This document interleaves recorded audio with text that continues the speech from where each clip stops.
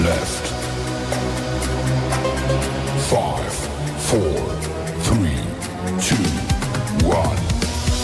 Time.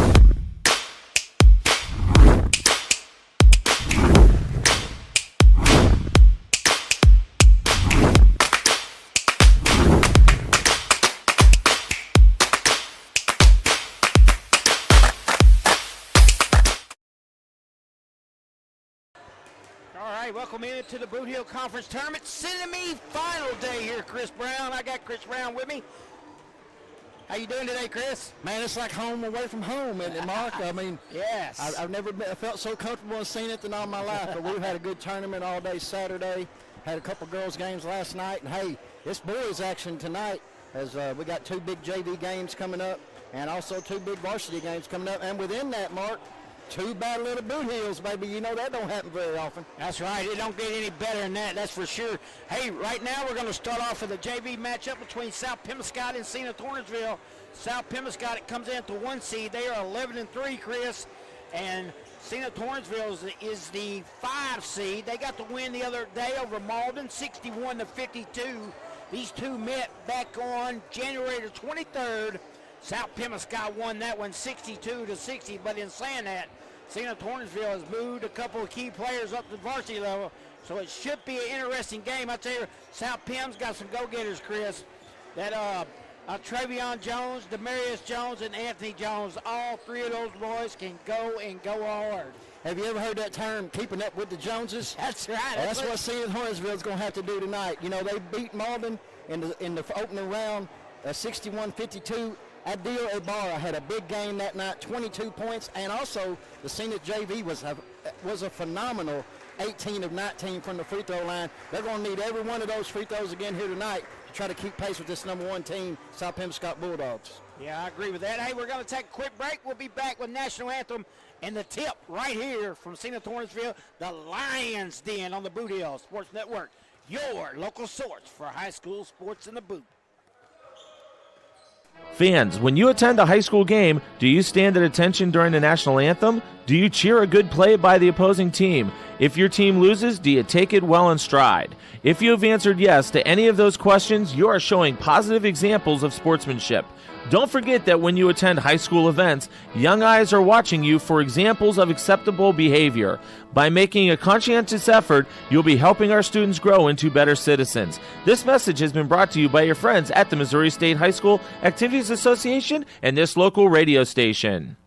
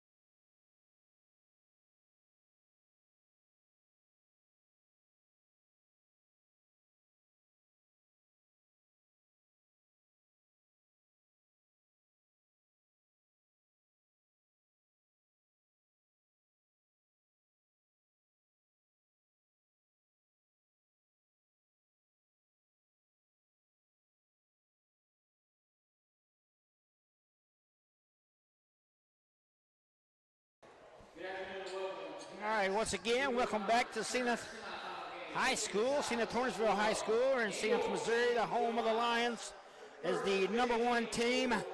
South Pemiscot Bulldogs here in the JV bracket will take on the number 5 seed, the host Cena Torrensville Lions.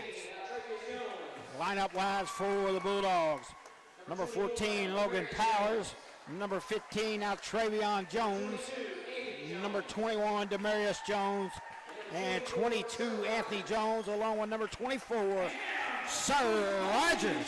Sir Rogers, looks like it could be a big presence out there, Mark. He got a little height on him. And we're going to get into the lineup for the St. Hartsville Lions. They start number 10, Vicente Garza. Also number 15, Colton Noblin. Number 24, Abdil Ibarra. That's the one who had a big game the other night. We got number 23, Caleb Marquin. And number 35, Colton Lee for Coach Kyle Moore and the St. Hartsville JV Lions.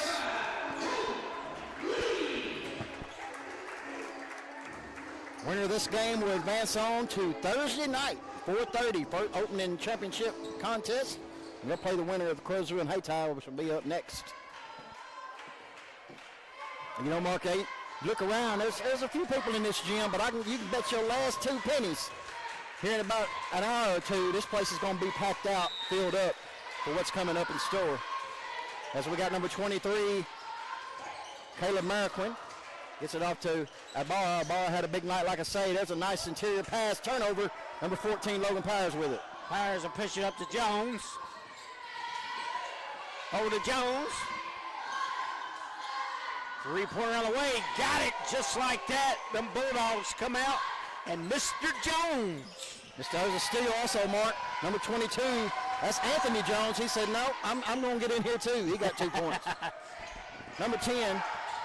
Garza tries to get it up top. No good. It's stolen away by South Pembescott. Wow, what a pass. He used some power behind that, Yeah, didn't he? some power behind that. Logan Powers. Looked like a quarterback to me. Yeah, we might put him in the other black and gold down at Haytie. There you go. There you go. Full court press coming up by here by South Pembescott as Zenith turns the ball over once again, Mark. Yeah, that's Travion Jones with it. Gives it over to Anthony Jones. Looks like Zenith's in a 2-3 zone. You see Noblin there, Key. He's going to be one of the keys to this game as Powers drains a 3, and the Bulldogs have come out smoking, Chris. Yep, still with that full court press. They do get it across the timeline this time.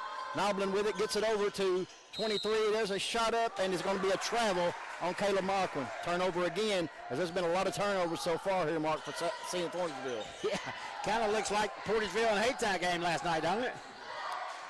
That kind of start, 8-0, and you can believe Coach Boyd and Coach Travis Day are feeling pretty good with this start here. After a layoff, the JV Bulldogs, nice save there by Rogers. Well, pump fake, it does not go in, but Jones will go to the line. That is number 21, Demarius Jones.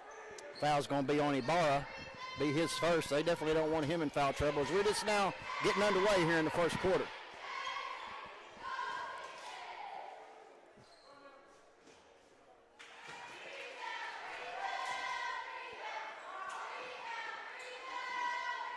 Demarius Jones gets in the scorebook as he knocks down the first free throw. Second one on the way, and it's good. And we got a 10-0 lead for South Pem real early. 5:25 left to go. It's full court press still on. Ibarra gets it across the timeline. There's number 15, Noblin with it. Passes back out to the baseline. 23, Marquin, Caleb Marquin. 3-point shot, no good. Rebounded by South Pem. Anthony Jones will push it up, give it up to Demarius Jones for the 3. And the Bulldogs are rolling. And Coach Moore wants to get a timeout, and I don't blame him at all. And we'll take a quick break on the Bootheel Sports Network. 13-0 the Bulldogs. One of our fine sponsors today is Glowing Hearts Consumer Directed Services. If you are disabled, trying to remain at home, and struggling with daily personal care, contact Glowing Hearts Consumer Directed Service in Carolysville and Marston. Consumer Directed means you can designate a friend or family member who is paid to assist in your personal care, shopping, and housekeeping chores so you can continue to living independently in your own home. Find out more by calling Glowing Hearts Consumer Directed Service, LLC, in Carolysville at 922-5056 or in Marston at 643-2537.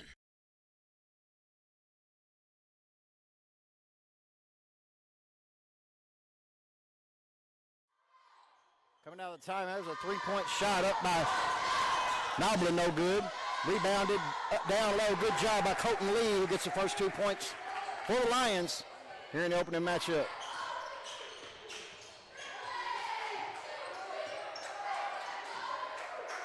All right, Jones has it.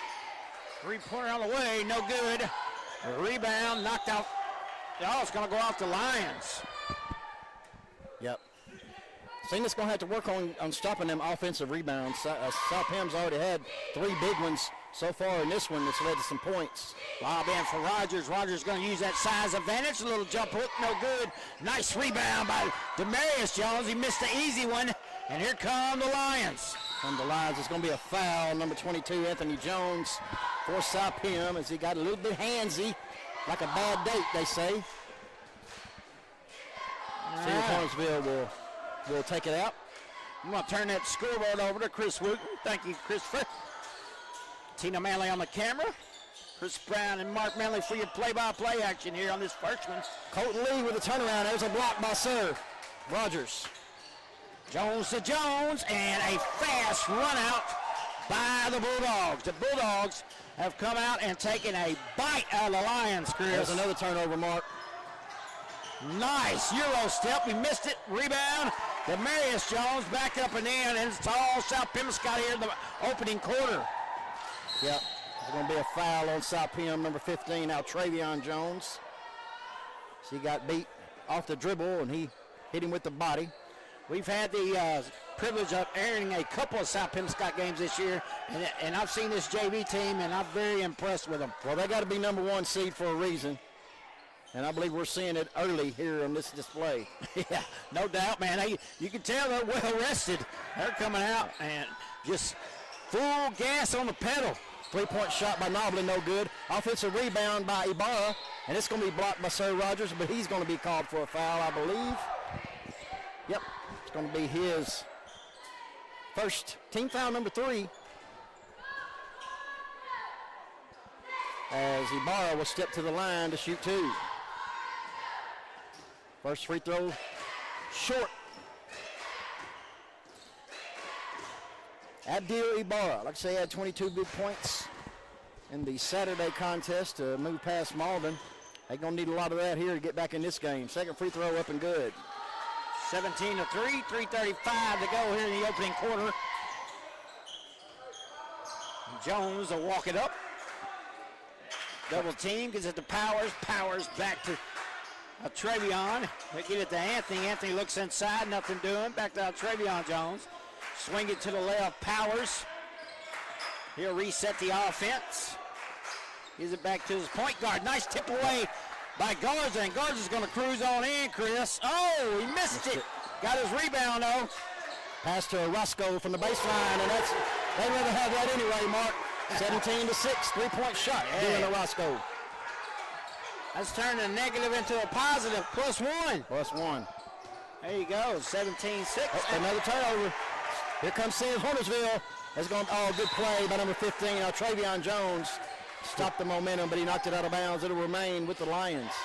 His feet are quick in his hands, too, as we've seen right there on that play. Nice strip. We're going to have a timeout. Coach Alandis Boyd wants to talk about it, and we're going to take a break as well. We'll be right back on the Bootheel Sports Network. The Hostile Hour is your weekly dose of pure action-packed professional wrestling every Saturday at 11 a.m. The Unified Wrestling Alliance brings you the hardest-hitting talent from across the country, all battling for glory. Plus, each week features a classic match from the vault, straight from the golden days of wrestling history.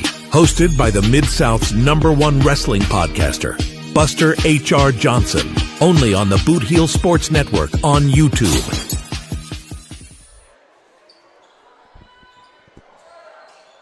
Big shout out to American Hostile Championship Wrestling. Thank you for being one of our sponsors here, bringing these games to you. And check out old Buster Johnson. Yeah. Great podcaster, man. Great host podcaster, of the yes. Hostile. Yep. If you're a wrestling fan, make sure you check him out on Buster H.R. Johnson YouTube page. Turnover by Zenith. It's going to go back over to South Pimscott. 2:43 left to go here in the first quarter. Bulldogs have created a lot of turnovers here early. That's something Zenith's definitely going to have to work on if they want to win this game here today. You know, in the last minute or so, it seems like the South Pimscott momentum has shifted just a little bit to Zenith. Yeah, ever since that timeout. That was a good timeout. Yep. That's what you got them for, right? That's right. Good hands there, tip ball, but Anthony Jones going to drive to the bucket. Rattles in for Jones. Yeah, that's big boy ball there. He just drove in and said I wasn't going to be stopped. There's a nice block by block. Sir Rogers and rebounded by Powers. Ahead to 15. Travion Jones. Wide open. This South Pembescott team's got it humming on all cylinders right now, Mark. Yes, sir, they sure are. There's going to be Noblin. Thought about the shot. It's going to go out of bounds. Good play by number 15, Travion Jones for South Pem. As number 22, Griffin Payne will check in. And Ibarra will take a seat for the JV Lions. And Daniel Duncan checks in for the first time tonight for South Pembescott.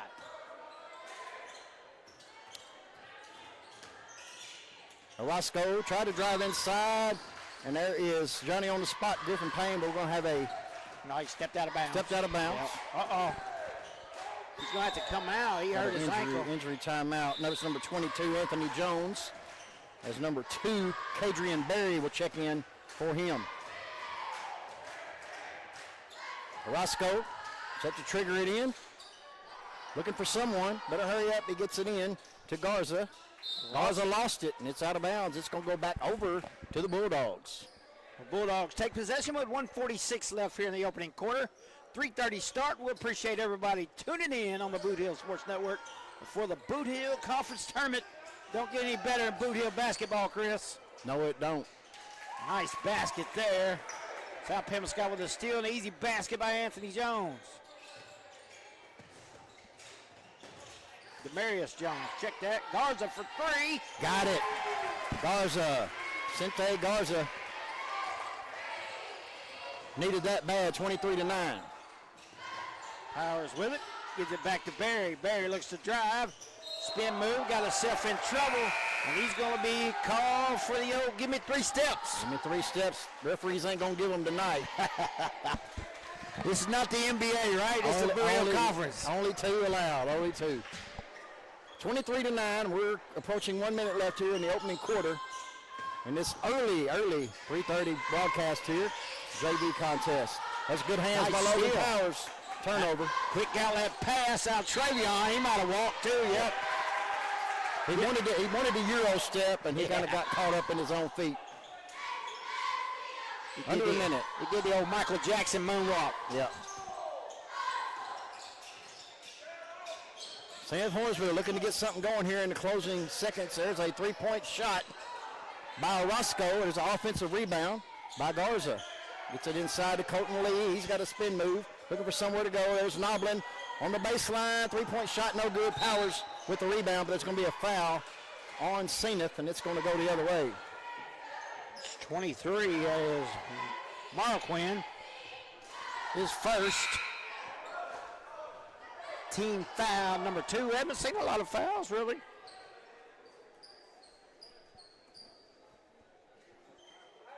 Oh. 2 Marquins on the team. Yep, Caleb Marquin and Sergio Marquin.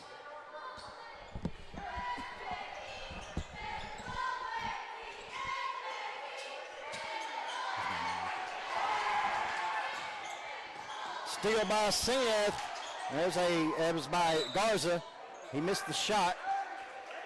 Looked like 15. That's Travion Jones with the rebound, but he lost it out of bounds. So it's going to go back over to Zenith Hornersville. 19 seconds left to go here in the first quarter. South Pem leads 23-9. There's a 3-point shot by Garza, and Zenith needed that one bad. That's his second of the night. He now has 6. 23-12. 10 seconds left here in the first quarter. See if South Pem wants to hold it for 1 or not. Anthony Jones with his drive, the little floater will not go. Nice rebound by Lee, and here comes the Lions. Noblin's going to pull up. Oh! Hey, that is a great first quarter of action. Up and down the court, not too many fouls and a lot of action. We'll be back on the Bootheel Sports Network with quarter number 2 of the JV semifinal. Life can be a little hectic when you're always in motion. Don't you wish you had a bank that could keep up? First State Community Bank's digital banking is the perfect companion for your fast-paced everyday life. Whether you're looking to review your full financial picture or just wanted a quick glance at your balance, First State Community Bank keeps you connected to your finances, all while juggling your daily activities. Download the app today and bank in motion with First State Community Bank's digital banking. Please elect Ryan Dykes for Pemiscot County Prosecuting Attorney. On August the 4th, 2026, proven family man that loves our vets, the IAAI Prosecutor of the Year in 2025, Ryan Dykes, is tough, tested, and fair. Paid for by the committee to elect Ryan Dykes. Jess Cagle, Treasurer. Once again, Welcome back here on the Bootheel Sports Network. Colton Lee with the rebound. South Penn missed a shot. There's Vicente Garza driving baseline, no good. There's number 15, Colton Noblin, to clean up the mess. His first two, and it's 23-14, Mark. Yeah, Lions making a little progress here. Chipping away at that lead. Anthony Jones, floater, will not go, and a rebound. Now Garza turns it over. South Pemiscot basketball as that's 22 driving, and he's going to be fouled by Colton Lee, and Anthony Jones, I believe, will go to the line, and he will shoot two. Had 6 three-pointers in the first quarter, Mark, 3 by each team.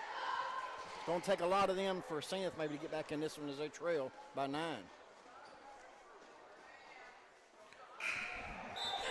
Jones missed everything on that one. A little to the left. Might need to scoot a little bit to the right. Take one step over right. Right. A little too hard. Lee with the Colton Lee's doing a great job rebounding for Zenith. They need all they can get. Yeah, he's a nice wide body to have in there. Look at him. Just manned up there. Puts Demarius Jones. He got a 3 out of that. And here come the Lions guy. They have cut to 6. And this great afternoon crowd is getting a little rowdy in here now. And over again as Colton Lee with the basketball. Gets it ahead to Garza. Coach Kyle Moore shouting out instructions. Got a little momentum. There's Garza, kicks it back out. There's going to be a 3-point shot by Orozco. No good, but offensive rebound by Garza. Noblin with the basketball. They're going to reset the offense. Looks like South Pim's in a 2-3 zone of their own. Try to get it inside to Colton Lee and Logan Powers with hands. But hey, it turned back over to Zenith. There's a 3-point shot by Garza. Oh, man. He now has 9, and we got a 3-point lead. As Zenith Hornsville come roaring back. You can hear it in the background, folks. The crowd is awake here in Zenith Hornsville. We'll take a break and be back on the Bootheel Sports Network. All right. Remember, we're a team that plays together. Listen, the winning will take care of itself. We just have to get everyone involved. In interscholastic sports, we celebrate what makes every one of us unique. And in the pursuit of a common goal, everyone in the huddle, in the bleachers, and in the community comes together. This message presented by the MSHSAA and the Missouri Interscholastic Athletic Administrators Association. All right, welcome back. Congratulations to Misha on birthday number 100, Chris. 100 for Misha. And the crowd is back in this thing. And Turn over by South Pim. As Zenith Hornsville's come out with an 8-0 run in this quarter, and it's went from dead to exciting here in the Lions Den at Zenith. yeah, they got a nice little student section across the way. Cade Sawyer leading the way for his teammates. Yeah, they just got out of school this walk. That's right. We heard the announcement. As there's a scramble for the basketball, Zenith keeps it. Number 5, Orozco. They're going to reset as South Pemiscot's really turning up the pressure. But there's going to be a foul on South Pim. I believe it's going to be on number 22, and it is. That is Anthony Jones. I believe that's going to be his second. Team foul number 1. Offensive rebound by Zenith. That was number 5, Orozco. And there is number 24 with a wide open layup for Zenith. That's Abdil Ibarra. And just like that, Chris, we got a 1-point game when South Pemiscot was way in control of this game in early going. 10-0 run so far as good play by South Pim to stop some momentum. That's Demarius Jones. He now has 11. St. Hornsville with the basketball, looking to get it outside. There is Orozco looking to drive. He's going to float one. I believe it was blocked by Anthony Jones. Demarius will push it up for the Bulldogs. Looks to drive. Nice job by Demarius Jones. He took it to the rack. Yeah, and South Pim needs a whole lot of that. Just driving to the hole. Seems like Zenith doesn't have no answer when that happens. Yeah, they're going to have to get Lee down in that block there. And speaking of blocks, we're going to have a block on Rogers for South Pim. So Rogers, he tried to draw the charge. He wasn't quite set. They're going to call a foul on the floor as the shot did go in. They're going to call it on the floor. And number 23, that is Caleb Marquin, will check in and give Colton Lee a much-deserved breather. So he gets a nice little hand from the crowd here at Zenith. Garza set to trigger it in. Gets it over to the baseline. That's Orozco with it. Over to Ibarra. And number 15, Colton Noblin. Orozco drives up, no good. There's going to be a foul, and if that's going to be on 22, that's going to be his third, Mark. Wow. That's Demarius Jones. Coach. 22 is Anthony Jones. I'm sorry. Well, Anthony way, Jones. That's 3 fouls. Yep. It's Coach Boyd and Coach Day's got a decision to make. They're going to keep him or hold him out there as number 5, Dylan Orozco, makes his first free throw. He now has 4. It's a 4-point lead for South Pim. Daniel Duncan will check in for Anthony Jones. Second free throw by Dylan Orozco. Up and in. 27-24, 3:33 left to go in the first half, Mark. Yeah, we're gonna write that down, Chris, and see how pivotal that is with Anthony Jones with 3 fouls. But 3:33 to go in the second quarter. Travion gives it up. That is Daniel Duncan, who wears number 0, came in for the Bulldogs. And that foul was on Orozco for Zenith. Powers with it. He's been a little quiet so far. He did hit a 3 in the early going. They're going to need him to get back going. Another foul on the floor. It's going to be on Zenith. I believe that's number 10, Vicente Garza. Going to be his first. Not much foul trouble so far for Zenith. Coach Kyle Moore's got to be pleased with that. He's going to need all horses on deck in this game. Or Lions. Or Lions, yeah. There you go. Left-handed shot by Duncan is no good. Abdil Ibarra with the rebound. 23, Caleb Marquin with it. Tie it up. There's Ibarra for 3 at the top of the key. And it's good. He's at 9 now, and we're tied at 27. Under 3 minutes. It is electric in here. I'll tell you that right now. Listen to this. And there's a steal by Zenith, and here comes the Lions. Layup by number 24, rattles around and in. Abdil Ibarra, and just like that, Zenith on top by 2. This gym is nowhere near packed, Chris, but you could not tell it if you're not here. Oh, it's going to be a foul on Zenith as number 21, that's Demarius Jones, done a good job driving to the hole. It's going to be team foul number 4 for Zenith. So the next one with 2:26 will put South Pim at the line for 2. Right now, it's 23. Caleb Marquin comes out, and Caleb Lee, the big man, will check back in for Zenith. Demarius Jones inbounds to Travion Jones. Nice pass underneath, but good hands by the Lions. And number 24 there. Ibarra. But he was on the inbound line, so he's Bulldog basketball underneath their hoop. Speaking of hoop, shooting hoop in the Boot podcast every Sunday night.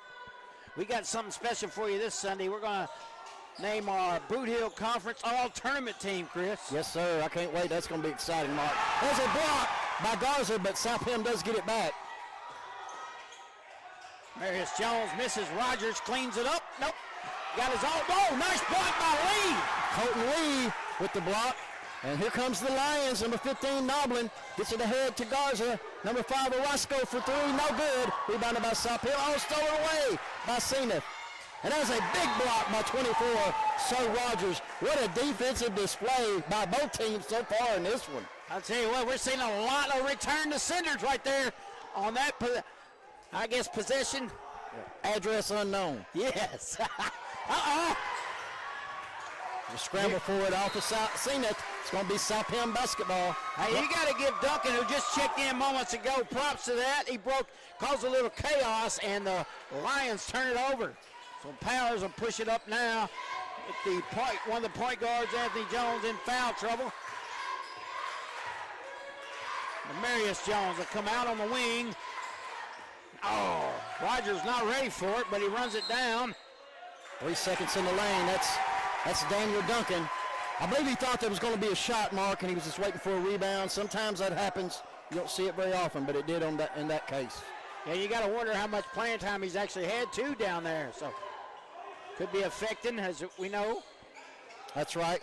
Playing on a bigger stage here tonight. That's right. That's 24 back to 15. There's Colton Lee inside on Rogers. Back out. There's going to be a three-point shot by Adil Ibarra. There's that man again. He now has 14, Mark. And he turned around, Chris, and looked at Rogers and woofed at him. Whatever it is the Lions do to people. They roar at him. Jones tries to answer, but there's Rogers. He said, I got something to show you just as well, Mr. Ibarra. That's a big bucket by Sir Rogers for South Penn. Under 45 seconds, there's another three-point shot by Roscoe. As he hits the floor, no foul called, as they are lighting up the threes here at the Lions Den in Cena. They sure are. What a JV matchup. Look here. Still again by the Lions. Here comes 24. That was Ibarra for three. No good. Rebounded by Colton Lee. He's going to go inside, and there's a block by Sir Rogers. What a display by defense. He turns around and looks at Lee. Oh, there's a block. But there's going to be a foul. There's number 15, Colton Noblin. Thought he had it clean. That's going to put South Penn at the line. There's only 17 seconds left, Mark, in this first half. But they could cut this lead, the 6-point lead, down to 4 with 2 free throws. The Lions were down big, Chris. Well, how big was it at one time? Maybe 14, 16 points. Yes, 23-12. It was 14 at one yes, point. And now look at it, 35-29. They come storming back. And now Demarius Jones at the free throw line. He gets the first one to go down. But, man, I'll tell you what, Kyle Moore has to be very happy. His team came to play today. They want to get to that championship game, and they're doing everything they can right now in the second quarter. 2 made free throws by South Penn. They needed that. 4-point lead is 7. The clock is not running, Mark. It's still 17.1. Finally does run. That's 24. Adil Ibarra for 2 more. That's going to help South Pemiscot, give them a couple extra seconds. Ibarra's got 16 in the quarter. That's going to be a turnover for South Penn. So now it's going to help St. Torresville. Chance to give them the ball back with 6.8. 37-31. Zenith with a 6-point lead. They're going to hold this one for one shot as we're under 5 to go. In the corner, there's 24. Ibarra, no good. Powers with it. He's going to full court shot, no good. And we're going to the end of the half, Mark. I'm wore out already. I tell you what, if he would have hit that three right before half, this roof would have came off, folks. We would have had a snow dripping off the roof inside of this gymnasium. Right. Wow. Hey, we're going to take about an 8-minute break, catch our breath, and we'll be back with JV action of the Bootheel Conference Tournament.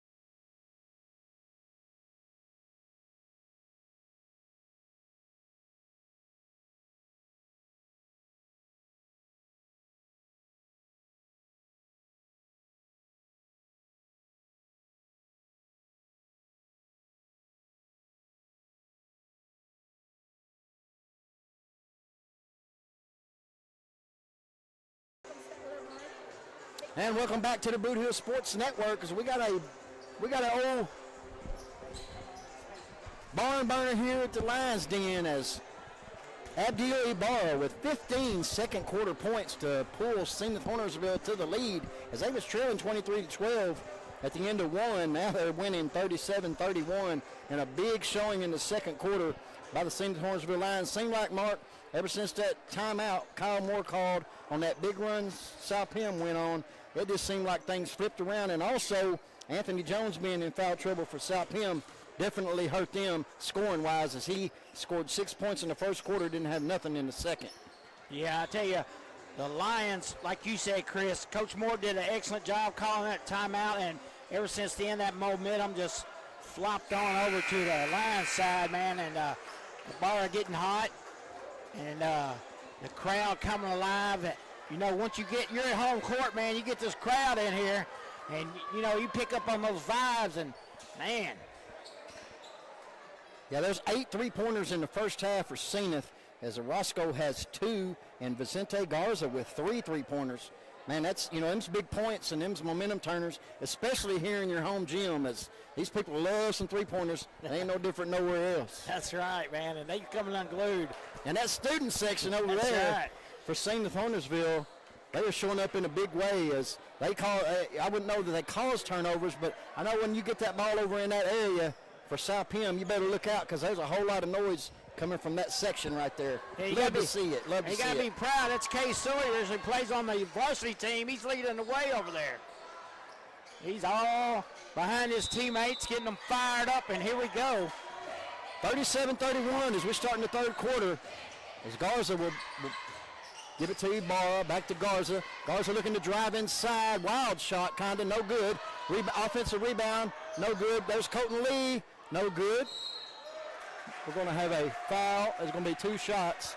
I believe it's going to be on 24. That's Sir Rogers. That's going to be his 3rd foul, Mark, here early in the second half. They definitely going to need his defense down the stretch. Yeah, they're going to need him. He sets probably about, what you think, 6'1", 6'2"? Yes, every bit of it. Yeah. First free throw by Colton Noblin is no good. Tell you what, give it up to the Lions, though. They controlled the boards there. Well, they had 4 rebounds there on that possession. Yes. Second free throw from Colton Noblin, looking for his 3rd point of the game, and it is up and in. Noblin had a solid game the other night, Chris. There's a turnover. That's an unforced turnover. Yeah. That was on Altravion Jones trying to get it to Anthony Jones. Coach Boyd and Coach Day just going to kind of shake their head on that one.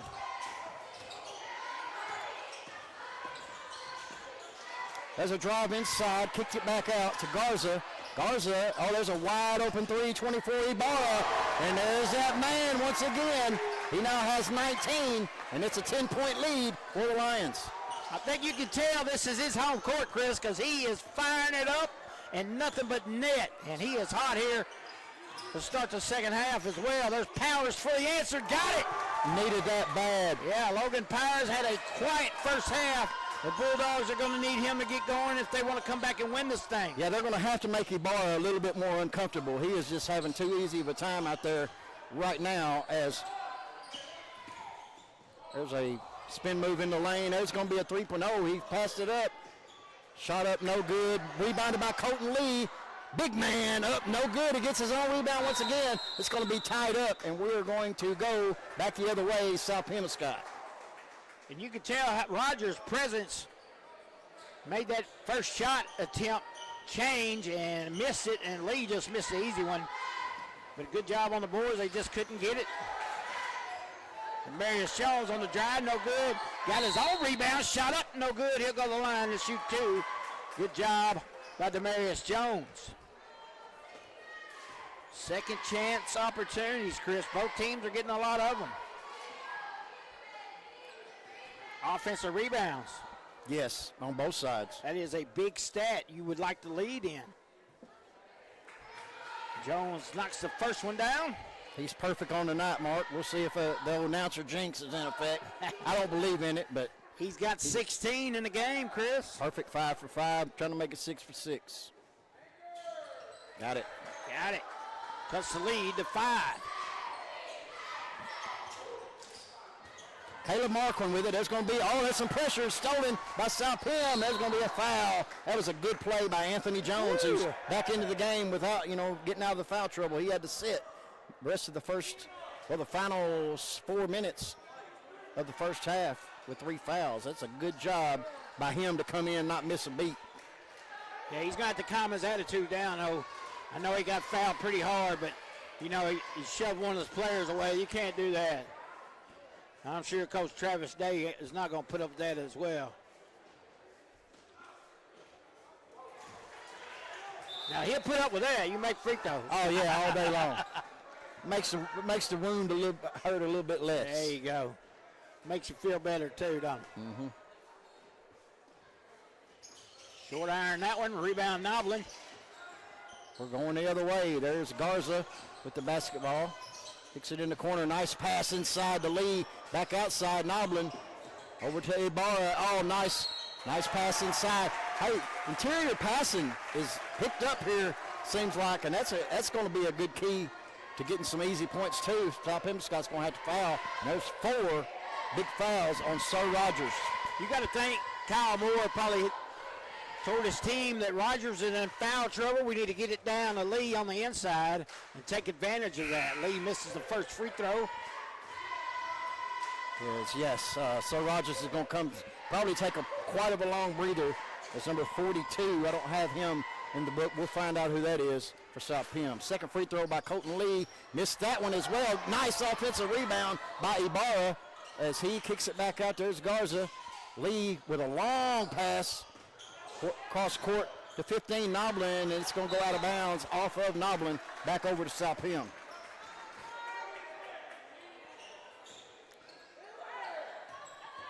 We're going to see how the matchup goes, whoever's on Colton Lee now that Sir Rogers is out of the game. Roseville Tigers are here, Chris. Got some red in the building. Utah Indians arrived just moments ago as well.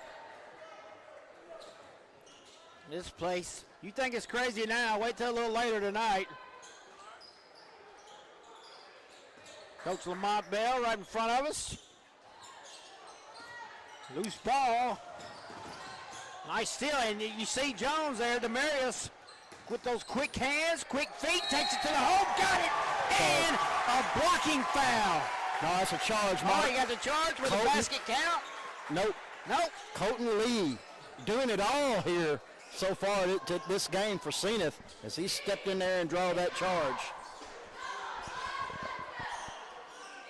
Probably could have went either way, Mark. That's one of them umpires' discretions, and we got 3 great officials here in this game.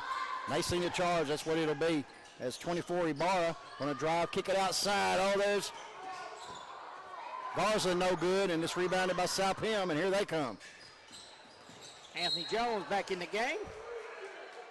Looks to get going. Does have 3 fouls. We've got 4:18 left here in quarter number 3.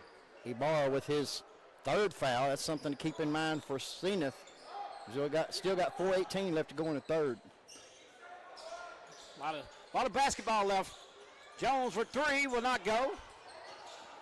And Demarius Jones on the inside. Rebound up and in. 2-point game, Mark. 4 minutes left here to go in the 3rd quarter.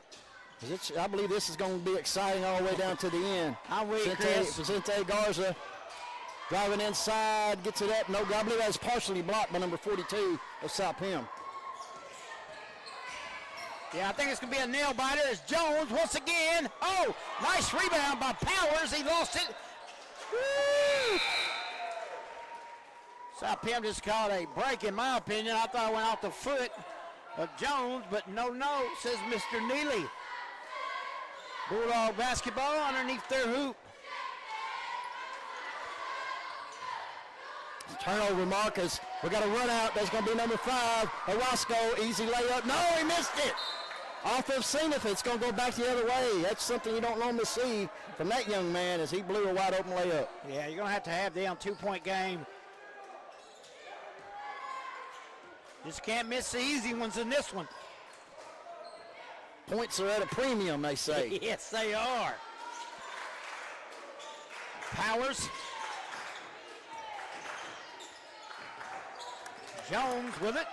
Nice jump stop, nice pass inside the Marius. Off the glass and good. And the Bulldogs have tied it up. We're starting fresh here, Mark.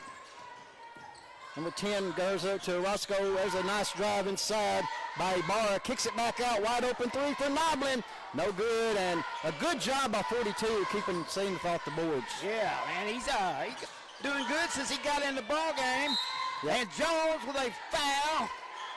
He'll go the line to shoot two. We'll have to get 42's name on commercial break.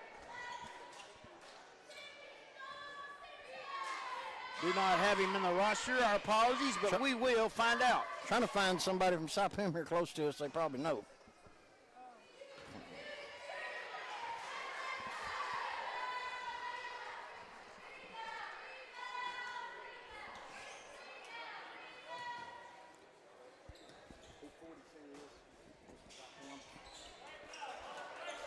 A rebound by Roscoe to Garza. Garza, it's going to be out of bounds. Not a very good pass as he came down with it. That's 24 Ibarra, but his feet were out of bounds.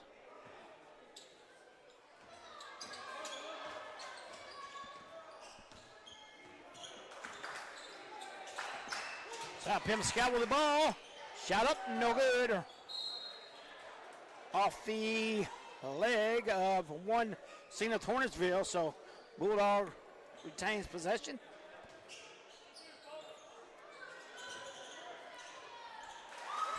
Basket up and in. Anthony Jones. Here comes Zenith, trailing by 2 now, Marcus. South Pim's done turned this thing around.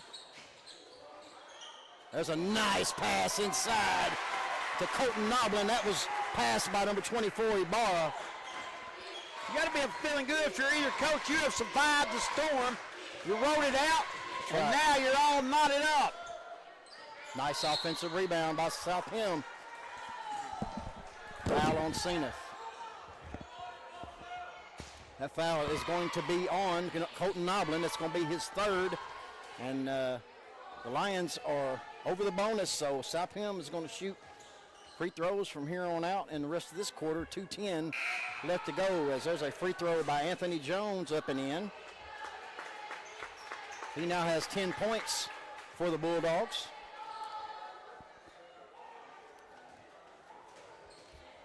Second free throw from Anthony Jones. Short iron, no good. Rebounded by Colton Lee, and we're going the other way. As here's a Roscoe. Gets it ahead to Caleb Marquin. Cade Fullerton is 42. Nice pass inside. That's Colton Noblin with 2 more. He now has 7, and it's a 1-point lead for Zenith, Mark. Cade Fullerton is number 42. Chris, he's number 1 in our program. Jones with it and killed it. And the foul off the window. Cleaning the window here.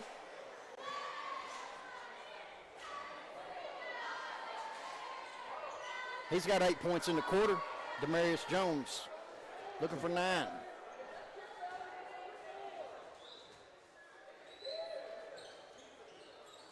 Colton Lee with a defensive rebound as Roscoe has it. Not cross-court pass. Thought about the 3. There's Colton Lee inside. He's triple teamed. 15 Noblin had it shipped away. He lost it, but he got it back. There's Colton Lee. He's going to be fouled, I believe. That's going to be 21. No, that's foul is on 0. Daniel Duncan. That's the 4th team foul for South Penn. We still got 1:27 left to go here in the third quarter. As Zenith has already got their 5-team fouls, so next foul, either team will be shooting 2 free throws. Shout out to Jackie Booker for helping us with that. Yes. Long time South Pimscott teacher, athletic director Garza as well. Yeah, Garza inside of Colton Lee, back outside. There's number 5, Orozco, no good, and Powers with the rebound for South Pim. Anthony Jones will push it up for the Dogs with a 1-point lead and 1 to go. Man, his quick hands are all around that basketball. Floater, no good. Nice rebound by Duncan. He don't get it. Got his own rebound. Knocked out of bounds by Garza of the Lions. Bulldogs retain possession with 53.5 to go in the quarter, Chris. Exciting JV matchup. This is a 1 versus 5. Powers. Left-handed shot on the baseline is good. Bulldogs up by 3. We're under 40 seconds left to go here as Colton Lee has it. Across the timeline, there's going to be a foul. They're going to call a foul on Duncan. And that'll send Colton Lee to the line to shoot 2. He's 0 for 2 from the free throw line so far. These are going to be 2 big free throws for him. Oh, yeah, I thought Colton Lee's the one who got fouled.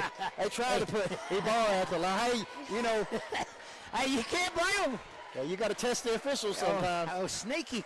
Colton Lee, first free throw up, no good. Hate to say it, but that might have worked last night. Might have.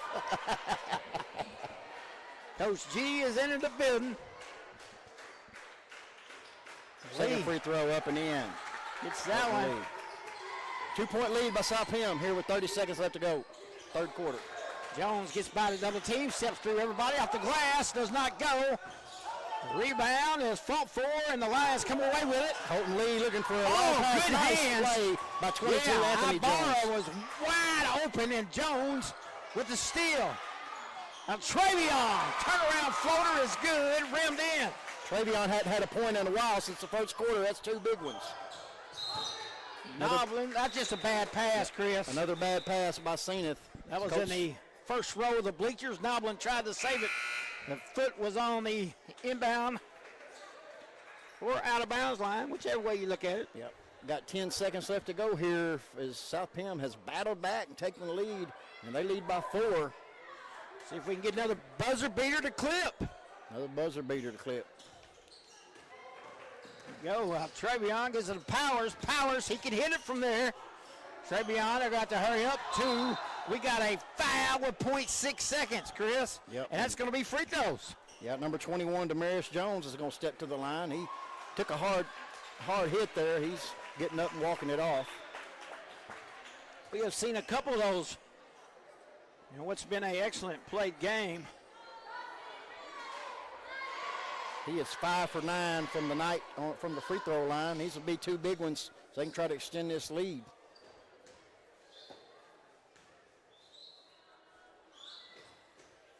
Ooh, missed that one.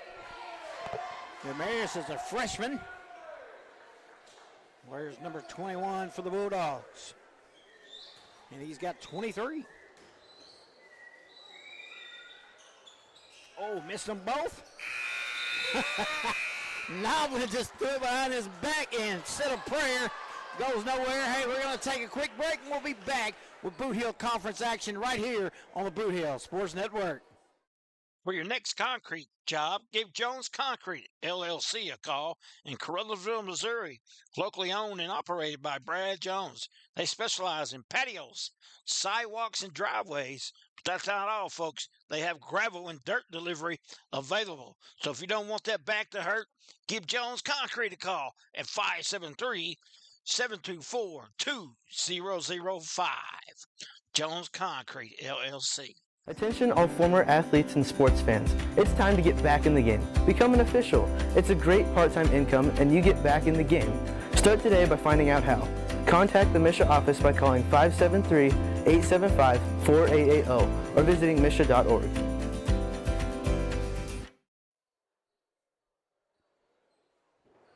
Welcome back to the Bootheel Sports Network. Hey, South Pembescott with a 19-9 quarter. They're in the third, and they have got a 4-point lead. And we're set up for some exciting fourth quarter action here in this JV matchup, trying to get to that 4:30 game on Thursday. Chris, both teams, this has been a game of runs, really. Yes. Both teams have gone on excellent runs, and just like a heavyweight fight, they always answer. There's a Roscoe with a layup. He now has 10, and it's a 2-point lead for South Pim. And Rogers is back in the game for the Bulldogs. See if they Lions want to try to attack him, get him out of here in foul trouble. Travion gets to Demarius Jones. Turnaround jumper will not go. And there it is, Rogers making his presence felt already, back up and in. Good play by Sir Rogers. Vicente Garza gets it over to Barra. Barra lost it. There's Colton Lee with it. Picks it up. Gets it to Roscoe in the corner. He dribbles it back out. Nice find down low. That's number 15, Colton Noblin. With 2 more, he now has 9. Noblin just hanging out by the block all by himself. Got an easy basket there. The Dogs going to try to answer. Demarius Jones. Short jumper will not go. Knocked out of bounds. Belongs to Bulldogs. Yeah, you got to be happy if you're Coach Day, Coach Boyd, with Sir Rogers sitting for so long and still to have a lead, Mark, here with 5:55 left to go in the game. Yeah. 2-point lead, but you got a lead. Demarius Jones, nice job by him driving it. Rattles in for Jones and the Bulldogs. He's got 25, and he's shouldering the load so far for the Bulldogs here as Colton Lee with the ball. It's going to be a long 3-pointer from Orozco. Missed everything, rebounded by Salpim. Tried to lead Demarius Jones a little bit too much. Wow, Demarius Jones, give him credit, though. He hustled after that thing and almost got to it. We're going to have a timeout on the floor, Marcus. They're going to talk about it with 5:32 left to go. Stick around for this rest of this game. We got the Bootheel Sports Network. Hey, are you doing the jailhouse rock and would much rather be having a house party? You could call Moss Bell Bonds at 573-359-4935 or 573-333-2916. They're available 24 hours a day. Also having a payment plan and credit cards accepted. You can make bail 1 minute from jail. Freedom loss, call Moss. Welcome back to the Bootheel Sports Network. We got a good one. We certainly want to thank Moss Bell Bonds. Mark, you know, they say he can have you out pretty quick. That's right. They can have you out the door quicker than the old soap hits the floor. Thank you to Greg Moss and Kayla Moss for this sponsoring the Bootheel Sports Network, bringing you some high school basketball action. Yeah. Like to advertise with the Bootheel Sports Network? Just call us at 636-232-3313. Got some great prices out there, so join in and support what we do for these youngins. Colton Lee with the basket. Shot no good. Good job by Powers to do all he can with him, and he made him miss the shot, but Zenith gets the offensive rebound.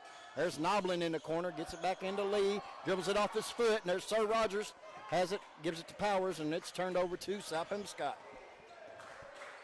Tell you, Lee's been a presence on the on the boards for the Lions. Turnover by the Bulldogs. Logan Powers done a good job of breaking that up. It's 24. Ibarra was looking for a three-point shot, and Logan Powers, with his hands, done a good job. Yeah, it looked like it's going to be a fast break. Good job by Powers there, as you said. Rogers tried to strip it away. Colton Lee with it. Took a dribble, and you never want your big man dribbling down low. You see that a lot. You just kind of want to just hold it up and score with it. As it's going to go back over to Salpim. Kyle Moore tried to sneak a timeout in. Our officials right beside him would not give it to him, as nobody really had control of the ball. Both teams with 4 points here, each in the quarter. We're still at a 4-point lead for Salpim. Still plenty of time. A lot can happen, Mark. As like you said earlier, the game of runs. You just wonder who's going to be the next run. We seen Salpim on one early, and then second quarter, the Lions come storming back. So don't count either team out. Jones with it. Nice. Poked away from the backside by Garza, and the Lions take it. Yep, there's Garza with it. Garza gets a bump from Demarius Jones, but no foul call. There's a three-point shot by 24 Ibarra, just a little short, and a good defensive rebound by Demarius Jones. Nice pass. Wow. From Jones to Jones, 21-22. Here comes Zenith Hornersville as they get trailed by 6 now. 4 minutes left to go here in the game. Garza with it. Seems like Salpim's turned up the defensive pressure. As soon as I say that, in and out. Oh, they're going to count it. They're going to say goaltending on Sir Rogers. Touch the backboard, I guess. Yes, that's Colton Noblin. So now he has 11. And it's a 4-point lead for Salpim. 3:57 left to go in the ball game. Costly mistake there. Powers for three. That's not going to go. Rebound by Ibarra, and we're going the other way. I'm sorry, that's Caleb Marquin with it. Gets it to, nice. Colton Noblin turning it on. He has 6 1/4, and it's 2-point lead for South Pim now. Yeah, good baseline drive. Use the glass. Make sure it went in there. And here comes the crowd once again, Chris. And Jones will quieten him down as he draws the foul. He'll get ready to shoot 2 free throws. He missed his last 2 after being perfect. That foul's on Colton Noblin, Mark. That's going to be his 4th for the Lions. We'll see what happens here as we still got 3:25 left to go in the game.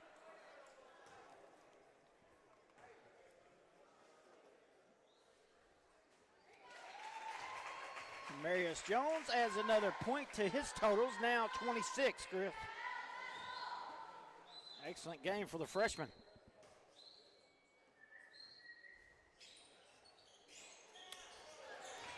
24, it's Ibarra with a rebound, and we're going the other way. There's Garza with it. Kicks it out. There's a wide open 3-point shot from Ibarra as he's missed the last 3 or 4 he's taken, but offensive rebound by Cena. There's Ibarra once again for 3. Missed everything, and it goes out of bounds, and it's going to go back to South Pim. Cena, I don't know if their player spiked the ball. A lot of times you see a technical called on that. These guys got to be careful as That's we're in right. crunch time here Yeah. with a 3-point lead for South Pim. He's lucky he got the officiating crew he did. I've seen that. I know one that would have teed him up immediately. There's a turnover by Zenith, and here they come. There's number 15, Noblin. He's still in the game with 4 fouls. There's a 3-point shot by Orozco. No good, and there's Sir Rogers with a big defensive rebound for South Pim. The Lions have kind of gotten quiet from behind that 3-point arc, Chris, where they were hot earlier. Here comes Zenith. South Pim Scott missed the basket. Zenith with it, trailing by 3. There's a floater in the lane, no good, and it's going to be rebounded by Anthony Jones. Blocking foul on the Lions as everybody was anticipating what the official was going to call, as it was close to a charge blocking foul, but it's going to be against the Lions. It's going to be number 3 on Dylan Orozco. 2:23 left in this one. And once again, now this is Anthony Jones to the line. Yep. Missed that one, and we got some Lee and Garza return for the Lions for the last 2:23, and Noblin will catch a breather real quick. I'm sure he'll be back in. One of your 3-point specialists. You're going to have him the last 2 minutes probably. 2 missed free throws, but Jones gets it back. And the foul. Count the basket. You can give that one to Sir Rogers, Mark, as he blocks Colton Lee from even blocking that shot. What a play by Sir Rogers and number 22, Anthony Jones. Jones right back to the line where he just missed 2. He's got 14 in the game. And he gets that one for 15, stretches the lead to 6 with 2:19. Yeah, this possession is very important for Zenith as they need to come away with some points as the time is ticking away. Yeah, you got to score. You cannot go around empty-handed. Going to be a foul on South Pembescott as Ibarra tried to make a move. That foul is going to be on number 15 and Altravion Jones, his 2nd. That's only their team foul. Number 1. Chris, with 2:07. They've done an excellent job here in the 4th quarter by not fouling. You want to be up and you want to have your fouls low. That's what they're doing. So here we go. The Zenith looking for some points. They're trailing by 6. 2 minutes left to go here in this one. Garza with the basketball, looking to drive inside. Kicks it back out. There's a wide open. No, it was blocked. I believe blocked by South Pim. There's a steal by 24 Ibarra, and it's going to be a blocking foul on Powers. And Ibarra was going to go to the line to try to cut into this 6-point lead. First foul on Logan Powers. Abdil Ibarra, he had a big 2nd quarter mark with 15 big points, but he's only had 3 since. Yeah, so they need to get him hot here. They've really quietened down behind that 3-point arc there, Chris. They've missed a lot of opportunities. Up and in. That's his 20th point as he puts up a 20-piece, they say. Second free throw for Ibarra, no good. Rebounded by Southam. Oh, costly turnovers. Altravion was not ready for it. Went right through the old hands there. 5-point deficit for Zenith, and here they come. Get it inside to Colton Lee, all the way to the basket. What a good job by Sir Rogers to not foul there. There's going to be a foul on Ibarra for Zenith. No, timeout. Oh, I'm sorry, timeout. Kyle Moore got in a timeout on us there. We'll take one as well. We'll be back on the Bootheel Sports Network. Hey, if you want a truck or a real fine car, Faulkner Auto Sales can get you cruising in any style. If Faulkners don't have it, they can get it. And if they can't get it, it's not even made. Go see Dwayne and Kevin at Faulkner Auto Sales on Truman Boulevard in Caruthersville or call 573-333. All right, welcome back. Semi-final number 1 in the JV bracket, and we have got a instant classic, Chris Brown. Well, Zenith hope it's going to be an instant classic. They still trail by 5, but hey, you've seen Zenith put up some quick points quickly here in this ball game on a few of their runs, and you just wonder, do they have one more left, Mark, with this last 135 for Kyle Moore and his JV Lions? Yeah, that's for sure. With 135, we're about to find out if they got one more in them. They're going to have to dig up, get some turnovers, and go down and get some points in a hurry. Stick around as we got Battle of the Bootheel number 1 immediately after this one. The JV Hayti Indians will face off against the JV Crothersville Tigers. That ought to be a good one as well, Mark. Yeah, that's that's a 2 versus 3. Yes. South Pembescott with the basketball, and I believe they almost lost. Oh, they did it back. Logan Powers has done a good job. Logan Powers has saved the day there for the Bulldogs. Rogers got it, and that baby muscled up off the glass and counted for the Bulldogs. +1 coming. So Rogers, what a big game. He ain't got many points, but man, his defensive presence has really helped tote the load here for South Pembescott. Yeah, he changed his shots. You see earlier on that 3, he got a little part of it. So now the trailing by 7. Zenith Hornsville, 122 left. There's a 3-point shot by Colton Noblin. Man, they needed that to go, and there's a rebound by South Pem, and now things are going to get a little dicey. Yeah, you're going to have to start fouling. Yes. There it is. The good thing is that is a 15 foul, so South Pem will go to the line. Zenith just has to hope South Pem misses some of these. Trevion Jones going to the line.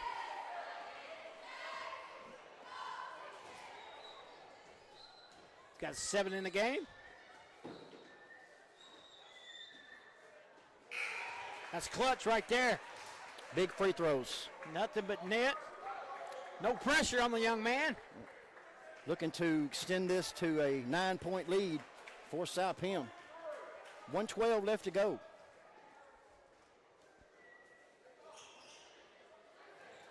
Wow, what an offensive rebound by South Pem. That's a big shot. That's 21, Demarius Jones. 10-point deficit now for the Lions, as we'll see what they do. They need a 3 in the worst way. They're going to drive inside. There's your 3-point shooter, number 5, Orozco, and he missed it. And it's going to be 50 seconds left. South Pem is in really good shape, Mark. Yeah, I think they're going to seal the deal, Chris. Yep. The outside shooting of Zenith could just not stay hot like they were early. They have cooled off kind of like the weather outside, Chris.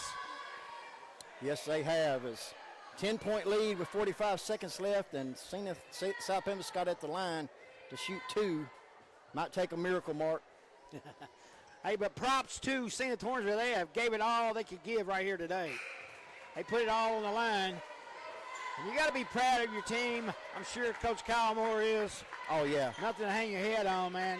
And they got a bright future here. Remember, they've got some freshmen. They moved up. That's right. Excellent JV squad for sure.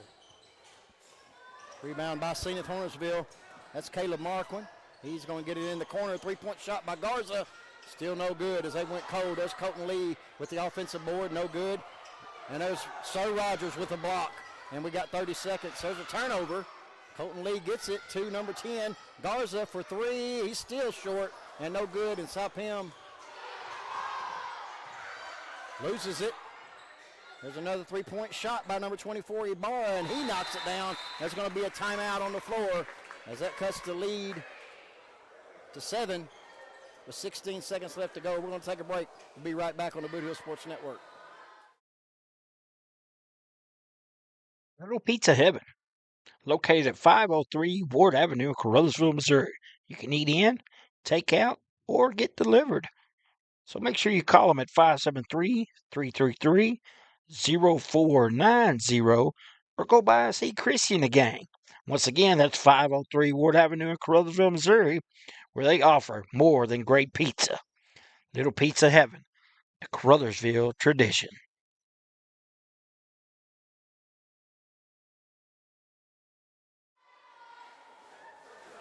All right, welcome back to the Bootheel Sports Network. You're watching semifinals of the JV bracket, South Pemiscot and St. Torresville. The Bulldogs with a 7-point lead with 16.1 left in the game. Powers gets it. Going to be fouled by Garza with 11.5 left. You got to figure if the Bulldogs can make their free throws, they're going to win this thing. Yes, definitely. And move on to play for a championship at 4:30 on Thursday afternoon, a game that you can see right here on the Bootheel Sports Network.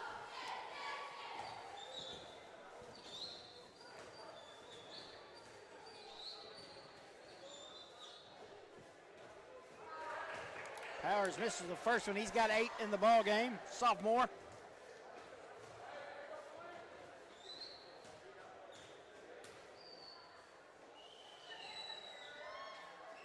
Oh, spun out on him. Here comes Noblin with 9, 8. Stolen away. Good hands by Powers. And he's going to dribble it out, and that's going to be it for the Bulldogs. They're going to be going to the championship game, so congratulations to the South Pemiscot Bulldogs and Coach Travis Day and Alandis Boyd. What a performance here in this one, Chris. Both teams went blow for blow in the early going, and South Pemiscot comes away with the victory. Yeah, they're going to move on, Mark. And, hey, who are they going to play? We're fixing to find out. Stick around as we got Battle of the Bootheel number 1 as Hayti versus Carruthersville right after this.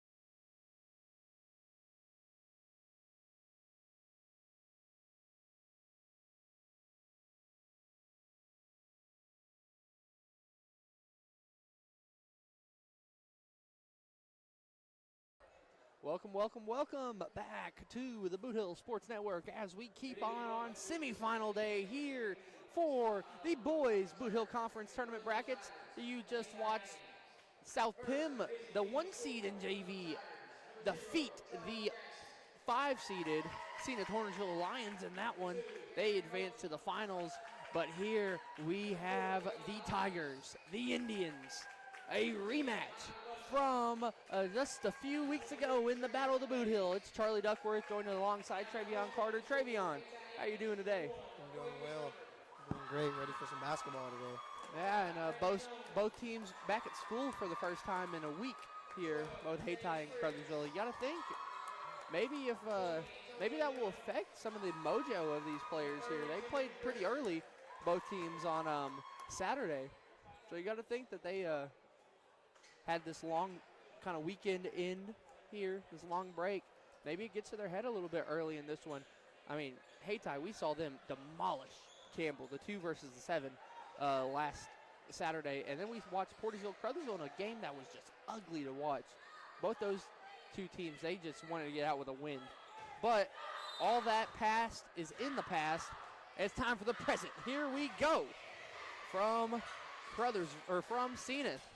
That's going to be Hubbard passing quickly to DJ Jones, and that's going to be a 2-in for the Indians. So now Michael Buttram, he's going to get pressed here. Pass to Charles Jackson. Jackson's going to lose it a little bit and lose the ball as a whole, and here comes the Indians down the court again. That's going to be a hop, step up, pass in for Spriggs. That's going to be another 2 for the Indians. It's 4-0. And the Indians, Travion, they're bringing up high press. I was just going to mention that before you said that, coming immediately in off the press. Yeah, and Trayshawn Mays misses that shot. He had 16 in the quarterfinal game against Portersville. Led the way for the Tigers. And now here's Hubbard with the ball. Hubbard being guarded by Jackson, passing. Did not like the matchup he had. Has to pass to DJ Jones. Grissom gets the ball, but he passes to Hubbard, who shoots the 3. No good. Rebounded around and taken by the Indians. Hubbard traveled.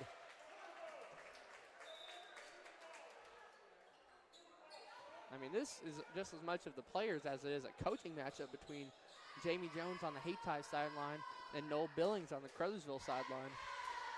There are 2 premier junior varsity coaches on both sides. As the ball gets tipped back in, Elijah Hodges gets the inbound.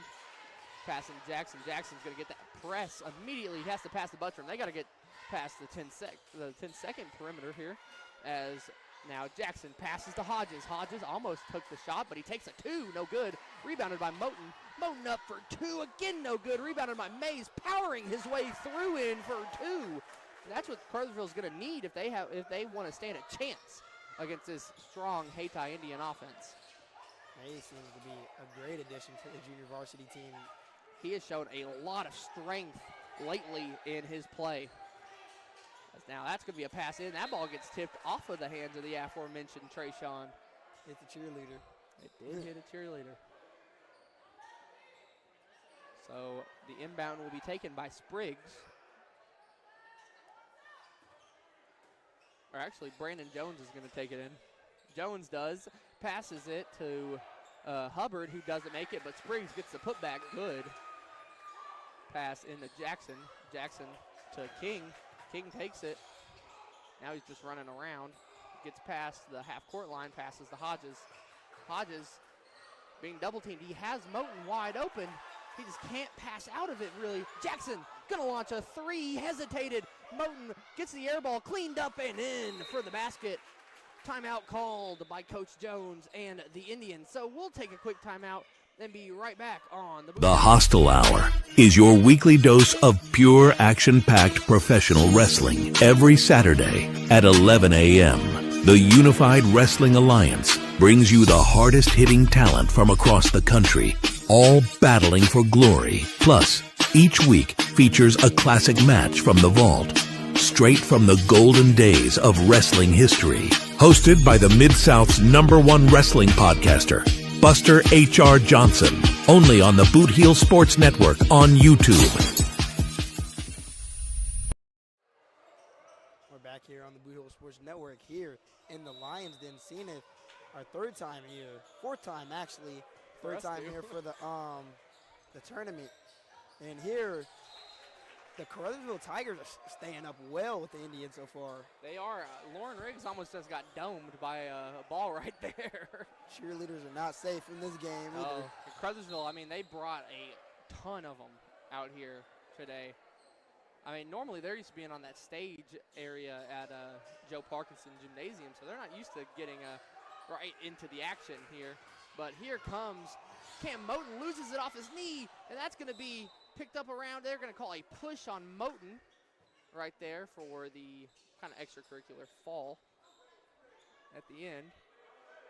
Following this, we'll have the varsity battle at the Bootheel, and then the close out the night, Zenith, the host, will play the Malden Green Wave to make the finals set in varsity. And that ball is going to go out of bounds. It is going to be, well, it's going to be Indian basketball, I believe. Refs did not agree. Says that there was a contact just a little bit on the hands. Right there, inbound taken to Hubbard. And the Tigers, they have not really pressed tonight as Grissom gets it in. Floats one up, no good. Rebounded by Cam Moten. Like I said, the Tigers really have not been pressing as much as Hayti has, of course. They got to get this ball up court. They do to Trayshawn Mays. Pass to King. King gets blocked. Sent back. Spriggs gets the rebound right there. And now King falls down on the deck. Has it. He's trying to get it to someone. He gets it to Moten. Moten going to go in for two on the layup. No good. Rebounded by Mays up. No good again.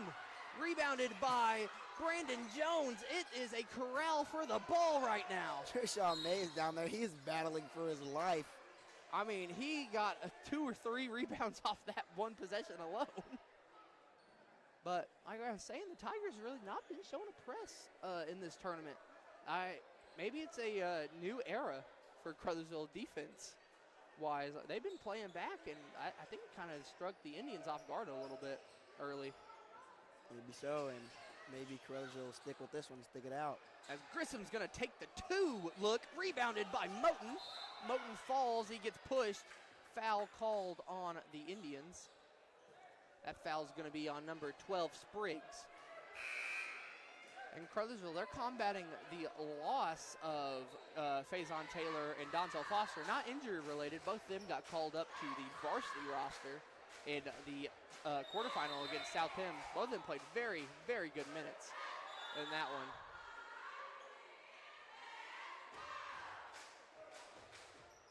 We're debating on where the ball gets inbounded here. The gym tonight is loud. It is loud. I mean, Hayti brought a crowd. Caruthersville has brought half the town here. And you got to wonder who the neutrals, Malden and Zenith, are going to be rooting for in this game. As here comes the Indians down the court. Jones going to pass it up to Spriggs. Almost lost, corralled by Winters. Winters has a man wide open. He doesn't see him. He takes a floater, misses. Rebounded by Buttram. Buttram to Jackson, launches a 3. No good, off the backboard, rebounded by Brandon Jones. Jones passing up to DJ Jones. He's going to get fouled by Charles Jackson.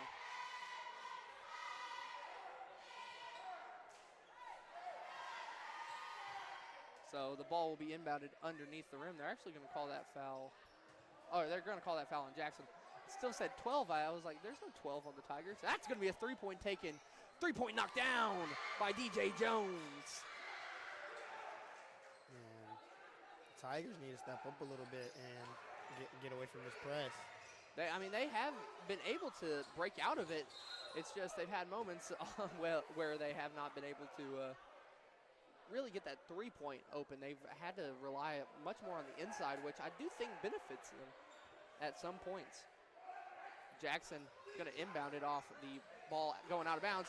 Jones saved it for a sec. He takes a hard fall, hits the deck, hits the line out of bounds on DJ Jones. He sacrifices all for that ball, Travion. Yes, he did. Yes, he did. I mean, that just shows the heart here in this game as Mays goes up with it, no good. Rebounded, and here comes Hightower. Passing up, DJ Jones is good for 2. Passing all the way down to King, and that one's just going to go incomplete. Jackson thought he had a good look right there with King. Probably didn't realize King was 5 feet right there. You're the one with King like that. We love King, but let's be real. That might be a throw you make to Quan. As that ball bounces off the legs, off the inbound, Hightower passes to Jones, into Brandon Jones, wide open for 2. He misses it off the back iron, rebounded. Mays has it. Mays loses it. Jackson recovers. Moten is going to go up for 2. He gets, oh my Lord, he gets blocked by That was Spriggs. a big boy block. As now the Indians have it down the other way. DJ Jones going to go up for 2. The one-handed finish is good. As now Trayshawn Mays, he's going to take the ball up court, run, pass, hit Spriggs in the face. Jackson gets blocked. Jackson up for 2 and good. This game has been a mess so far. As DJ Jones has the ball. AJ Jones. Oh, that looks like a D. I can't even, handwriting. That's going to be up and on the ground.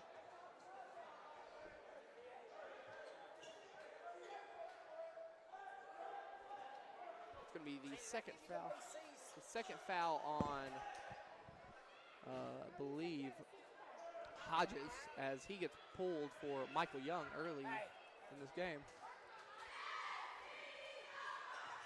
Now Hightower has it. Hightower just launches it up to Spriggs sort of here, as now Moten is going to go kind of lose it. Pass to Jackson. Buttram. Buttram loses it. Now Brandon Jones has it. Jones, spin move up. No good. Cleanup duty by Spriggs. He gets his own. He gets blocked, but they're going to call a foul on, I believe, Moten. That's going to be the 15th foul on the Tigers. So for the last minute 14, we're going to have free throws for the Indians down this way. Got to think how big that could be, really, for the Indians with this minute 14. They can kind of make the Tigers play a little less aggressively. Don't you think, Travion? Yeah, maybe. The Tigers, I think they should just press a little bit more.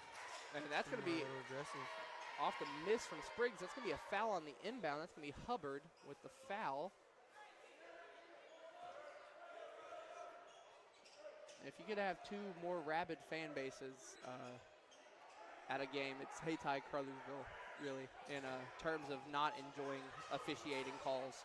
As now AJ Jones has it. Jones is going to go right, run into Spriggs, but he's going to pass it out to Winters. Winters passing just a wide open man in there. Hubbard, that's going to be a timeout called by Jamie Jones and the Indians. So we'll take a timeout and be right back on the Bootheel Sports Network. One of our fine sponsors today is Glowing Hearts Consumer Directed Services. If you are disabled, trying to remain at home, and struggling with daily personal care, contact Glowing Hearts Consumer Directed Service in Carruthersville and Marston. Consumer Directed means you can designate a friend or family member who is paid to assist in your personal care, shopping, and housekeeping chores so you can continue to living independently in your own home. Find out more by calling Glowing Hearts Consumer Directed Service, LLC, in Carruthersville at 922-5056 or in Marston at 643-2537. Welcome back to the Bootheel Sports Network here in Zenith. It's a little foggy earlier today as we're back with the action here in the junior varsity battle of the Bootheel. And he better hurry up and get this across half court. Yeah, for that Buttram 10 second. getting pressed. They're going to call a timeout again. The Tigers call a timeout. So we'll take a timeout again and be right back on the Bootheel Sports Network. Please elect Ryan Dykes for Pemiscot County Prosecuting Attorney on August the 4th, 2026. Proven family man that loves our vets, the IAAI Prosecutor of the Year in 2025. Ryan Dykes is tough, tested, and fair. Paid for by the committee to elect Ryan Dykus, Jess Cagle, treasurer. Once again, that's August the 4th, 2026. Welcome back here on the Bootheel Sports Network after that little timeout here. 15-6, the Hayti Indians go off against the Caruthersville Tigers in JV action here. You take us away, Charlie. Jackson passes into Mays, up for two. That was actually Buttram with the assist. I just, Jackson to Buttram to Mays. It's 15-8 now. That's going to be A.J. Jones up for two. No good. Rebounded by Buttram. How did he get that rebound? He slings it down to Charles Jackson up for two and good. The Tigers are within 5 now. Win the last 25 seconds of this quarter. That's going to be Hightower with the ball. Hightower going to go right, floats one up. Spriggs gets it. Spriggs up. He gets fouled. And after that timeout, the Tigers immediately went down and scored 4 points. That was a quick 4, and the Tigers are going to need more plays set up like that to, really be able to stand into this game. You got to think. The more that they can get the opportunity to kind of go quick on Hayti when Hayti's not expecting it, you need to do that, as that first free throw is going to be no good. Yes, Charlie. The Tigers are still well in this one, only down 5. Yeah, some people thought that this was a foregone conclusion from the start, that Hayti was going to kind of treat Crowsville like Campbell, or like they treated Campbell, but, it's showing right here that the Crowsville Tigers have some fight. 16-10 our score after that free throw. Buttram has it. Buttram going to kind of commandeer the play. He's going to go right, being pressed by Hubbard. Hubbard still guarding him. 5 seconds to go. Has to pass. He gets fouled right there by Winters. Winters just full on tackled him right there. Let's be real.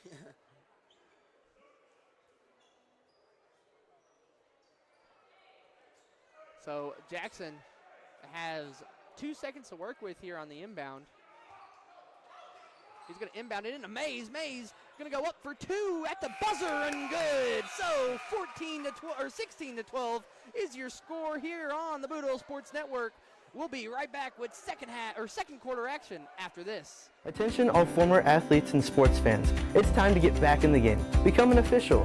It's a great part-time income and you get back in the game. Start today by finding out how. Contact the MSHSAA office by calling 573-875-4880 or visiting MSHSAA.org.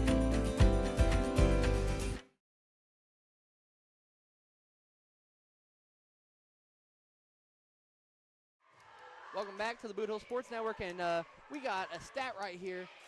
Cam Moten, he's got 2 points, but he's got 6 rebounds so far in this game through the first quarter. We like to thank Chris Brown for that stat right there.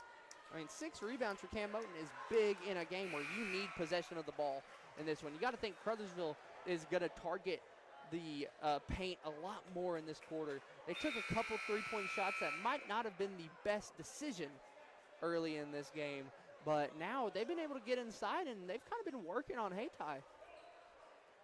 Yes, they have. And that was a beautifully designed play right there from Coach Billings right there to score with 2.6 some seconds left on this clock. Yeah, Trayshawn Mays, he kind of caught Spriggs off guard there. I don't think Spriggs thought he was going to get the ball. He wasn't looking at it as Moten takes the inbound, going to get a screen, but pass it to Buttram almost backcourt right there. Now he's going to get a screen from Moten. Buttram gets another screen. He's going to take a midi up for two. No good. Rebounded by Hodges. Hodges and one. Elijah Hodges comes back in the game and makes a big exclamation point early into this second quarter. That's going to be the second foul on Spriggs. Hayti's got depth, but, Caruthersville, even though they're short, they can kind of get to you. If your big threat in Spriggs starts fouling, who knows what can happen later in this game. Who does know?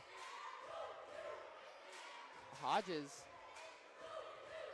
gonna shoot the free throw.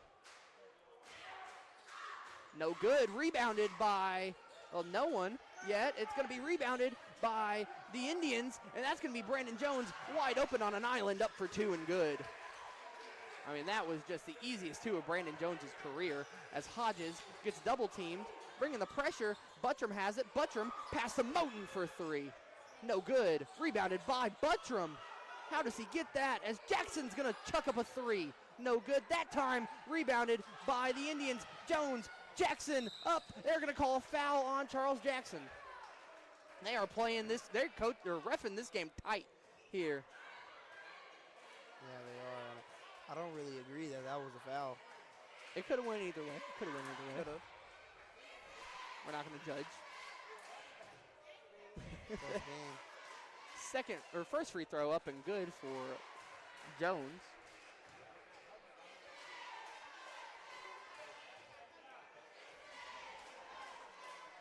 Shoots another and good again.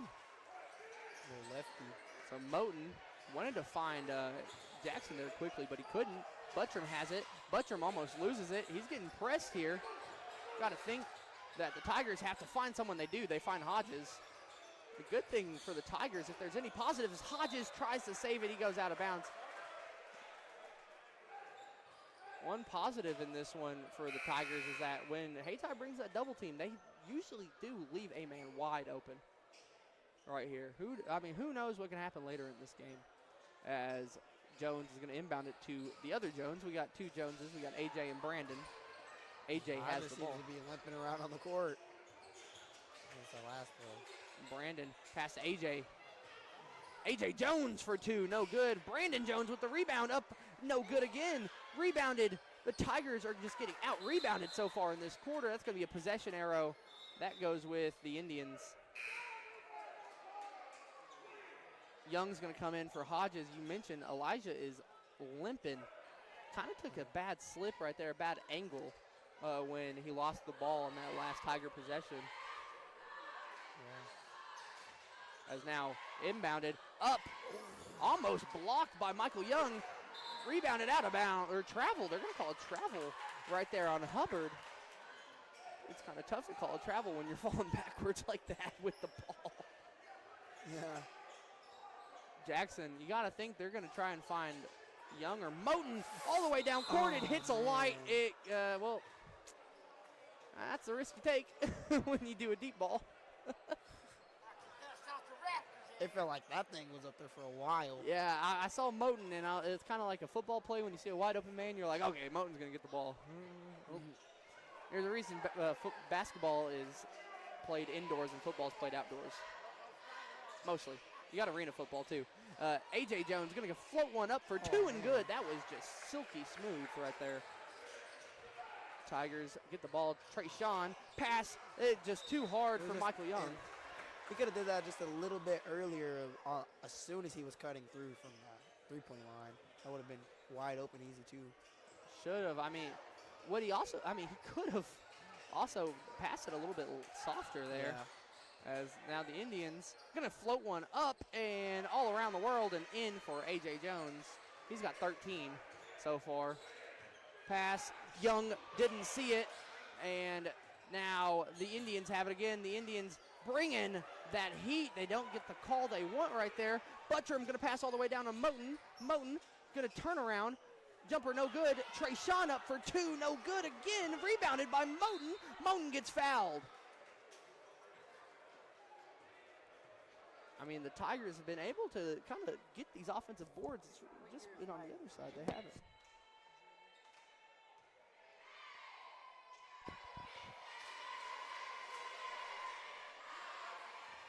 What do the Tigers need to do, Travion, to kind of stay in this one? I think they need them offensive possessions right there, throwing it a little bit too hard off the glass or just not being able to make that last pass, that one more pass, so you can potentially score, or even being open as many times as they were at the three-point line, not being able to knock down them threes. Yeah, well, it also helps if they can hit a free throw, too. They missed both free throws. Haytai's going to inbound as it didn't hit off the rim. Heard a what? I'm going to assume someone thought that there was a call on Hayti or on Crothersville. But now here comes Hightower with the ball. Hodges is back in. Yeah, Hodges is looking good back in the game here. As now A.J. Jones going to go a little bit left, past the Hightower. Moten tips it. Goes out of bounds. Still going to be Indian ball. 4:28 on the clock. Inbound taken. As that ball gets tipped around, and Hayti still has the possession, loses it. Finally, Buttram has it. Buttram gonna go up for two, no good again. Bounces off the head of a few Tigers and Indians. It's rebounded by A.J. Jones. Jones gonna go up for two, no good. And it's gonna be over the back called on, I believe, Daly right there. Tigers need to take advantage of their offensive possessions. They do. I mean, they also need to take advantage of the fact that Hayty's fouling them here. Hayti is getting a lot of fouls called on him as Buttram just goes in for kind of a Euro right there. Really nice. As now here comes Brandon Jones, gonna pass to A.J. Jones. A.J. Jones gonna go right, floats one up, all air, and they're gonna call a push on Cam Moten. Yeah, that was just blatant. That was a blatant push right Real there. Blatant. Most obvious foul. That's going to be Moten's second foul. Timeout called by the Indians. That's going to be their third use. So we'll take another timeout and be right back on the Bootheel Sports Network.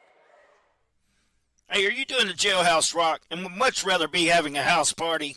You could call Moss Bell Bonds at 573-359-4935 or 573-333-2916. They're available 24 hours a day. Also having a payment plan and credit cards accepted. You can make bail 1 minute from jail. Freedom loss, call Moss.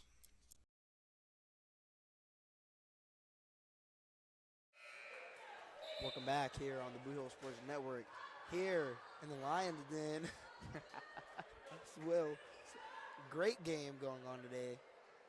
Tigers against the Indians, some JV action, only down 8. Yeah, this one's been a lot closer than the last one was, I will say. This has been a good showing from the Tigers so far. The Indians just played with a different level so far.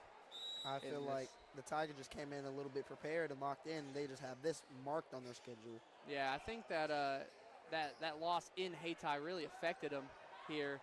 And I think more of it was the crowd as well getting to their heads.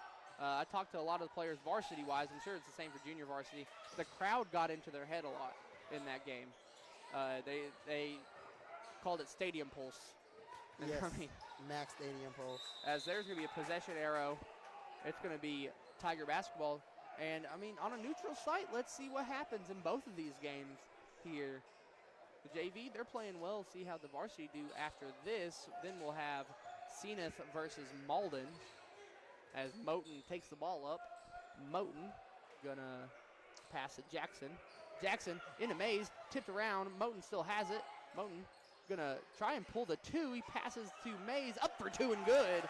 Trayshawn Mays has been a standout for the Tigers in this tournament so far. He's got 8 points. He had 16 in the win against Portageville. Double team. He is the leading scorer for the Tigers. Double team coming on Hightower. Passes to Grissom. Free throw line shot. Rolls out.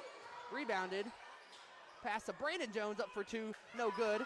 And ball going all around the court. Corralled by the Tigers. Michael Buttram has it. Buttram passes to Hodges. Hodges in for two and one. Elijah Hodges. That's the second and one today. At the Indians. That is the second and one today. That's going to be the third foul on Daly. They're going to have to take him out, you feel like, early in this, or midway through the second quarter. I mean, Hodges showing a lot of emotion for someone who doesn't show very much emotion on the court. Flexing at the Indians. I mean, last he got a tech in the last game, so he showed emotion in that one too. Hodges gonna shoot the free throw.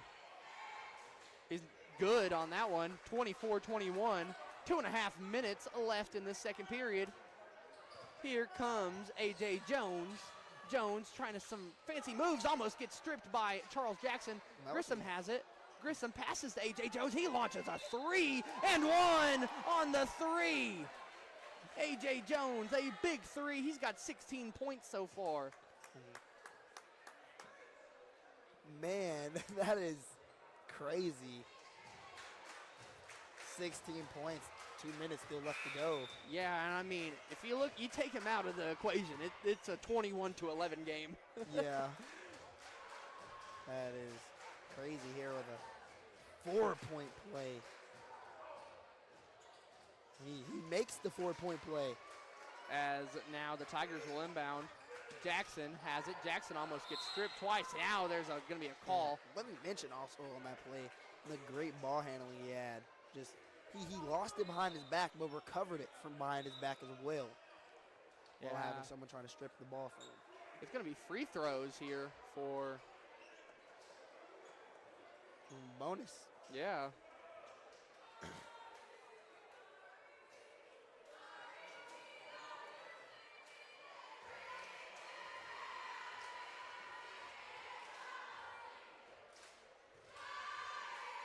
First free throw up, no good.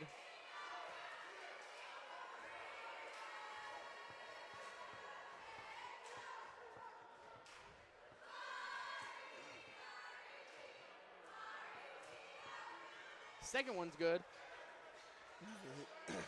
He doesn't let the stadium pulse get to him. Yeah, I mean, the cheerleaders yelling during the free throws, you really got to think that affects a free throw shot, as that's going to be a 2 that's good. Like I said, you got to think it affects the Tigers. You know, I don't know if you're supposed to be doing that, as that ball is going to go off the hands of an Indian and still be Tiger ball. 2-minute warning. Mays up and one. Trayshawn Mays. And ones. Are we going to see tonight here? He's all state in football. He might be all conference in JV.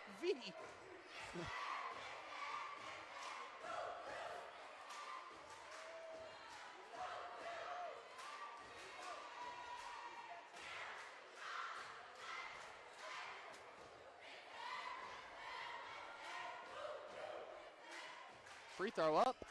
No good. Rebounded by Hodges. Hodges gonna spin around. Have to pass out. He passes to Buttram for 3. No good. Rebounded by Hodges again. He does not get the call. He goes up and one. Another and one for the Tigers. I have no clue why I was so loud. Well, because we're stunned how many and ones there have been. So many and ones. That's going to be the second foul on A.J. Jones, too. That is crucial for the Crothersville Tigers. Libby Jones subbing in for the Indians. He knocks it down. He knocks down 3-point play. 30-27 our score. 1:44 to go. Brandon Jones going to have the ball. He's going to pass out to A.J. Jones. A.J. Jones trying to put some fancy moves up. He passes. He loses it. And now the Tigers, the momentum cascading for the red and white. They pass. Trayshawn Mays has it. Mays has to pass to someone. He finds Buttram. Buttram has it. Buttram gonna launch the 3 to tie. No good. Rebounded by the Indians. Here comes A.J. Jones. The jet booster's on. Up for 2. No good off that one. Pass down to Michael Young. He gets it. Ball bouncing everywhere. He has it. They're going to call possession arrow. That goes to the Indians.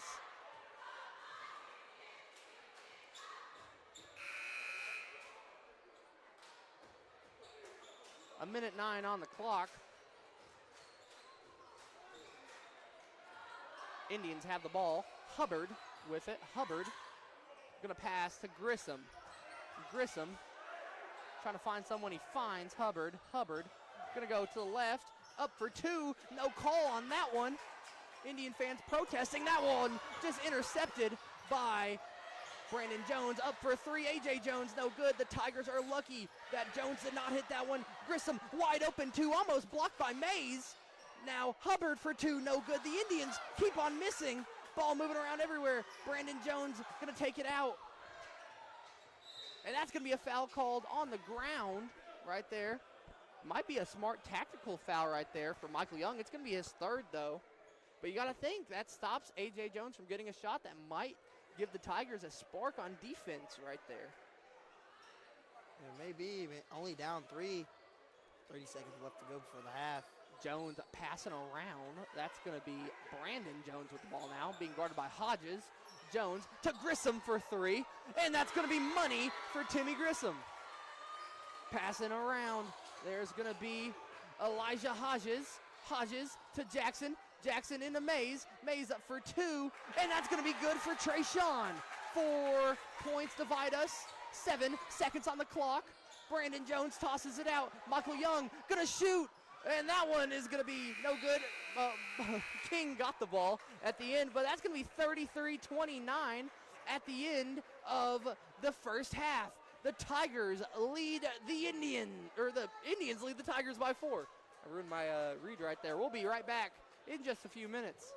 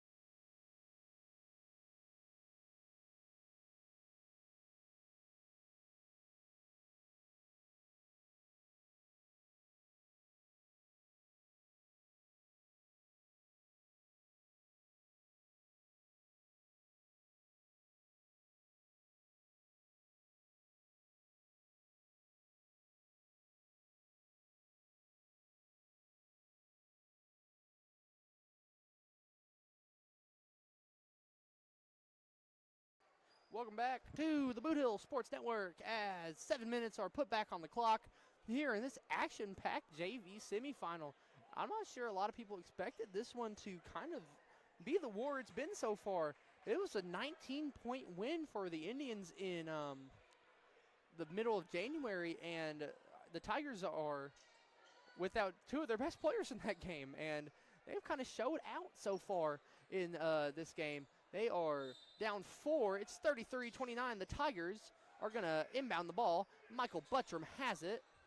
So Buttram's going to inbound it, or get the inbound, pass to Hodges.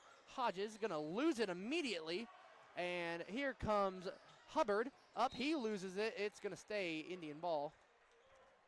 Charlie Duckworth joined alongside Travion Carter for this game. Travion, how you doing? I'm doing well. I'm really enjoying this game, just keeping it close. I like close games. You enjoying anything else? Yeah, I'm enjoying some coconut cake over here right now. As Grissom's going to take the 3, no good. Rebounded by no one. It will be Tiger basketball here. And to give you the leading scores for both teams, Trayshawn Mays has 12 and A.J. Jones has 19. As that was almost a foul, I do believe, but it's going to go out of bounds. Going to call that incidental contact right there. Trayshawn Mays takes the inbound, pass to Hodges. Hodges, he's going to get double teamed, and here comes the Indians down the other way. Brandon Jones passing to Hubbard. Hubbard going to get stripped by Trayshawn Mays. Mays loses it. Jackson walks. Where was he walking to? Probably back to Caruthersville. Cottonwood Point. I was trying to think of a little community. Now in comes Liddell for his first minutes of the game. Liddell is going to be in to take the inbound pass back to Brandon Jones. A.J. Jones with it. A.J. Jones going to pass Brandon for 3, and good. Little B for the 3. Counted as 2. Or it's going to be counted as a 2, actually, as now Mays has it. Mays gets fouled. Tiger fans trying to get a little bit more animated down here. Not getting the calls they want. I talked to a couple. They're not too ecstatic about what's happening here, as now Moten is going to go up for 2. No good. Chipped out by Mays, and Liddell travels. It will be Tiger basketball.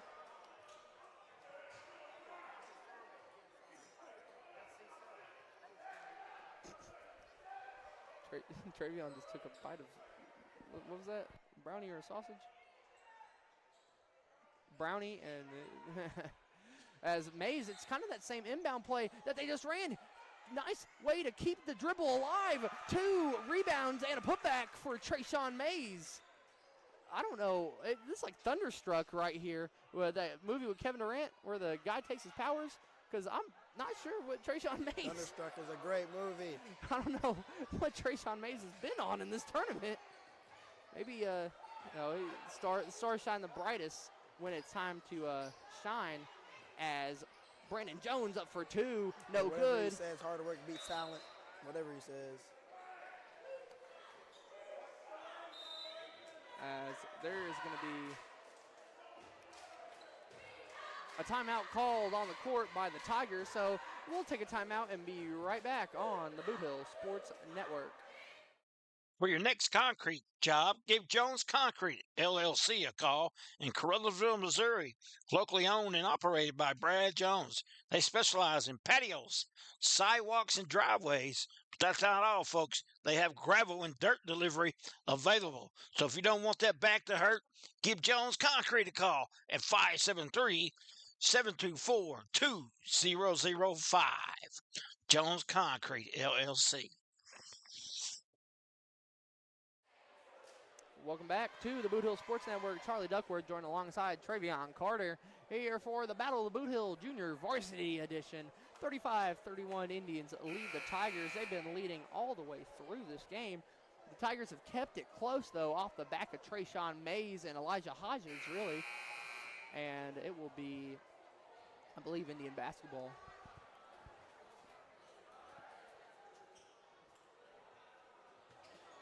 It will be. Liddell is going to inbound it from the bench of the Indians. He's going to inbound it into A.J. Jones. Jones is going to pass it in. Spriggs up for two. Bounces around, no good. Rebounded by Elijah Hodges. Hodges going to pass to Buttram. Buttram going to kind of just coast down the court there. I kind of like that. Speed for the Tigers is now Charles Jackson passes to Trayshawn Mays. Mays going to go in for two, a little bit too much on the bottom of the rim. Cam Moten being double teamed, and that's going to go off the hands. It's going to stay Tiger basketball. Rebounded by Superintendent of Crothersville, Brad Gerling. Oh, yeah, he can hoop back in his days. He probably could hoop back in his days.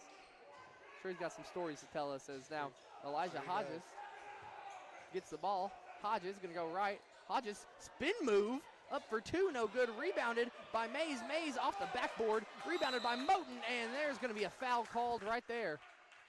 And got to think for the Tigers, it's kind of a breath of fresh air because they were getting trapped right there. That's A.J. Jones' third foul on the game. And we were just talking about how he didn't have any fouls in. He ballooned up the three pretty quickly in game time.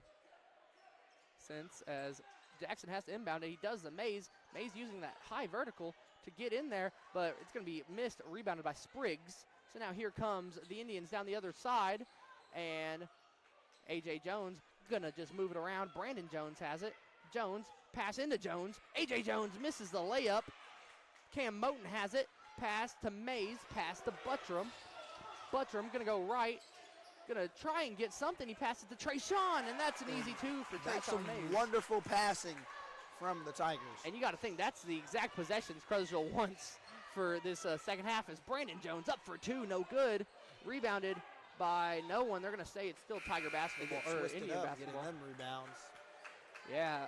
I mean, we were talking about Cam Moten having 6 rebounds in the first quarter. Think about how many Trayshawn and Elijah must have so far through the second and halfway through this third, as Hightower takes the inbound. Trayshawn has 16 right now. Passing around, bumps Jones, no good.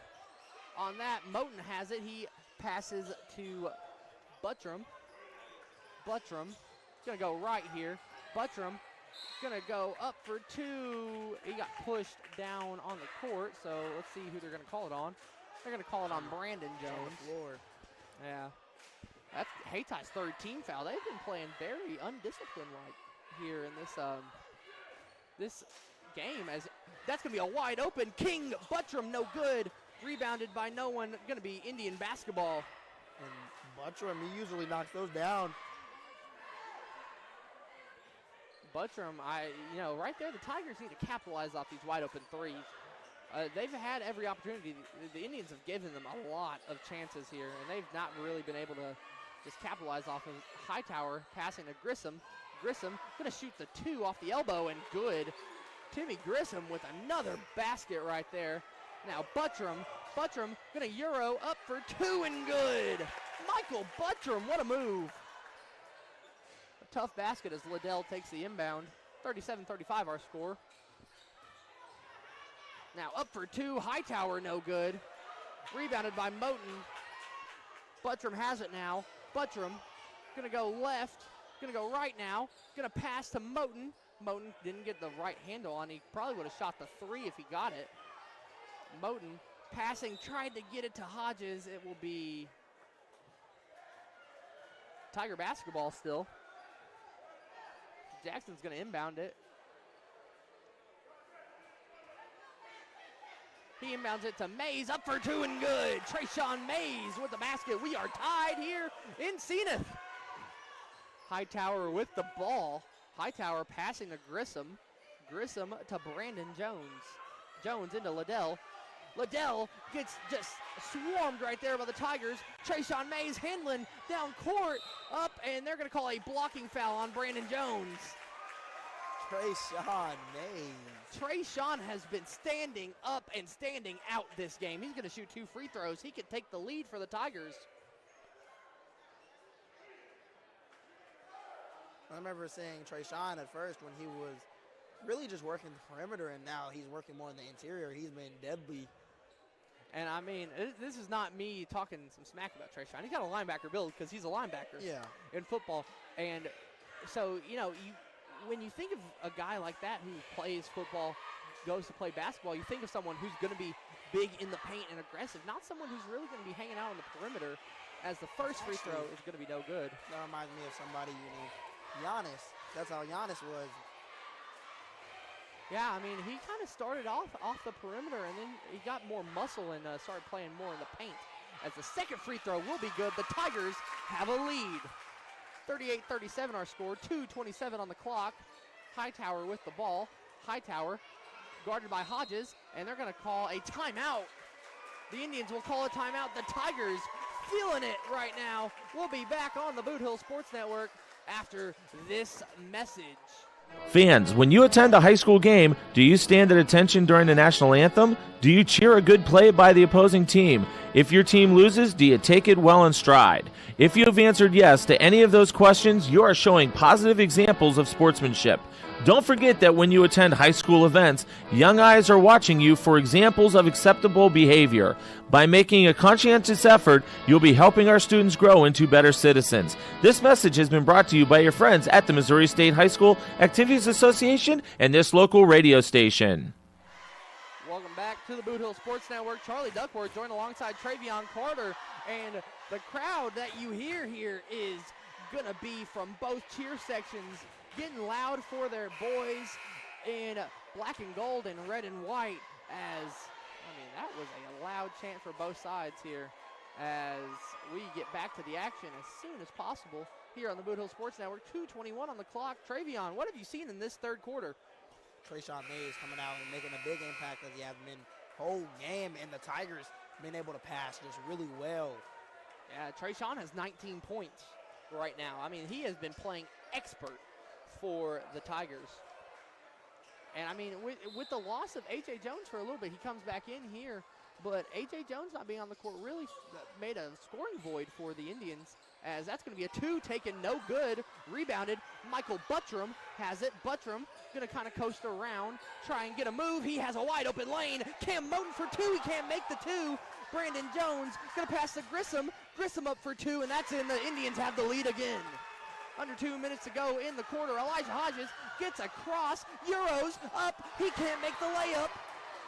And now the Indians getting some momentum here. A.J. Jones moving around. Pass all the way to Grissom. Goes into the second row of the bleachers. And this fast-paced style really does benefit the Indians, you got to think. The Tigers need to capitalize on them wide open shots that they're missing. Yeah, Moten missed that shot, and then the real backbreaker of Hodges missing that Euro move that he had right there as Hodges gets the ball. Pass to Jackson. Baby Charles passing to Elijah Hodges. Hodges back to Moten. Moten back to Hodges. In to Mays. Mays getting double teamed up through the fire, no good for two. Pass down to Brandon Jones. Brandon Jones up for two. Kind of rondoed that finish there. Faked the pass to Grissom. Goes in for two. 41-38. A minute 5 on the clock. As now here comes Michael Buttram. Going to pass to Charles Jackson. Moten from three. No good. The Tigers not been able to hit a three all night. Elijah Hodges wide open two. Gets blocked right there by Spriggs. And now here comes A.J. Jones up. No call on the charge right there. They're going to call a flop on Michael Buttram, actually. It's a wild game. It is. That's a flop call.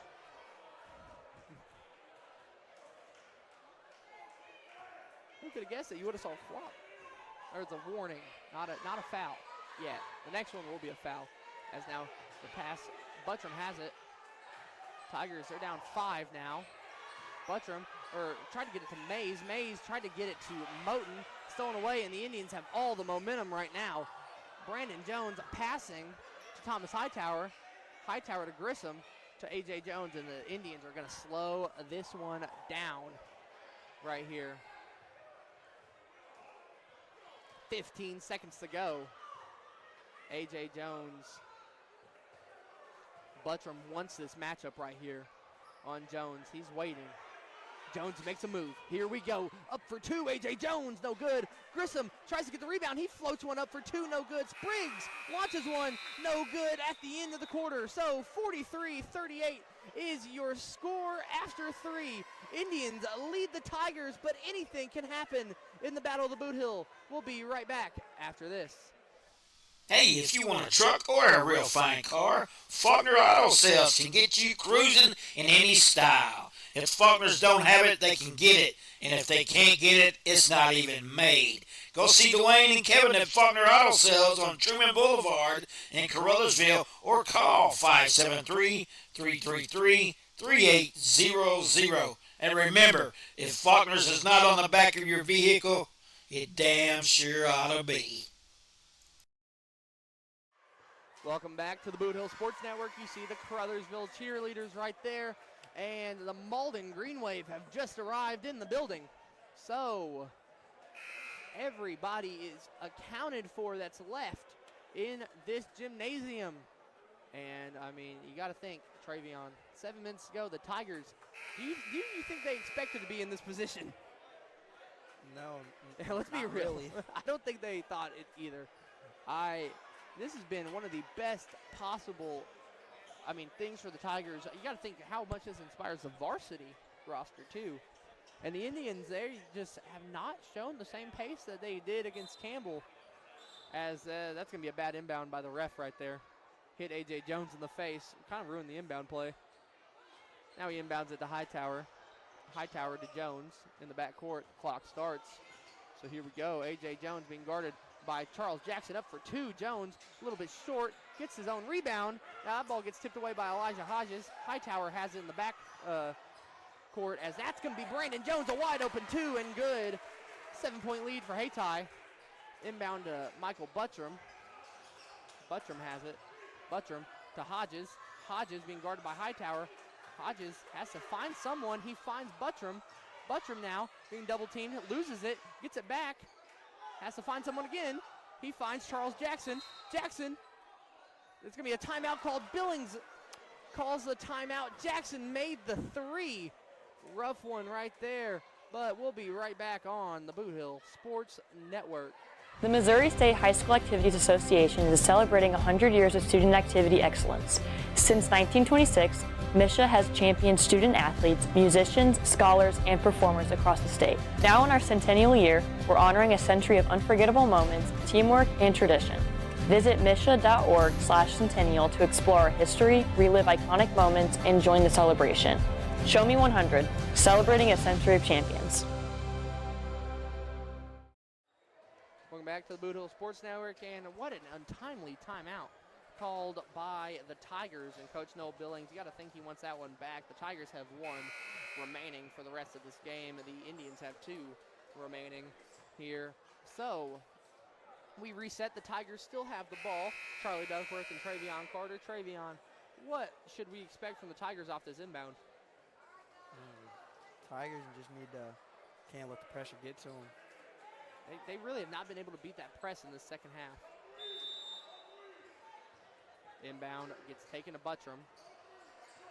Buttram has it. Now he passes to Moten. Moten was wide open earlier. Hodges was wide open there. Spriggs, looking like Spider-Man right there. Jumping over the ball. Now Charles Jackson pass to Cam Moten. Moten moving the ball. He passes to Buttram, passes to Jackson. Jackson for two, no good. Rebounded by Brandon Jones. Jones takes the ball himself. He takes it up court on his own accord, passes to A.J. Jones, who gets kind of stripped away by Charles Jackson. Now the pressure from the Tigers is coming. Jones has the pass. Grissom has it. Pass out. Brandon Jones has it now.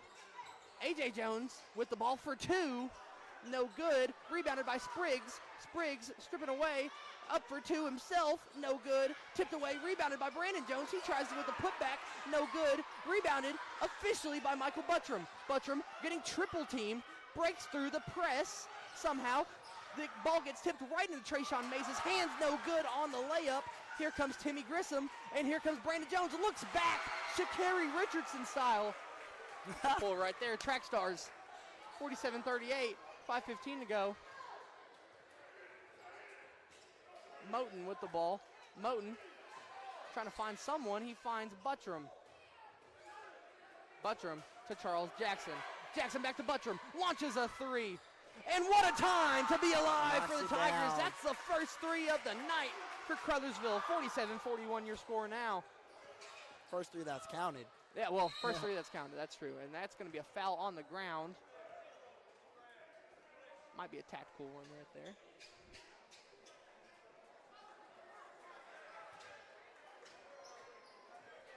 Got to think both teams' legs are getting gassed late in this game, Travion. You hear a lot about depth, but depth does not matter when you have to play this rough style of basketball. Yeah. As now Hightower pass to Jones. I don't think the Indians are going to take any threes. I heard no threes from that side. Well, I mean, it might be smart here. You don't want to give the Tigers a chance to kind of go out on a break quickly. Hodges to Buttram. Buttram going to go up for two, no good. Tipped away, rebounded by A.J. Jones. And now that pass down to Grissom. Grissom up for two, no good. Rebounded by Spriggs and up and in. And now Michael Buttram with it. 4:14 on the clock. Tigers down 8. The Tigers been through a lot of adversity this year. Can they shine here where pressure makes the diamonds? That's going to be Moten launches a three with a man in front of him. He airs it. Thomas Hightower throwing it down court to Tim Grissom. That's going to be completed. Up for two, no good. Rebounded by no one. Tiger basketball. 3:51 on the clock here. Moten's going to inbound it. He inbounds it to Buttram. Buttram lets it roll a little bit so you can get it down court a little bit more. Buttram passes to Jackson. Jackson back to Buttram. To Moten. Moten wants that three right there. And that's going to be a kick ball violation. Coach Lamont's up on his feet now. The Tigers. He's an assistant for JV, but you got to think in this high-pressure situation, he told Billings, let me cook for a sec. As that ball is going to go right into Grissom's hands. Intercepted. A.J. Jones up for two and good. The Tigers, they got to go quick here. Cam Moten with the ball. Down 10. Moten up. He gets blocked by Spriggs. Spriggs gets the rebound. He travels, though.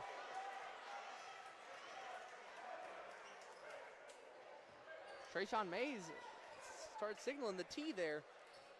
That was a snatch block. I mean, it was a snatch block, and then it just got worse. As there's a buzzer in our ears. That's going to be a three for Jackson. Action Jackson from three. Action Jackson. That's tough. You can't lie. That's tough. 51-44. Grissom almost gets stripped away. He walks, and so the Tigers have the ball. 3:06 on the clock. Coach Billings is now back up on his feet. He's calling a play for Crothersville. Michael Buttram gets it. Clock starts now. He's at half court. He's going to slow it down. He's looking at Coach Billings getting the play because he was all the way down court by the time the play got called. Hodges has it. Hodges just gets to Moten. Moten tried to get it into Jackson. Jackson didn't think the play was going towards him. And so now they're going to call a push right there on Cam Moten. That's going to be his fourth foul. And if they don't call that on Moten, that ball is probably out of bounds, and it's going to be Tiger ball, but just a little bit too much contact. Now A.J. Jones is going to inbound it into Spriggs, up for two. Easy two for Spriggs. He's a giant up there. 2 minutes. Tigers have 2.5 to go. Moten going to shoot from the free throw line. Up, no good. Rebounded away by Thomas Hightower and the Indians. The Indians, you got to think they might want to cut some time off the clock here. As now there's going to be a foul called, or a kickball violation actually called. Or no, a foul called. Blocking foul on Elijah Hodges. Looked like the ref pointed towards his toe. I guess I'm just not the sharpest tool in the shed. I was looking kind of dumb with my finger and my thumb in the shape of an L on my forehead. Yeah, you don't get the all-star reference? Yeah, I do. Oh, okay. I was like, am I unk? Hightower going to inbound it in. Going to be intercepted by Moten. Moten has to make the two. He does. 2:20 on the clock. 53-46 our score now. Hightower trying to get it in. He gets it to Liddell. Liddell going to be pressured as he passes out to A.J. Jones. Jones going to go down court. Tries to get anything. He passes to Hightower. Hightower goes in for the two. He could have took a wide open three. He doesn't take it though. Timeout called by Coach Jones of the Indians. So we'll take a timeout and be right back after this on the Bootheel Sports Network. Little Pizza Heaven, located at 503 Ward Avenue in Carruthersville, Missouri. You can eat in, take out, or get delivered. So make sure you call them at 573-333-0490 or go by and see Chrissy and the gang. Once again, that's 503 Ward Avenue in Carruthersville, Missouri, where they offer more than great pizza. Little Pizza Heaven, a Carruthersville tradition. Welcome back to the Bootheel Sports Network. And I want to comment, I see a dope M&M hat down there. You're not going to see it's the little bit to the left, but it's a nice M&M hat and a nice M&M jacket there.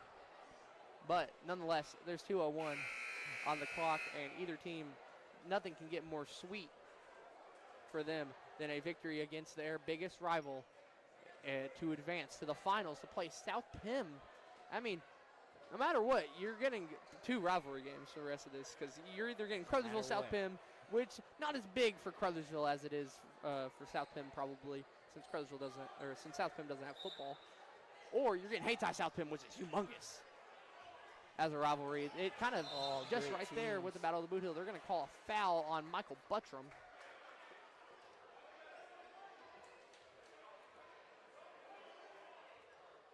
As now it's going to be inbounded by A.J. Jones at the half-court line. 4 fouls on the Tigers.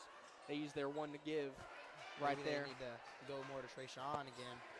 Well, Hightower has it. Hightower, they're just trying to drain the clock out as much as possible.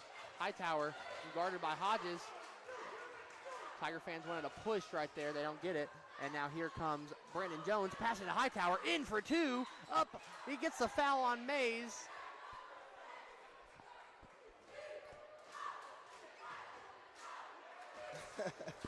They're all disagreeing down there on the court, but nonetheless, it's gonna be 2 free throws for Thomas Hightower.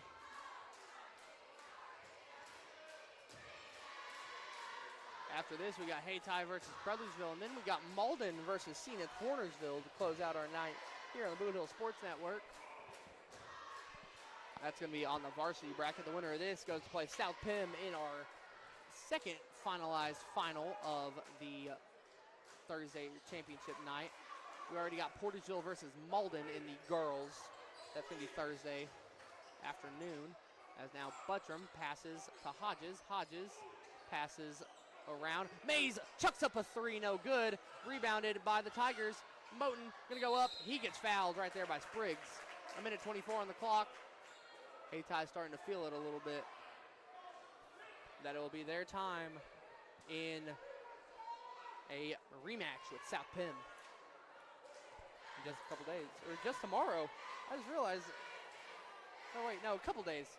The Tigers are in a good position here with 5 fouls going into the bonus, 5 team fouls. Well, actually, Hayti only has 1 foul. Yeah. Reading the scoreboard wrong. No, I'm saying the Tigers now are they don't have to foul. Oh yeah, they're in trouble. I thought you said that they aren't lucky. As the first free throw was no good. The second one also no good. Still an 8-point lead for the Indians, and the noise is starting to get towards Carruthersville as Brandon Jones tries to pass. He does. Hightower has it. Hightower almost launches a three. Jones has it now. Jones being double teamed passes to A.J. Jones, and now they're going to call the foul on Charles Jackson. That's going to be his 4th.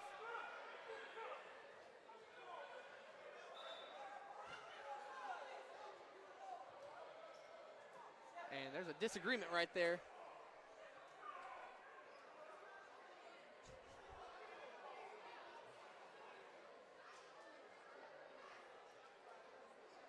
But nonetheless, it's going to be 2 free throws for. Jackson racks up his 4th foul there. Yeah, it's going to be 2 free throws for Hayti.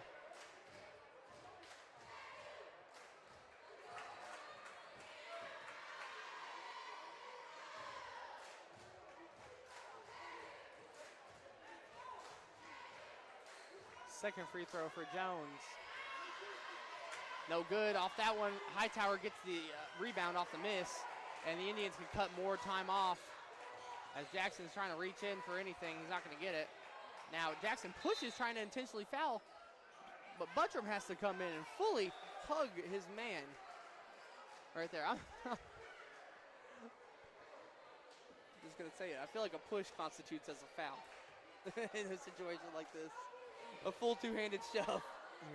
That should be an intentional foul. First free throw is good for A.J. Jones. It's all but certain now with 52 seconds to go. The Indians will advance on to the finals against South Pim. And that second one's good. It's a 10-point lead. Now Buttram has it. Buttram gonna go right. Buttram gonna go pass into Mays, up for 2 and good. Trey Sean's got 21. Yeah, I was waiting for that. But Hayti, you gotta think they're gonna be slow on all these inbound plays just to have the ability to get as much time off. Spriggs gonna put some icing on the cake right there. 30 seconds on the clock. Now here comes Buttram down the court. Buttram gonna go in, pass. Moten gonna launch a 3, and that's gonna be good for the Tigers. Timeout called by Caruthersville's bench. So 58-51 your score right now. We'll be right back. 22 seconds left in this game. Don't go anywhere. The Hostile Hour is your weekly dose of pure action-packed professional wrestling every Saturday at 11 a.m. The Unified Wrestling Alliance brings you the hardest-hitting talent from across the country, all battling for glory. Plus, each week features a classic match from the vault, straight from the golden days of wrestling history. Hosted by the Mid-South's #1 wrestling podcaster, Buster H.R. Johnson. Only on the Bootheel Sports Network on YouTube. Welcome back to the Bootheel Sports Network. We have 20 seconds left in this one, and the Indians are going to advance. Potentially, I mean, who knows? I feel like 7 points in 22 seconds might be unattainable. Right here with the Indians having the ball. You never know. But it looks like it's going to be a South Pimscott versus Hayti rematch in the finals. Inbound taken to A.J. Jones. Jones gets fouled by Hodges. Moten wanted a possession arrow right there. Does not get it. And Moten got lucky. He would have got fouled out. It looked, they gave it Moten got lucky. Elijah Hodges. Moten got lucky. The ref wasn't looking either because he was full thumbs in the air. Like he just didn't care.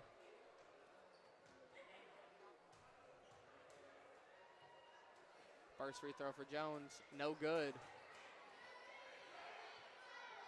I mean, if anything benefits the Tigers, to give a shining light here, is that a team that beat them by 19 in the regular season, they held, I mean, pretty good in this one. 59-51 your score right now. And I mean, it shows kind of a preview of what this varsity game might look like here, as that's going to be a foul called on Spriggs. 13 seconds on the clock, and it's going to be more free throws.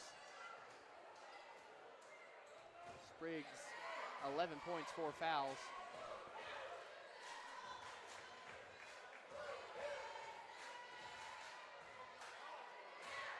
First free throw is good.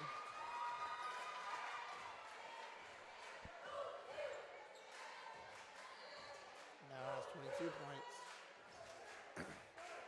Trayshawn Mays, I mean, what a standout in this.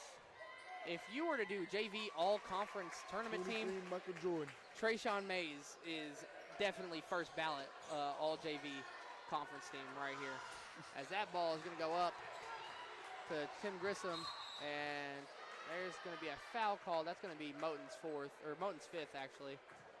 So they have to bring in Michael Young.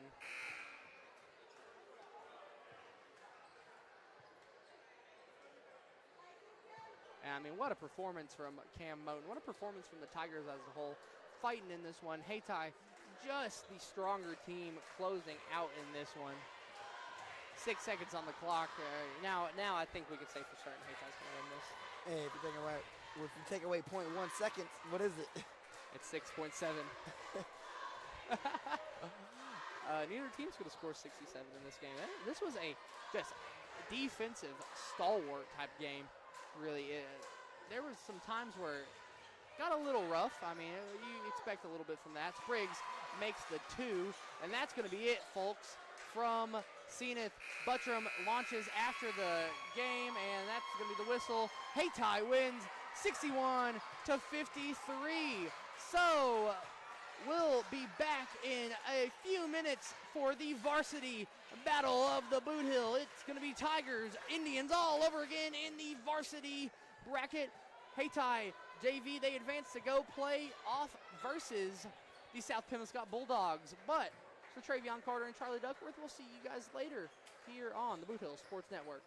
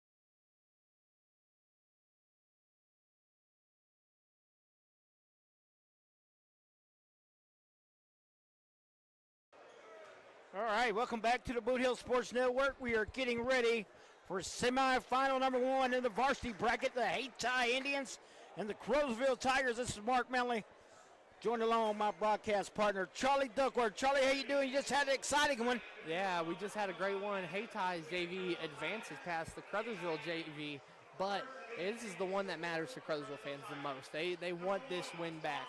Their only loss of this senior class to the Hayti Indians came in January of this year in Hayti. They expect it to be a lot different here. They expect more Crothersville fans here. They expect all the pressure to be on the Indians to answer that 1 seed. Yeah, the Indians won that one back in January, 74-55, Charlie. Hayti's the 1 seed, Crothersville the 5 seed. They got here by beating South Pemiscot, a very good team at that. So should be an interesting matchup. Sammy Bryant will be one of the keys to the game. Charlie, he got out to a hot start the other night. I think he ended up with 30 points. He did. I believe he ended up with 31 as the final number. But what's also important is Quan McVeigh did not play a lot of that varsity game. He fouled out in the third quarter of that one. So see him in hopefully more minutes here, how much of an effect that has on the Tigers. And also Donzel Foster and Faison Taylor making that full ride up to the varsity level. They played 2 quarters in the game against Hayti a few weeks ago. So now they've fully advanced up. So this should be a good one between the Indians and the Tigers. Looks like the Indians are going to start Webb, Combet, Payne, Dunn, and Grant. Tigers are going to start Demarion Rogers, Donzel Foster, Sammy Bryant, and Quan McVeigh, Charmin Tillman on the backcourt here. And here we go. Combet wins the tip. The Indians have not played in 13 days. Charlie, Crowsville got a game in, so we'll see. Indians have been fighting the old injury bug. Webb, first shot up, no good. Rebound, Indians, Grant. Combet with the basketball, the junior. Indians wearing the white uniforms, trimmed in gold. Tigers in their familiar red with the white. Little gray mixed in. Webb, Grant, nice pass, Dunn on the baseline. In for Jaheim Dunn, the junior, gets the first 2 of the ball game for the Indians. McVeigh's going to inbound there to Demarion Rogers. Rogers had made his money last year against Hayti in the tournament, making the jump up to junior varsity. See if he can make that same statement this year. Indians with a rebound, come up quickly. Combet on the drive, cut off. Now you float one up, got it. 4-0 Indians. And now Quan McVeigh takes the inbound. Demarion Rogers has it. You got to think the Tigers expected this early push by Hayti as Bigham gets the ball, passes it to Foster, who gets it to Quan, back to Foster. Foster going to drive in, up for 2, and it's going to be a charge called early on the Tigers. They cannot afford to get some charging calls on them. Yeah, both officials had a charge, so most definitely a charge there. Good job by the Indians defense. Here comes the full court trap, Charlie. See how the Indians can handle it. They handle it well. Grant, drive to the basket, misses the shot. Rebound, McVeigh. He's off and running. He's got Sammy Bryant wide open. Oh! Sammy almost got that ball. I feel like if you're the Tigers, though, defensively, you want to sit back. They sat back against South Pim. It kind of affected the way South Pim played that game. They started to have to slow down in that one because the Tigers made them come to them instead of forcing the action towards them. Charlie, we've got a lot of viewers out there. We appreciate everybody tuning in to the Bootheel Sports Network, watching the Bootheel Conference Tournament. Payne splits it, got it. Javante Payne, the Indians out to a quick 6-0 lead here. And now Charmin Tillman going to split up the defense, passing around to Demarion Rogers for 3, and that's going to be money for Bigham. He kisses the sky with the 3. Left wide open. You can't let him do that. He'll fill it up. Grant, cross-court pass. Webb, he can fill it up. Nice fake move. He missed the easy one over. Rebound. Tigers are off and running. Foster gets the rebound. Charmin Tillman going to go up court, try to get the foul call right there. Quan McVeigh goes down hard off the miss. Still down. He's limping. Uh-oh. Combet for 3. Nikolai Combet. We got a timeout on the court. Charlie will be back in 30 seconds on the Bootheel Sports Network. Life is a balancing act, but banking doesn't have to be. First State Community Bank's new digital banking fits seamlessly into your lifestyle, putting you in control of your finances more conveniently than ever, so you can bank on your terms and your time. With credit monitoring, card controls, and sharing tools all at your fingertips, it might be time to celebrate. With First State Community Bank, banking is always in motion. Simplify your life and explore our digital banking today. All right, welcome back. We're just underway. Indians lead at 9-3. Charlie, got to give a shout out to our hard-working crew tonight. Tina Manley on the camera, yourself, myself, Chris Wooten on the scoreboard for this game. Travion Carter down there just called the last game, and Chris Brown on stats this game. He'll be calling the next game. Now Donzel Foster has it. He passes to Sammy Bryant. Bryant has it. Passes to Foster on the left corner. Foster. Bigham launches another. No good on that one. Gets his own rebound, though. Up for two. Bigham can't finish it. And now Donzel gets the rebound. Donzel trying to go up. He gets a foul call. And, I mean, the big circle, no matter what, is Quan McVeigh. He's still limping on the court right there. It looks like he tweaked that knee that he hurt early in the season. Not a good look. He wears a sleeve on that left leg, Charlie. But good job of rebounding there by the Tigers. A lot of second chances. That's what helped them in the junior varsity game. Kept them close in that one. Yes. Getting a lot of offensive boards, getting those second chance baskets. Really not made a strong comeback. And not even just second chances. It was really third, fourth chances as well in that one. Foster, the second free throw, rolls in. 9-5 our score. Working 9 to 5. You don't know nothing about that yet, do you? I know about that Dolly Parton. Nice run out by Grant, easy layup, and the Tigers caught sleeping there, Charlie, on defense. You can't do that against these quick Indians. Now, Demarion Rogers has it. Rogers passing to Quan McVeigh. McVeigh looking a little bit better now, as that's just going to be a pass to Bigham. Bigham kind of loses it. It was a rough bounce pass, and it's going to be a possession arrow. That goes with the Tigers. Got some great officials in this game, Eric Johnson, Jim Vaughn, and John Jones. Like the UFC fighter? Is that there? John Jones, the UFC fighter? As now Quan McVeigh passing. Donzel Foster for three, no good. Rebounded by the Indians. Combat with it, he'll split the defenders, he'll go. He is fouled. They're gonna call it a shooting foul, so one of the best free throw shooters around in the Bootheel Conference, Nikolai Combat, goes to the line for two for the Indians with a 6-point lead with 4:43 to go here in the opening quarter of semifinal number one. We got a good one up next, Charlie, as well. It's been a great night of basketball action so far as Combat rolls that one in. Zenith Hornsville and Malden coming up after this one. If you wasn't here for that early JV game, the Zenith Hornsville Lion fans had this place rocking. Combat gets them both to roll in. Now 13-5 lead. Now here comes Demarion Rogers and the Tigers. That's going to be Sammy Bryant with the ball. You got to think Bryant's got to get activated early. He launches a deep three.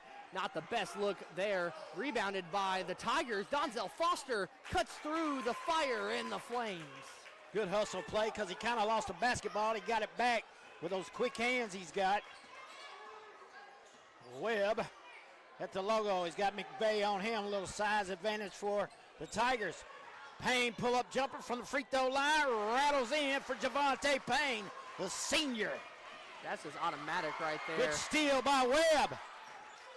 Webb looks to push it, pitches it out. Combat for three for the Indians. And the hate tie, faithful across the way, rise to the feet. Now Sammy Bryant has it. Bryant crossing his man up for two, no good on that one. And here comes the Indians. Grant left all alone. Rattles out. Look at Javante Payne. A block from the backside, but he got him, I guess. Maybe with the body. So the Indians go back to the charity stripe. 18-7 lead now. 3:35 to go in the quarter. Jaheen Dunn, the junior. Indians start 3 juniors and 2 seniors. Dunn gets the free throw to go down, and here comes another junior, Mr. J.C. Ford, the quarterback. Webb a catch a break. And for the Tigers, Faison Taylor, the sophomore, getting his first first varsity minutes of the night. Not playing the JV, got called up last game. Got them both. Good free throw shooting by Dunn. And here comes the big man, Key Anthony Taylor. The juice. Can he get loose tonight? We'll see. Only a matter of time. Now Bigham going to inbound it. He's going to take it to Donzel Foster on the other side of the court. Foster passing. Faison Taylor going to go in, up for two. Faison Taylor, silky smooth finish. Maybe he can provide a little spark off that bench, Charlie. That looked good. Indians working around, forward and Payne, and intercepted. Donzel Foster, that's what he did in football season a few times this year. He intercepted forward, but not Payne. This time he intercepted Payne. JC forward with a quick push. Combat, step back three. Ooh, in and out. Nice rebound by Rogers underneath. Quick outlet run. And just like that, here come the Tigers. And Donzel Foster, another finish off the cherry pick, sort of. Yes, easy baskets here. Using that good speed. Both teams have a lot of speed out there on that hardwood. More pressure coming by the Tigers on the Indians. Combat. Ball punched out from the backside. Oh, Sandy lost it. Yeah, they're going to get a lot of help. Good call there. Good officials getting together. It's the right call. He punched it from the backside. Isaiah Love's going to check in. We haven't seen him in a while. He's been nursing an old turf toe from football injury. The senior playing in his last Bootheel Conference tournament. Would like nothing more than to get a championship, but they're going to have to earn it for sure. 7-point lead over the Tigers. 2:20 to go with Payne and McVeigh go at it. Love with it.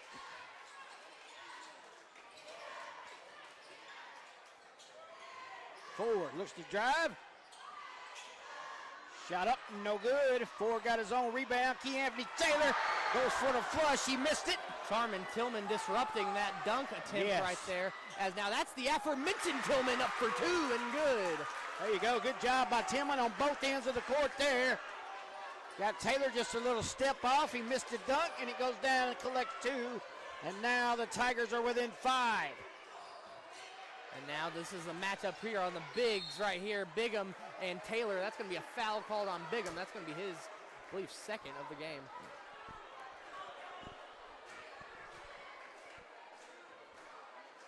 That's the matchup right there. I mean, that was a matchup in the last game. Bigham sort of, don't really want to say dominated, but he kind of ran the matchup. He had a great game, yeah, yes. The last time on Key Anthony Taylor.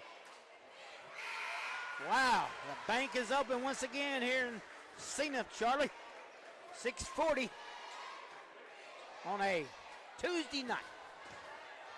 I believe it's Tuesday, right? It is My Tuesday. days are all confused. I thought it was Wednesday earlier. I said tomorrow's the finals. Been some long days in this gym. Well, I think we just should have put a cot in, Charlie. We've been here. I had to go back to school. Finally, you got to go back to school, right? Yeah. There's still some not in school. Tigers bring it down. A little sloppy. Taylor to McVeigh. McVeigh looking. He had a man in Foster. Taylor takes it, though. That ball gets lost. Sammy with the ball. Sammy up for two. No good. Put back. No good by Foster. The Tigers just not catching a break here. As now Foster falls on it. Timeout called by Coach Lamont Bell and the Crothersville Tigers. So with that one right there, we'll be back with some more action on the Bootheel Sports Network. Danny Glass Farms, where it's always a cotton-picking good time. Part of the Pemiscot County farming community for over 35 years. Danny would like to wish all area teams a best of luck in the 2025-26 season, and may your road end in Columbia, Missouri. Now, let's go shoot some hoops in the boot. I'll see you at the games. Danny Glass Farms, a proud sponsor of the Bootheel Sports Network. All right, shout out to Big Danny. He's up in Jefferson City in a meeting, but I'm sure he's tuned in to the Bootheel Sports Network like a lot of people down here in southeast Missouri. 22-15 is our score It is Tiger basketball. There's a reason he's called big time. He's big time in the governmental spots and big time in the sports world. He puts a lot of miles on his vehicle, I know that. That's the next question we should ask him. How many miles are on his car? As that's going to be a foul on the ground, a push. Jordan Moten got fouled. That's his first minutes of the tournament. He did not show up in the first game. He was here. He just didn't play. Let's just make it sound like he wasn't here for the whole game. Webb and Combat come back in as Payne and Grant get a breather with 1:14 to go here in the opening quarter, Charlie. Charmin Tillman's going to be the one to inbound this ball. You got to think he's going to be looking for one of his taller targets. He'll find Jordan Moten just sleeping right there. Jordan Moten for two. They forgot he checked in the game, Charlie. They forgot Jordan Moten was there. I don't know how you don't see those flashy green shoes. I know, right? Wide open underneath. Tigers slip one in the old back door on the Indians. And now the Tiger faithful getting a little bit more animated here. One more defense from here. There's a tip. That would have woke them up even more. Combat takes it to the rack. We got a foul on the hold. Now that might be team foul number 5, and it is. So Combat's going to shoot some free throws for the Indians with 48.7, as you can hear the faithful to our left. The Tiger fans a little upset with that call. Well, Coach Bell thought that he had a chance of getting a travel call right there. Debatable. A lot of disagreements on that call.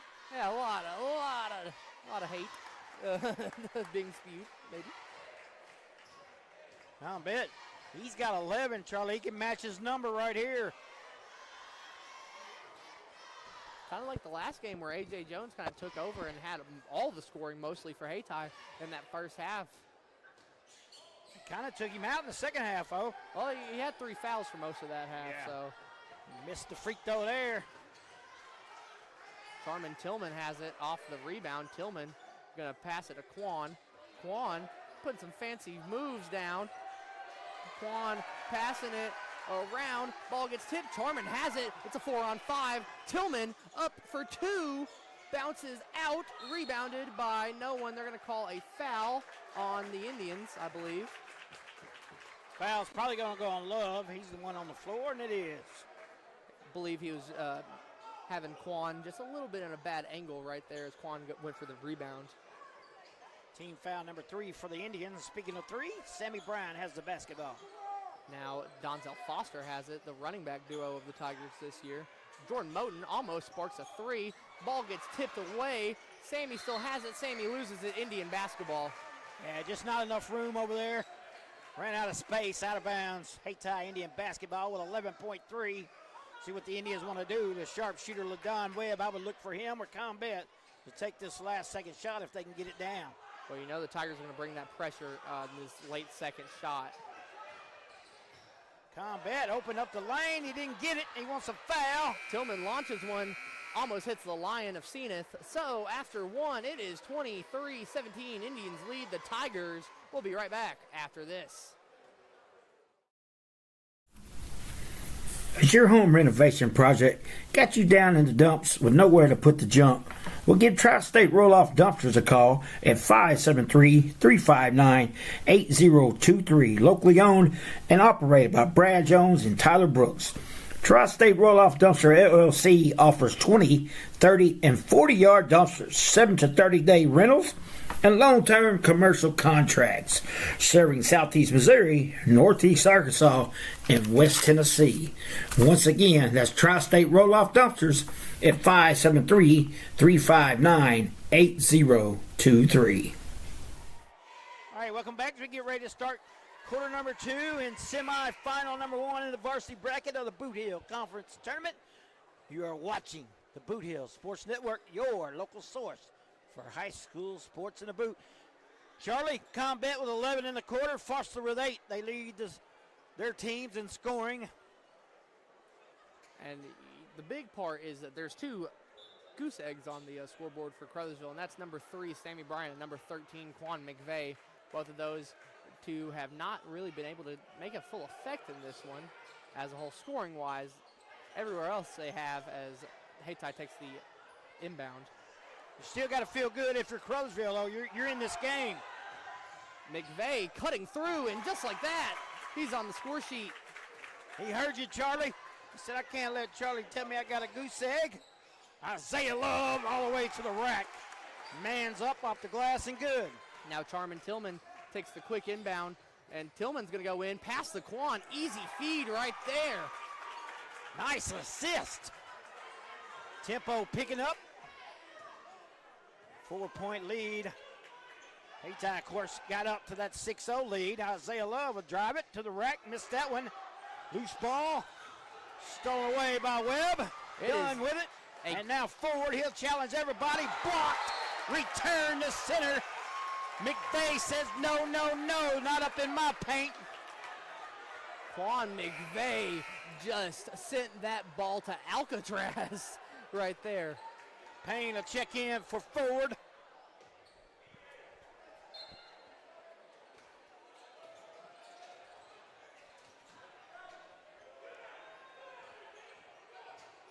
Foster matching up with Combet. Combet, step back, shot up, got it. Nikolai Combet's having an excellent first half for the Indians. He's carrying the load here with 13 of the 27.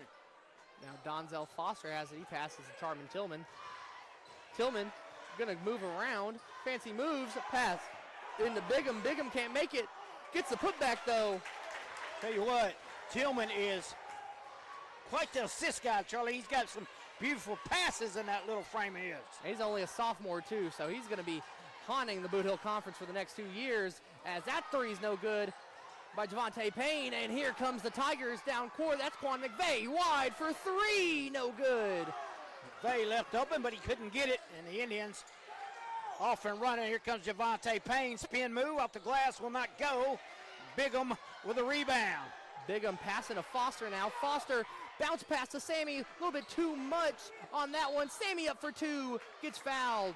And me and Travion have been talking about this a lot this year. Sammy gets a lot of foul calls for him when on the shots, because I feel like refs see his little frame, see him go in, he gets kind of bumped. They think that, oh, this is not like a 6'3" player like Quan getting hit. This is someone that's 5'9", 5'10", getting hit. We got to call a foul. He misses the first one, though. So he's Diego Pavia size. Oh, well, let's not.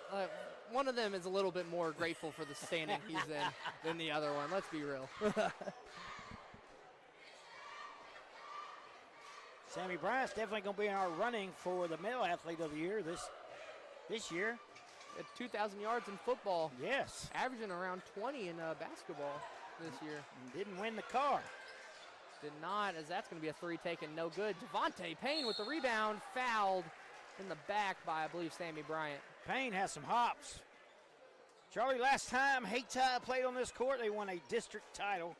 This varsity team here last year, beating Neelyville, an exciting one is Cameron Turner, seeing his first action of the night.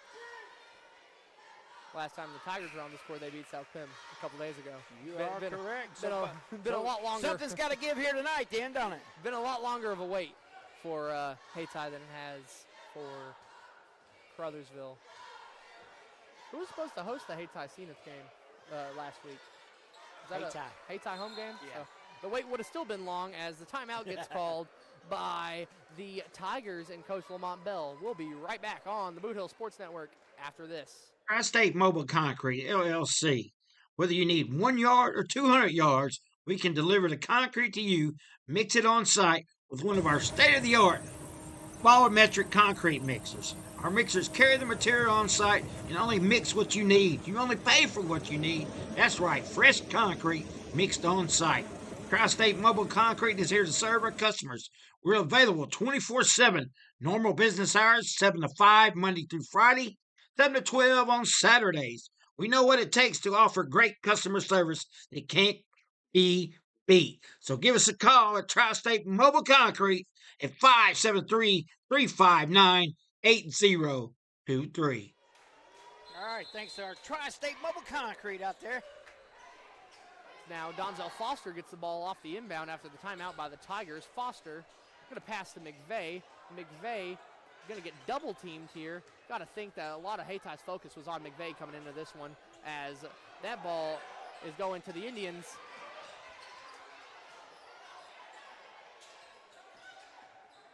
Don Webb, pull-up jumper will not go, and Webb started out pretty cold here for the Indians. Not as cold as this AC. It feels good, don't it? The shot up, rattles in. It's an icy cold finish right there for Charmin Tillman. Tillman's got 4 in the game. There's Webb. He is fouled. 4-point game with 5:06 left. That'll be second foul on Sammy Bryant. Might be the first time I've ever heard a Crothersville fan censor themselves after a foul call. We're having some improvements Interesting. in old Crothersville. We'll see if it maintains. Oh, Charlie. no, it won't. Probably not even this quarter. On either side, I'm sure it won't. Probably not at the end of this quarter. Payne backs it out. Combat at the timeline. He'll back it out even more. The Indians being very patient here. Slowing the tempo. Wow.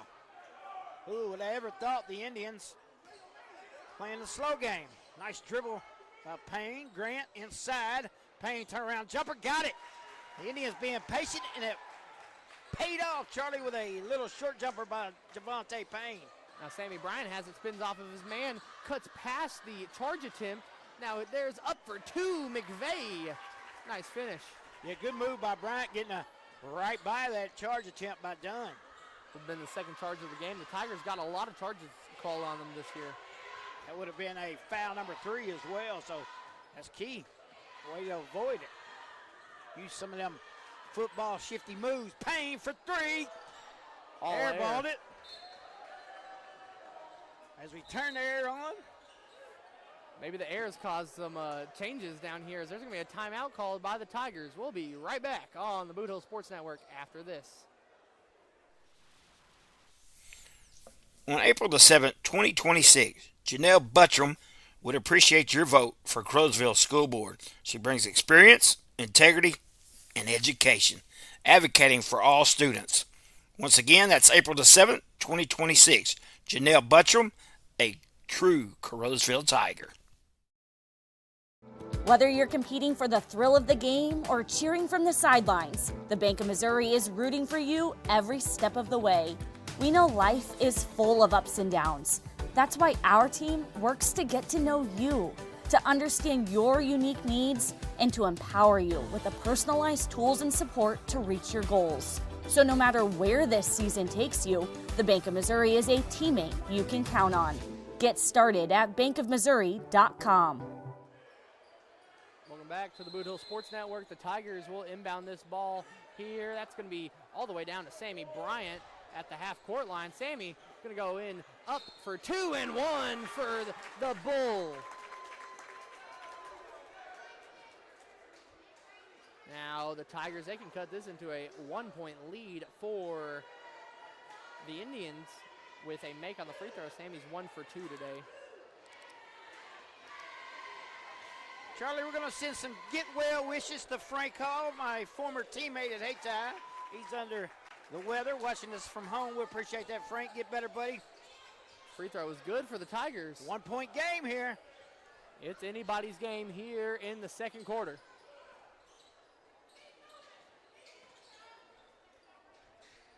Payne with it. Combat's going to launch a 3. He's got the hot hand. Bam! The Indians needed that one. Now here comes Crothersville trying to speed up Hayti, who's been playing the slow game a lot more here, as Bigham, just a fancy feast finish right there.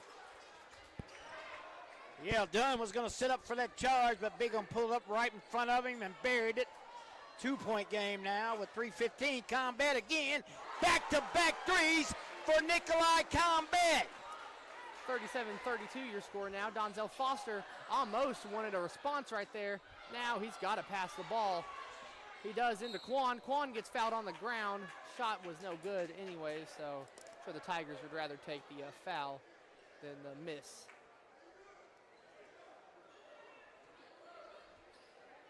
Got a viewer all the way in Hawaii, Charlie.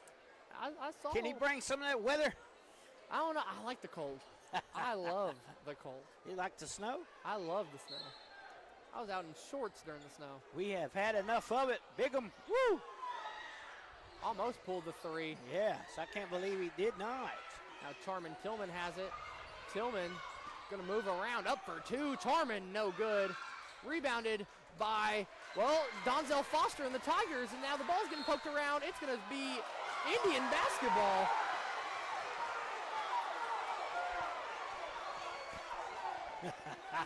And I can tell you what we were just talking about with the fans. It just went out the door, huh? It's out the door.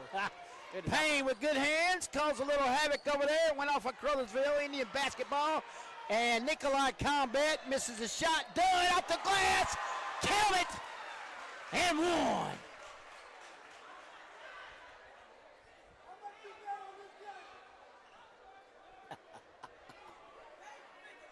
Seven-point lead, 2:29 to go. Jaheim Dunn, the junior, to a free throw line for one. He's got 6 in the game.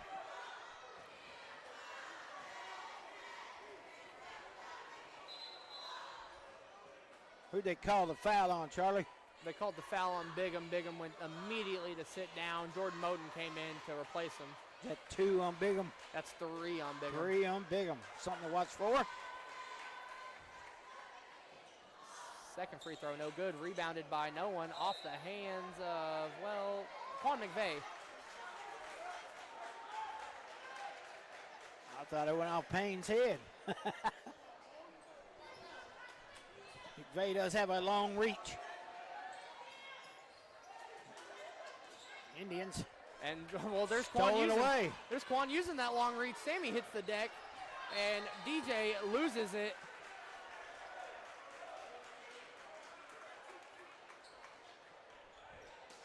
And forced errors will kill you. 39-32, 2:20 now, counting. Indian basketball. Webb has been very quiet here tonight. Javante Payne. There's Webb. He looks to drive. Pull up. Got it. Right on cue for LaDon Webb. This is the first 2 of the game. Moten inbounds it to McVeigh. So now Quan and the Tigers going up court. Jordan Moten with the ball. Moten gonna just move around past to Sammy. Sammy almost slips right there. Tries to spin move right there. Jordan jab steps. Passing. Sammy almost launches a 3. He's gonna go in for 2 and good. Payne went for the steal. Bryant got around him. Drove to the basket for an easy 2. Some gamesmanship right there. Yeah. Payne just was not quick enough with the hands. There he goes with the feet, oh. Just completely misses the rim, and here comes the Tigers. Charmin Tillman. Tillman goes through the contact. Wide open Sammy Bryant for 3. No good. Rebounded by no one. Still Tiger basketball. Knocked out of bounds by Nikolai Combat.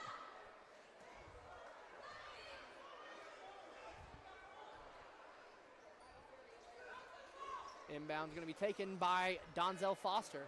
Foster with the ball, passing to McVeigh. McVeigh launches a 3.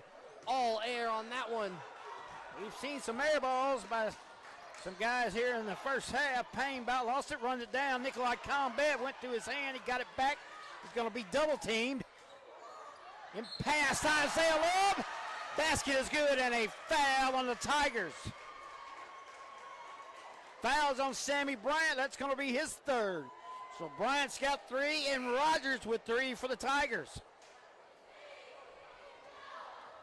Faison back in the game for the Tigers. And Crothersville have really abandoned all that principle that they had from the last one of playing slow defensively and offensively. They've tried to play quick, and it's just not worked, obviously. I mean, Hayti, they've played mostly quick teams all year. This year, they're used to playing against teams like this. As the that Indian defense, he's out of bounds. Yep, good call. Man, that defense in that coffin corner over there got stuck. Indians knock it out of bounds, though. McVeigh's going to inbound it. Indians are coming with the man-to-man. 40 seconds on the clock, so here is Jordan Moten. Jordan Moten now getting guarded heavily. Right there, he loses it. Faison Taylor cleans it up. Donzel Foster with it. Foster spins out. getting very physical out here. Foul called on Hayti. I believe that foul's going to be on J.C. Ford. I thought it was going to be on LaDon Webb. That is Ford's first team foul, number 4. But one more with 22.6. They shooting free throws. Quan inbound to Charman now. Charman being guarded by Ford. Got to get past half court. Charman does. Going to be the tough. They're going to say it's still Tiger basketball. Tell you what, Charlie, they're letting them play right here down the stretch. They are. They really have been playing. They're reffing this one tight so far, and then now, all of a sudden, it's time to ref. It's time to let the big boys play, right? Yeah. And so now Quan McVeigh going to pass to DJ, avoids the charge again. 43-36 our score. Combat with 5 on it. 4, 3. He's going to shoot it. Pull up jumper. No good. Rebound. Tigers ready to go to the half, Charlie. The Indians lead this one 43-36. Don't go anywhere. We'll take an 8-minute break and be back with second half action of the Hayti Indians and Carruthersville Tigers in the semifinals of the Bootheel Conference Tournament.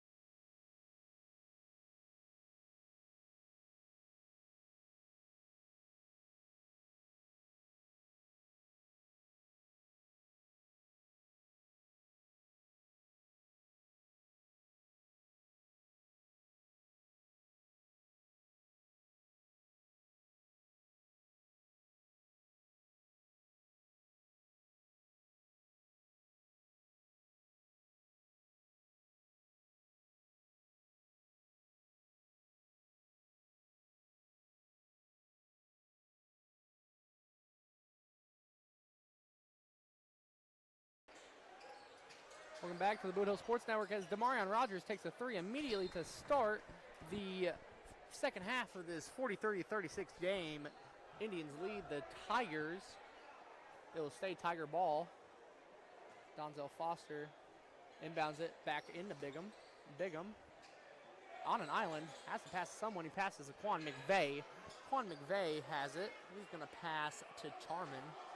That's Tillman with the ball, number 1, sophomore. Passes it to Sammy Bryant. Almost a wreck pass. DJ for 3.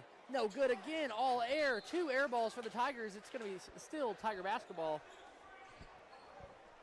Foster leads the way for the Tigers. Charlie with 8. Nikolai Combat with 19 for the Indians.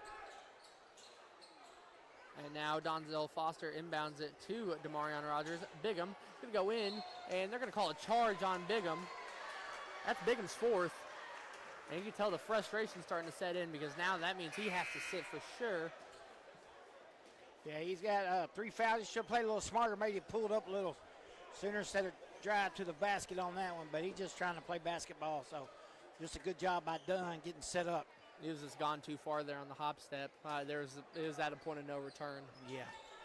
Webb with it. Been a little quiet night for the Don Webb. Indians going to need him to get going, try to stretch the lead out. Isaiah Love with Don Webb. There he is. 3 on the way. Got it. With Don Webb from the Lions' right foot. Now here comes the Tigers. Sammy Bryant just goes up. He loses his handle up in the air. And here comes the Indians. Blocked by Charman Tillman right there. Charman Tillman with the block. He's going to go up for 2 and good. Hey, that all goes to Tillman credit. Look at there. Foster spins out. Spin cycle. Passes it. Sammy with the hands. Doesn't catch a lot of passes in football, but he can catch a lot of passes in basketball. He gets the foul. That all started because of Tillman. His hustle, didn't give up on the play where the Indians had a 2-on-1. Blocked the shot, goes coast to coast.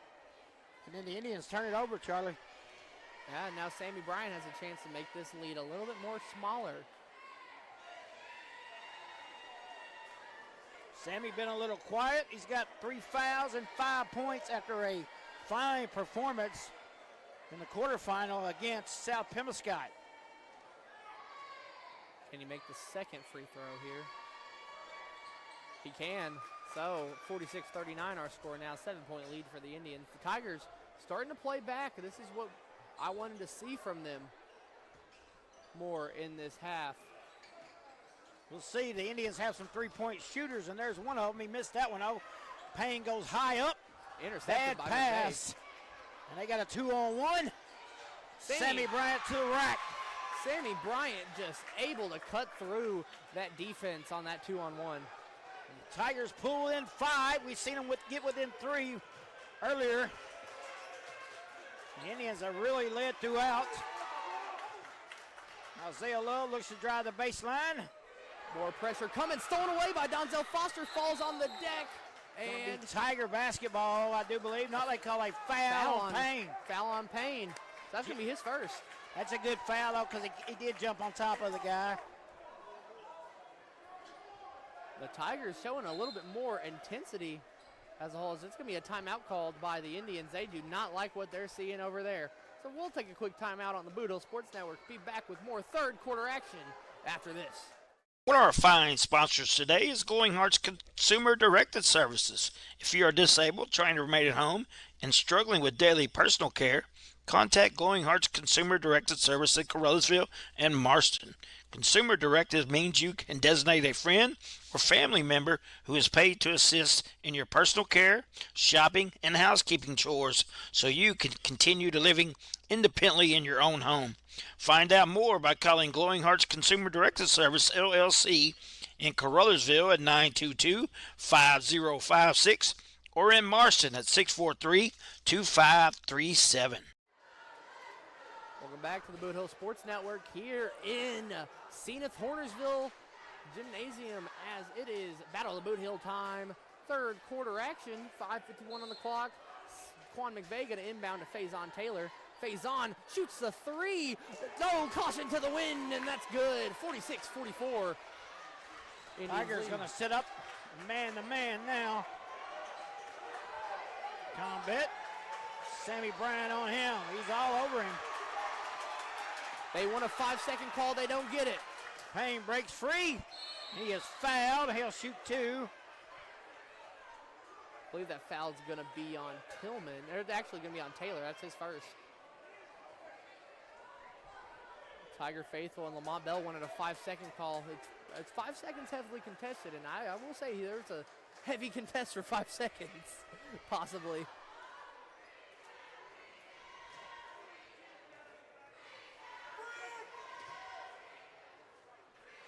Rattles in as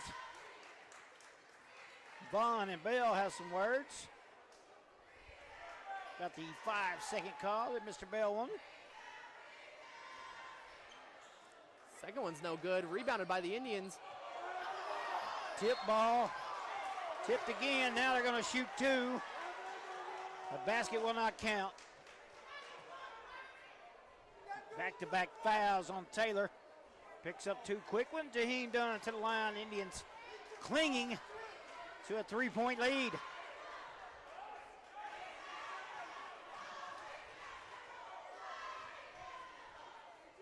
Free throw good by Dunn. Neither team has really went on a big run yet, Charlie. Absolutely not. It's been really 50-50, especially in this quarter so far. Dunn with his sweet stroke from the free throw line. Puts the Indians back up by 5. DJ going to take it to the hole. No good on that one. Rebounded away by the Indians. Ran into that brick wall, Jaheim Dunn. Payne on the outlet. Nikolai Combat does not go. Rebound, Payne. No good. McVeigh with the rebound, and here comes Sammy Bryant. Turns the jet boosters on. Up for 2, no good. And cleaned up by Donzel Foster. Combat got a little piece of that. Don Webb, and now Nikolai Combat. Back to Webb. Webb for 3. Does not go. Backside rebound by Taylor. Comes Combat with a near steal. Now Sammy up for 2. Just avoiding the charge. 1-point game, and here come the Tigers. They're roaring back into this. Combat gonna drive in. Pass to Dunn. Dunn is fouled by Taylor, and that'll be his 3rd. He picked up 3 quick ones, Charlie.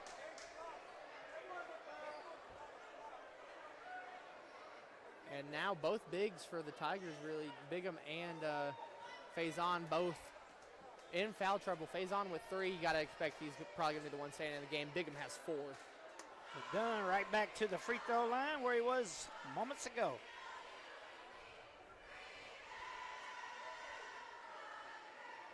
Missed that one a little too hard. Ford and Grant check in for Love and Webb. I want to mention that Sammy Bryant is all the way back here on the opposing three-point line, on the Tigers' three-point line. Now he's waiting for a pass, possibly. Second one, no good. Quan gets the rebound. It's going to be a foul on Javante Payne, I believe, over the back. Grabbed Quan's arm. That's Javante's second foul. I believe that's his. I believe he didn't have any fouls in that first half, so he's got 2 quick fouls here in this second. And the Tigers can take the lead, Charlie, for the first time tonight. Donzel Foster going to drive in, and he's going to make sure the Tigers take the lead. 50-49 our score now. First lead the Tigers have had over the Indians all year. We're going to have to see how the Indians respond. Nikolai Combat lost the basketball, goes off of McVeigh, so the Indians maintain possession. And Quan's getting fired up down there. That is something that Hayti does not want to see, a motivated Quan McVeigh.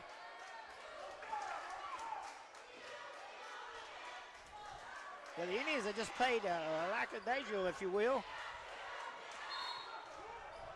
And it's going to be a charge called. What? It's going to be a hook, I believe. Oh, okay. I understand. It's still the same charge motion.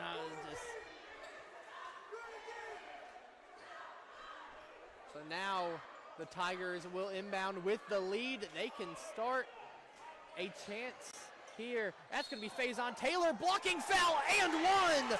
Faison Taylor, the super sophomore, putting up big numbers here in varsity.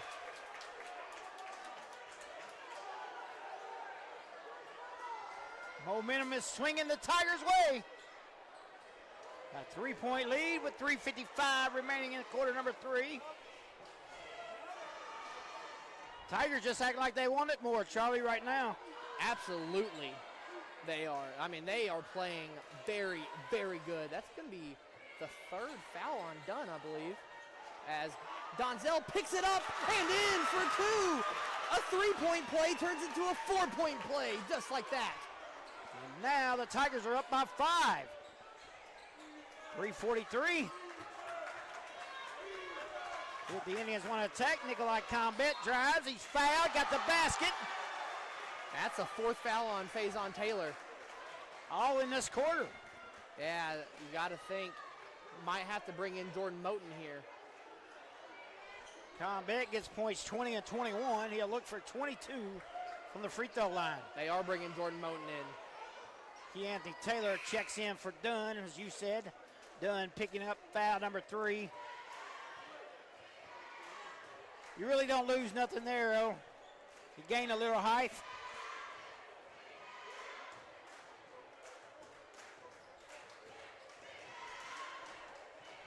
Don't forget, after this one, St. Torrensville and Malden. Combet completes the 3-point play to pull the Indians within 2. Good free throws right there for Hayti. Needed that, kind of slow down the Tigers' heat. Now Jordan Moten's in. Moten wanting to slow this game down to his pace. He's got Quan. Yes, nice backdoor cut. And he gets fouled. It's going to be 2 free throws for Quan McVeigh, and just like that, the Tigers are in the bonus. Both teams are in the bonus, yep. 3:19 to go in the quarter, so we'll be shooting free throws the rest of the way. Second foul for Combet. Calling this quarter a little tighter than they did down the stretch there in the second quarter. Yeah, and don't know who that really benefits. Both teams have been playing very fast and loose here. I would say it benefits Hayti with a little deeper bench, Charlie. Never know, though. We'll see when they start fouling out. I mean, depth matters until you start running out of that depth. That's right. Second free throw for McVeigh is good. So, 4-point lead for the Tigers, 3:19 to go in this third quarter. Payne with 9 points, been a little quiet. He'll try to get going. Blows by everybody and gets a 2. Tigers a little too scared to take the charge right there, maybe. A little lazy pass, and Grant almost picked it off. He knocked it out of bounds. The Indians are going to come with the full court press now. And now Jordan Moten. Now they're going to back off. Anthony Taylor's out at the half-court line. I don't understand that move. You need to get him in. Means that there's a mismatch somewhere on the court, and the mismatch might be in the paint. Sammy just misses the layup, though. Pressure starting to bring up on Hayti. Donzel Foster saves it. Indians got the numbers, and now the Tigers catch up with them. Isaiah Love will weave out. Payne open for 3. It's going to be short. All air. You got to feel Payne has feeling the effects of being off for 13 days. He's been short on a lot of shots. He's got 3 air balls, which is very unusual for Javante Payne. Yeah, and there's going to be a foul called on Javante Payne. That's his 3rd. So he is very, very frustrated in himself. Yeah, I mean, who wouldn't here? You Right. have 3 fouls in the quarter. Saw Faison Taylor. He had 4 in a quarter and got really animated. Liddell set to check in for him. I mean, both Faison Taylor and Javante Payne play with a lot of emotion in the way that they play. And that free throw is going to be good for Charmin Tillman. Tillman was 7 in the game. Charlie, we talked about the move ups. Foster has 14, so a good move up by Coach Bell. Yeah, absolutely. You know, we were all waiting for it in Crothersville. We were waiting for the moment him and Faison took that jump up. The signs were there with it, and they have adapted perfectly to the spotlight. 4-point lead for Crothersville. Indian basketball, 2:30 JC forward with it. Tremel Liddell lost the basketball on the way up. Love grabs it. Forward with the jumper. Will not go. He's short. Love, after the rebound by Liddell, snuck in. That's just kind of unguardable right there. Just easy to, as DJ Good gets his steal pocket by pick. Tremel Liddell. Anthony Taylor on the outlet. They were expecting him to fly up in the air. Jordan Moten said, we're not having a dunk here. And they smile at each other. And this is a weird matchup here. Anthony Taylor on Jordan Moten in the perimeter. It's going to be a foul called on Taylor. And that's kind of what happens when you have someone who's designed to be a center play. Coach Webb needs to get him back and just tell him, go play down on the blocks, big man. If they come you, then you swat it.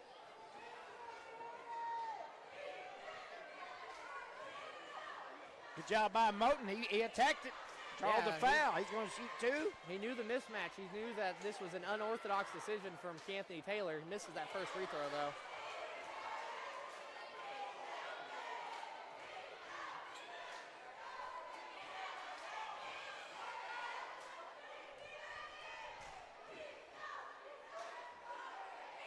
Second free throw is good, though, for the Tigers. So they have a lead again here in this Battle of the Bootheel.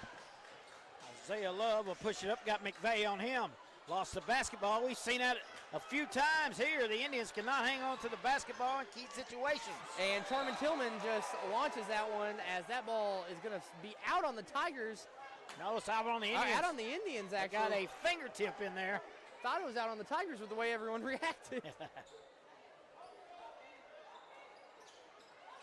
As now Moten's going to be able to inbound. Moten just looked confused because Taylor poked out the ball on the inbound. Well, he dribbled it. There's going to be lost it, and then Taylor touched it, yeah. Going to be a walk called right there. Very unusual events on that possession. It looked like a clean step back to me. I don't know. Atai looking to tie it up or take the lead. JC Ford gives him the lead. They opened up the lane for him, and he went right in and attacked the basket. Atai up by one.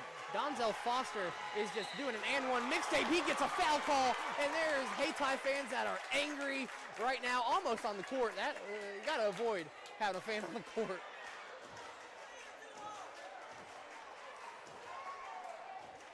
Poked it from the backside and got called. 9 times out of 10, Charlie, I don't care if you do that, you're going to usually get called for it. If you hit all basketball or not. First free throw is good. Once again, we're tied up at 60. This ain't even the main event. That's the crazy part here. You're right. The Lions, the host team, are in the main event. Missed it. Hayti basketball with 1:19 to go. We are tied here in Zenith. It's been a great night of basketball, Charlie. All 3 games so far have been excellent. Liddell cuts to the basket, wild shot. McVeigh airs one up, and somehow Sammy Bryant comes away with it. Sammy, good for 2 right there. The Bull is seeing red. Looked like it was going to be picked up by the Indians. They couldn't get there. And once again, the Indians lose it in the air. J.C. Ford comes away with it, though, with 45 seconds to go. McVeigh on him, a lot of size advantage. There's going to be a foul called on Donzel Foster. That's his second, though. The Coach, Tigers are lucky. The Indians are going to send their 3 starters back in. Combat, Payne, and Webb. J.C. Ford to the free throw line to shoot 2. He could tie it up with 41.7 remaining. Tigers were lucky that foul was not on Sammy Bryant, and it was on Donzel Foster. Don't want to foul anyways, but got to be on someone who has less. Less equals more in the situation, as that free throw is no good. Once again, the Indians leave it a little short. Off the front iron this time for Ford. This gym is packed to the gills right now.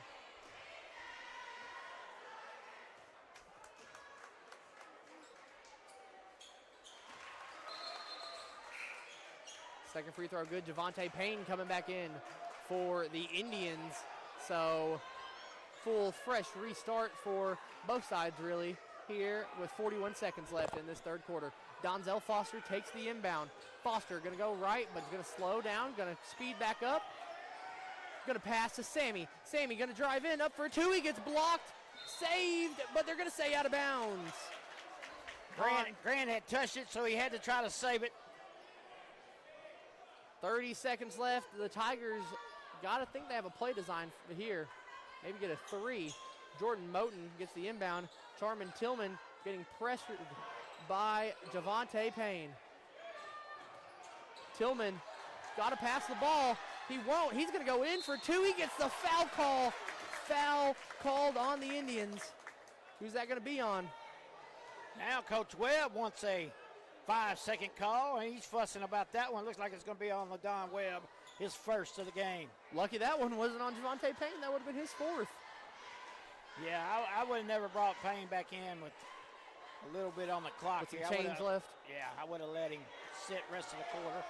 Cool his head a little bit more. Of course, that's why Webb's coaching, and I'm up here.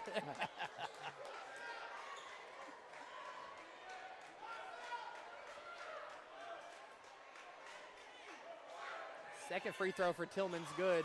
So the Tigers take a 2-point lead here. There's the inbound to Javante Payne.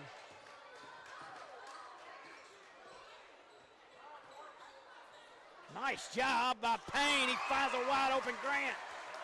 Tigers got to go if they want one more shot. Charmin Tillman, 2 seconds, half quarter, heave. Almost good. Goodness. Almost good. I don't even know how that got to the rim, Charlie, but it did. And we are all tied up going into the fourth quarter of semifinal number 1. Life can be a little hectic when you're always in motion. Don't you wish you had a bank that could keep up?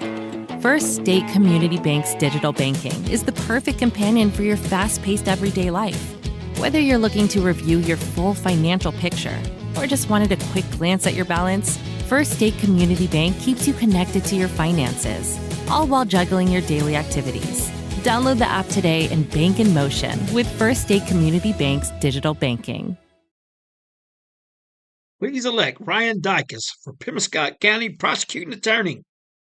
On August the 4th, 2026, proven family man that loves our vets, the IAAI Prosecutor of the Year in 2025, Ryan Dykus is tough, tested, and fair. Paid for by the committee to elect Ryan Dykus. Jess Cagle, Treasurer. Once again, that's August the 4th, 2026. All right, welcome back. Hey, tying in basketball. Let's start the fourth quarter. We're all tied up.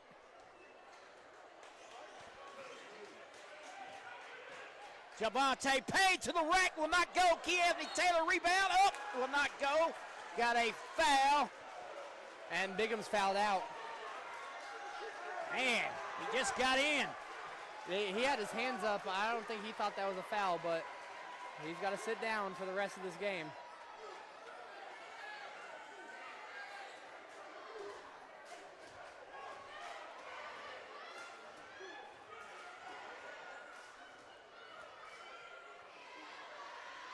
Anthony Taylor will shoot two. And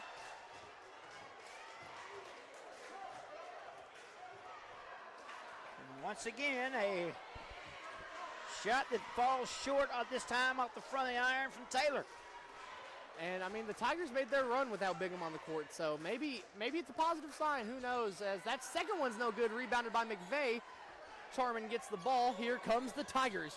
Charmin Tillman up, no good. Rebounded by Anthony Taylor. Charlie, you have to feel good no matter what. You're in a tie game, no matter who you have on the court.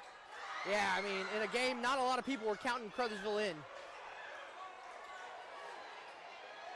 Nikolai Combat, who has carried the Hayti Indians here tonight, makes another three. And now here comes the Tigers. Wide open lane for Sammy Bryant, and good. Gonna see who wants it more. This whole game, I felt like Crothersville has wanted it more, so Hayti is going to have to pick it up here in the fourth quarter with 7 to go. Hayti's been very hungry for any chance, but Crothersville's been right there with them.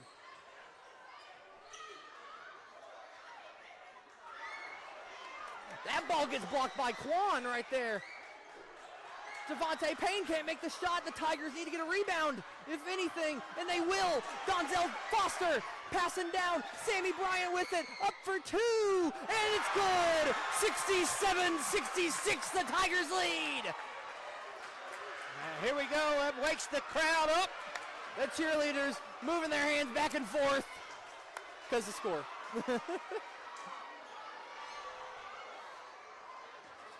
Webb, nice cut to the hole. He's fouled by Taylor, and I believe that's 5, Charlie. And the Tigers got to play small ball now. They have to play very, very small. Faison Taylor's out, but in comes Jordan Moten. So let's see how the Tigers can adapt to the loss of their 2 tallest players. And 2 big rebounders there. Bigham is definitely a big difference in that middle. But Don Webb, with only his 6th point of the night,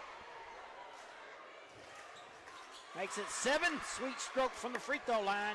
Gives Hayti the lead back with 6:20. The Tigers down 1. They've had to battle back from adversity multiple times this year. Down 2 of their biggest players. Let's see how they do it here. They get fouled. Going to be a foul on LaDon Webb. That's his 2nd. Got a feeling they're about to call this one tight, Charlie. If they touch, they're probably going to call a foul. Might not be the way that anyone wants a Battle of the Bootheel to be called. Let's be for certain. No, we like to play. No touchy fouls. Jordan Moten, he wanted to pull that one. He's got Keanthony back on him here. Now, Charman almost pulled it. Keanthony still on him here. Now, Quan in for 2 and good. The silky smooth finish for a nice 69-68 score. McVeigh using his size there.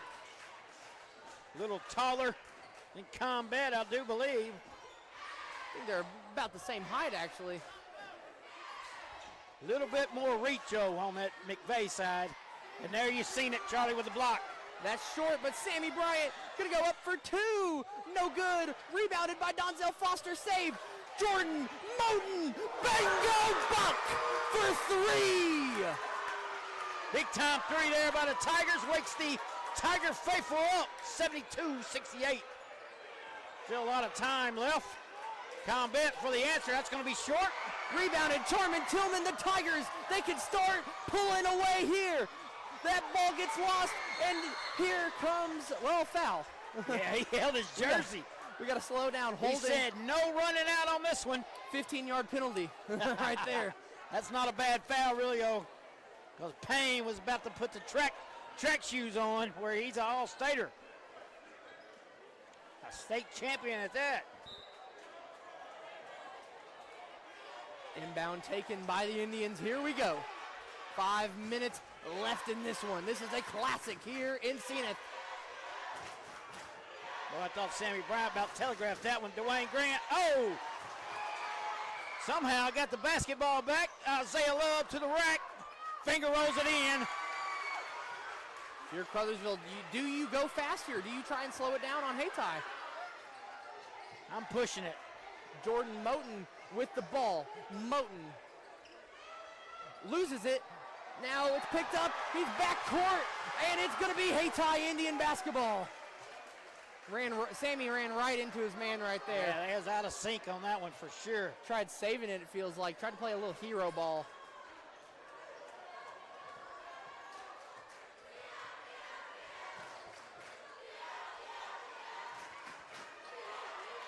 For the crowd coming alive, the JC Ford with the basketball for the Indians. Gives it up to his counterpart, Isaiah Love, looks to drive.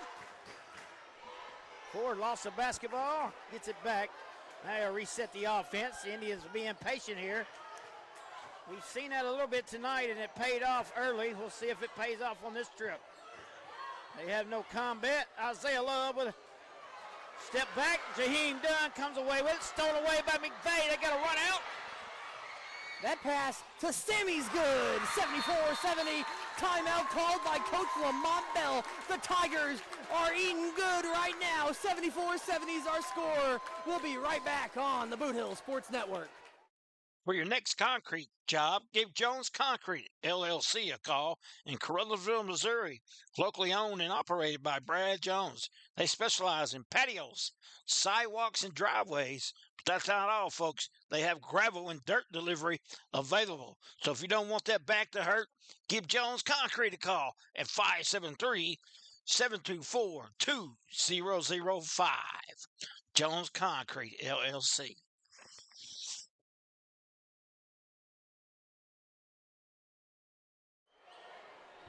Welcome back to the Bootheel Sports Network. 74-70, the Tigers lead the Indians. Charlie Duckworth joined alongside Mark Manley. Right beside me, we got Tina Manley on camera, Chris Wooten on the scoreboard, Chris Brown on the stats. Mark, it has been a classic here in Zenith. Just another one to enter into the annals of history between Crothersville and Hayti. You are correct, my man.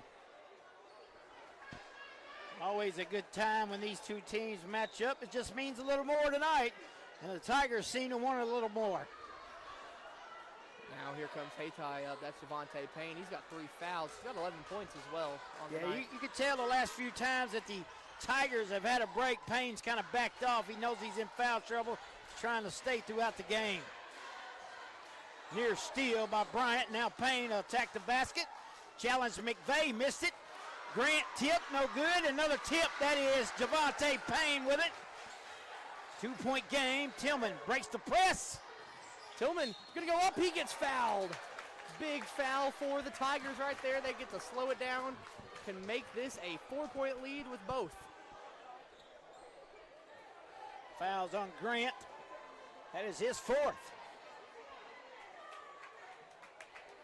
Second team foul for the Indians in the quarter. Carruthersville has 3.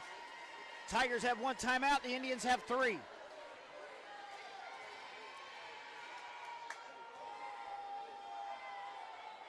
Tillman makes the first. He drills it. 3-point lead for the Indians. Carruthersville looking to go back-to-back in the Bootheel Conference Tournament. They've won, I believe, 3 of the last 4 conference tournaments, too. Makes another. Charmin Tillman puts the Tigers up 4. Payne, Isaiah Love wide open. He's going to take it. Did not want to. He hesitated. The Tigers challenged him. The Tigers challenged him to shoot that 3. Yeah. Payne shot up, rattles in for Javante Payne. Timeout by Coach Webb and the Indians. We'll be back in 1 minute on the Bootheel Sports Network. Attention all former athletes and sports fans. It's time to get back in the game. Become an official. It's a great part-time income and you get back in the game. Start today by finding out how. Contact the MSHSAA office by calling 573-875-4880 or visiting MSHSAA.org. Hey, are you doing the jailhouse rock and would much rather be having a house party?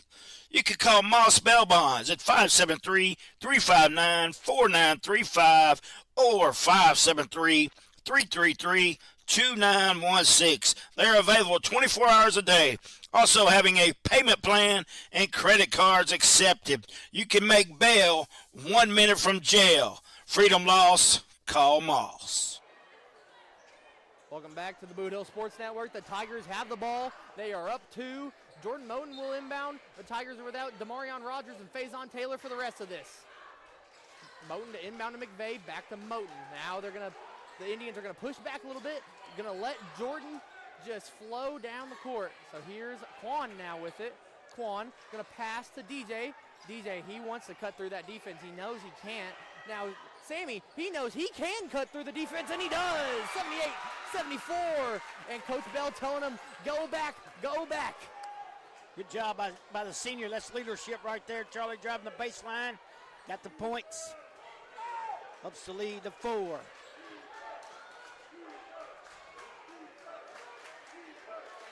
going to set back in the zone defense. Indians' 2 sharpshooters are on the bench. There's Grant. Payne. Nice cut by Love. Nice pass to Dunn. Dunn a man up. He's fouled. So Jaheim Dunn to the line for 2 for the Indians with 2:05 now to go in this one. Third foul on Foster right there. You got to think that the Tigers are very, very lucky that that was not a Sammy foul right there. I'm sure they would have preferred a Jordan Moten foul. That would have been his second on the game, but Sammy, that would have been his fourth. Sammy Bryant has quietly eased on up to 20 points, Charlie.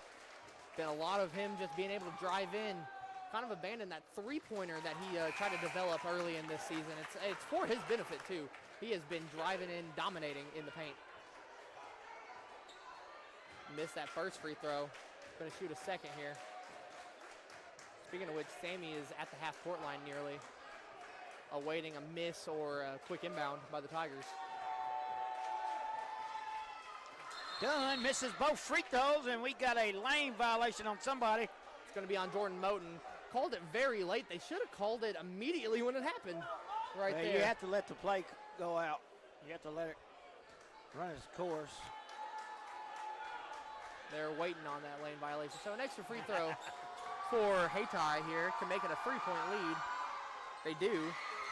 So here we go. This is where the stars get made, where legends become introduced. It's 2 minutes on the clock here in this Bootheel Conference semifinal. Quan McVeigh up for two, and good. Quantarius Kyrie McVeigh. And the Indians have put Webb and Combat back in.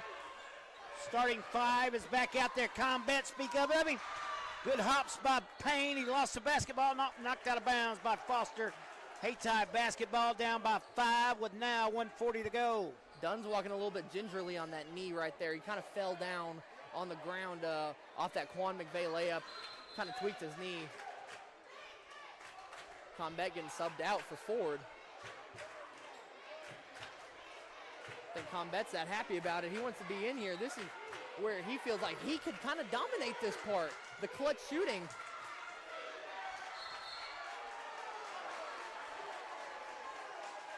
And you're going to send Webb to the free throw line. Well, I mean, for the Tigers, that means Webb goes to the line, but it also means DJ's got 4 fouls. It also could mean, though, the Tigers get the ball without doing it the hard way here. If Webb were to make these free throws. Misses the first, though. Woo! That's a big free throw to miss. He's one of the best free throw shooters around. Dunn gets pulled for love. Both teams going small here late in this game. The second free throw is good, though. Moten with the ball, 1.5 minutes to go. Indians trying to use that speed.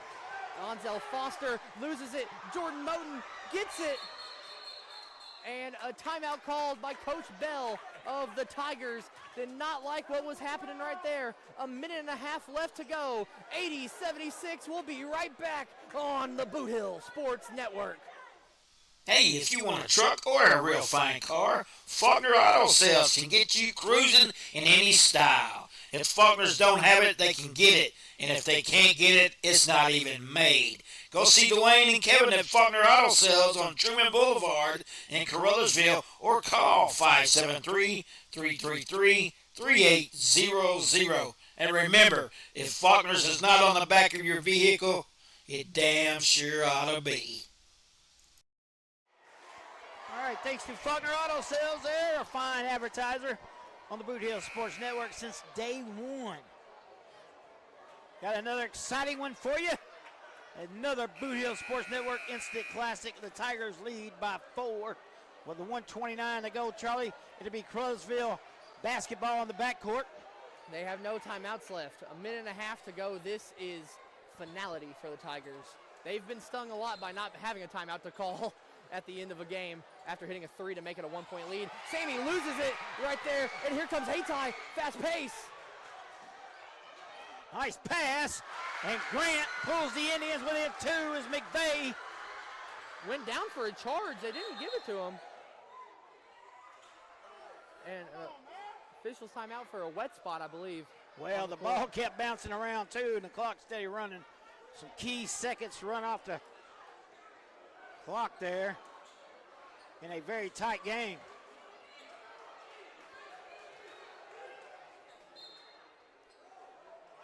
Moten is going to inbound. He inbounds it to Foster. The pressure started getting to him. Foster hits it off the leg. Hey, Donzel Foster, is he cracking under the pressure? He is. Thrown away, Javante Payne. It's a foul on the ground. They're calling it a foul on the ground. Still gonna shoot two. It's still going to be 2 free throws. The Indian faithful wanted that foul. Donzel Foster's 5th foul, so there is, one person left for the Tigers. Jermaine Crothers, I'm pretty sure, that's left for the Tigers. Checking in, right? In comes Jermaine Crothers, another All-State football player for the Tigers. Getting his first varsity minutes since, I believe, Fredericktown. We like to see those 2 sport athletes, man. That's great. We do. And with that, we'll take a timeout. 1:05 left here in this one. Tigers up 2. We'll be right back on the Bootheel Sports Network. Little Pizza Heaven, located at 503 Ward Avenue in Carruthersville, Missouri. You can eat in, take out, or get delivered. So make sure you call them at 573-333-0490 or go by and see Chrissy and the gang. Once again, that's 503 Ward Avenue in Carruthersville, Missouri, where they offer more than great pizza. Little Pizza Heaven, a Carruthersville tradition. All right, welcome back. Javante Payne, the senior for the Indians in the Bootheel Conference Tournament. What could be his last game if they don't pull this one out as far as playing in a conference tournament. They're down by 2. Let's see what Mr. Payne can do. Javante has got, do not see his number up there. 15, yeah, 15. Yeah, there it is. You got to wonder how much pressure's on Jermaine Crothers now coming in to this one as Payne makes that first one. Almost missed it. Hit the front of the iron and rode in the right way. Did not roll backwards.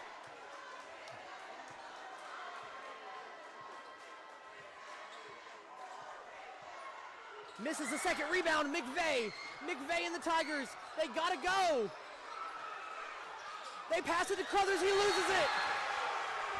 That Indian pressure, Charlie, we talked about it in the break. The speed is the difference right now on that Indian defense.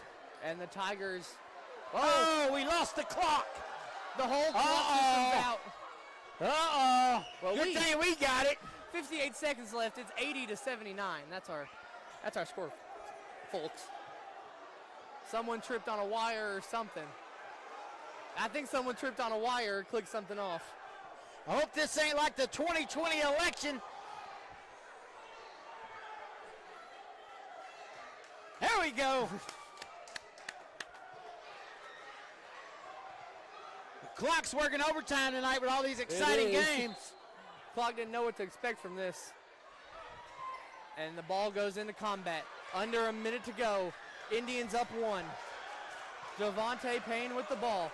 Payne gets by everybody to the right. Got it. The senior. Still a lot of time left, though. And the Indians are going to burn their last time out so they can set up that press, Charlie.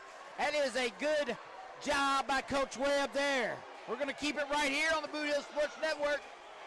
What an exciting game, Charlie. You and I talked about it on our picks, and neither one of them had Carruthersville going to the final. I did. I had Carruthersville winning. I just want to say. I thought you, on your bracket, you had Torrensville winning the whole thing. I did. I had Carruthersville winning this game on the Sunday night episode. Okay, either way. That was my confidence right there talking. It's a bad thing sometimes, and this time, I don't regret it. I don't regret it. Hey, no. Carruthersville's played an excellent game, both teams. But Carruthersville, to me, all night long, we just wanted it more, Charlie. But down the stretch, Javante Payne has made the difference here, and that's what senior leaders do, captains of the team.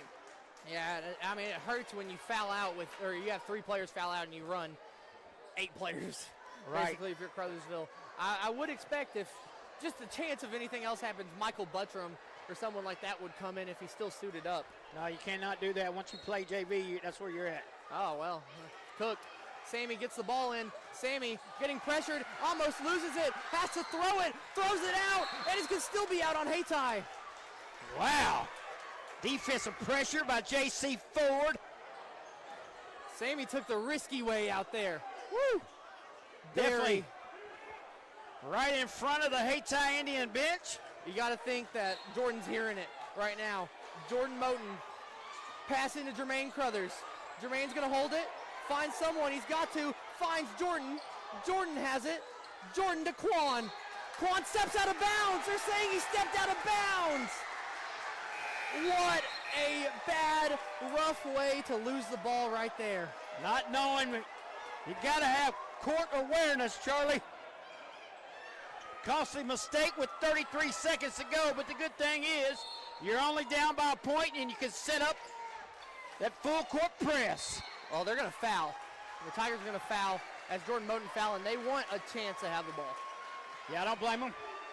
And J.C. Ford, the junior quarterback for the Indians. See if he can stretch the lead to 3. 2 free throws to come with 31.7.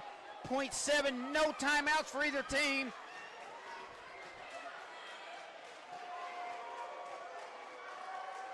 First free throw up and in for Hayti. Charlie, whoever goes to the championship game is going to need that day off in between games because he's been a hard-fought bottle. Whoever wins this has to hope and pray, seeing that the Malden go to like double overtime here. That's right. They are exhausted. This place is going to continue rocking because nobody's going to leave. Second free throw. No good. Tipped away. It's going to be Crothersville basketball with 31 seconds left. They have a chance to take the lead with a 3, a chance to tie with a 2. Let's see how Coach Bell and the Tigers want to roll with this. Moten is going to have to inbound, and there's going to be a foul called. Yeah, that's a good foul. He was holding him by the jersey there. Hayti had a foul to give, so they're going to catch a break there. You're going to have to just tell your players, do not do that. Eric Johnson trying to give them free throws. I feel like he's trying to decide where they're inbounding, too. Right here, I don't know. This is where you don't want to try and race Sammy and Javante here.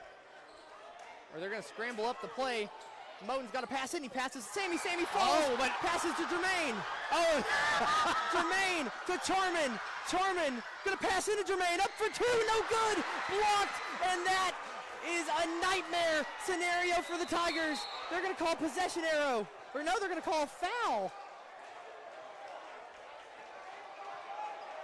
What is it going to be? A foul on Charman Tillman. The Tigers think that was possession arrow.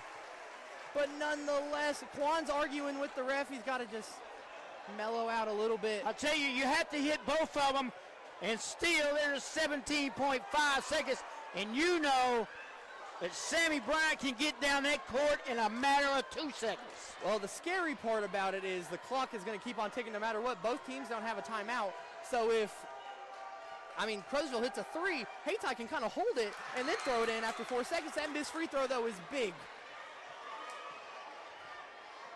But now the debate comes in. Hayti makes it. Do they foul up 3 with 17 seconds left? It's like, I think you run some clock before you do foul. It's a college basketball dilemma. That second free throw is good. Pass to Moten. Now to McVeigh. McVeigh, he's going to get stripped. He's going to get fouled. That's not bad. They still got a foul to give. Or no more fouls to give next when they go to the line. That was their 4th. 3rd on Love. And now if you're Crothersville, do you expect a kind of a catch and shoot situation here? Want to try and just get something. Moten intercepted. It's going to go out of bounds on the Tigers. I don't think so, but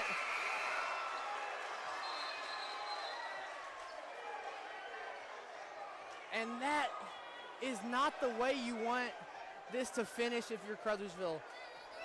This is not the way you want this to finish if you're Crothersville. This is one of the worst possible last minutes you could have ever dreamed up for the Tigers. He touched the basketball. No call. I don't think we're calling anything at this point unless it's a bump. Wow. Let's be real. Yeah, I'm with you on that, Charlie. This has been a very weird last minute of this game. I actually thought the ball went off of Liddell. I thought it went off of Liddell. Yeah. He made a fantastic defensive play. Yeah, it's only going to fuel Tiger fans' hatred of certain things. As that one is going in and Hayti has a 4-point lead. Yeah, you hit this one, it's probably ball game.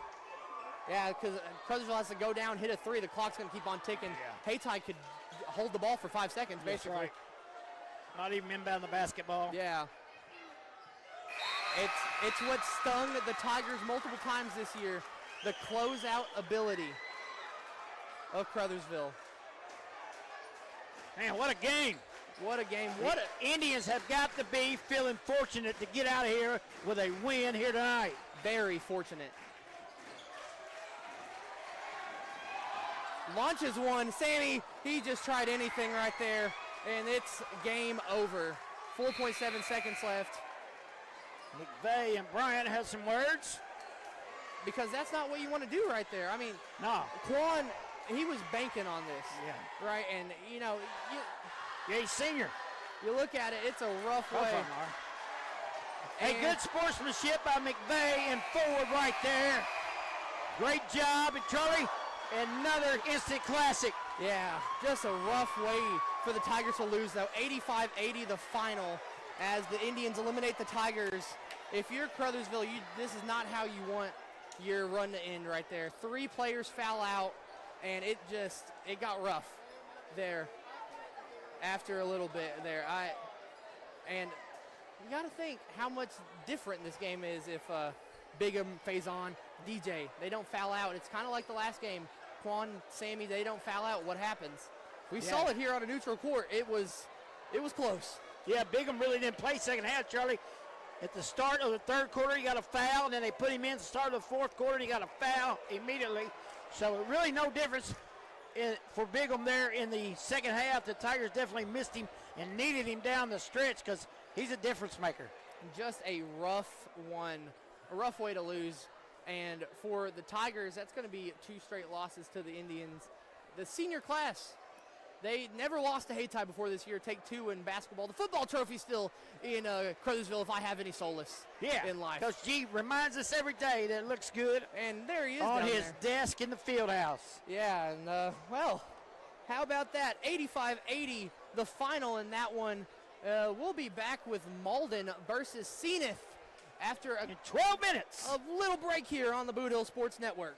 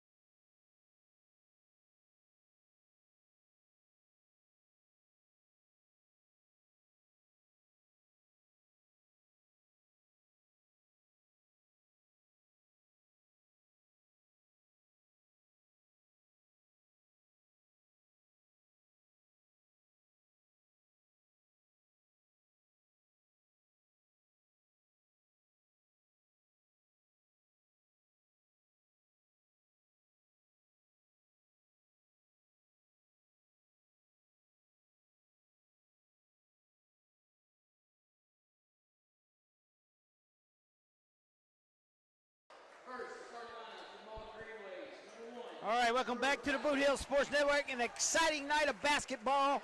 We've had some barn burners or kicked off with a JV matchup between South Penn, St. Lawrenceville won, and South Penn won that one 65-58. Then Hayti beat Carruthersville 61-58. And the game we just seen that wrapped up in the varsity bracket. Hayti beat Carruthersville 85-81. This is your other semifinal between the Maud and Green Wave and the St. Lawrenceville Lions. Chris, this place has been electric all night, and I guarantee you this game is just going to be just add to it.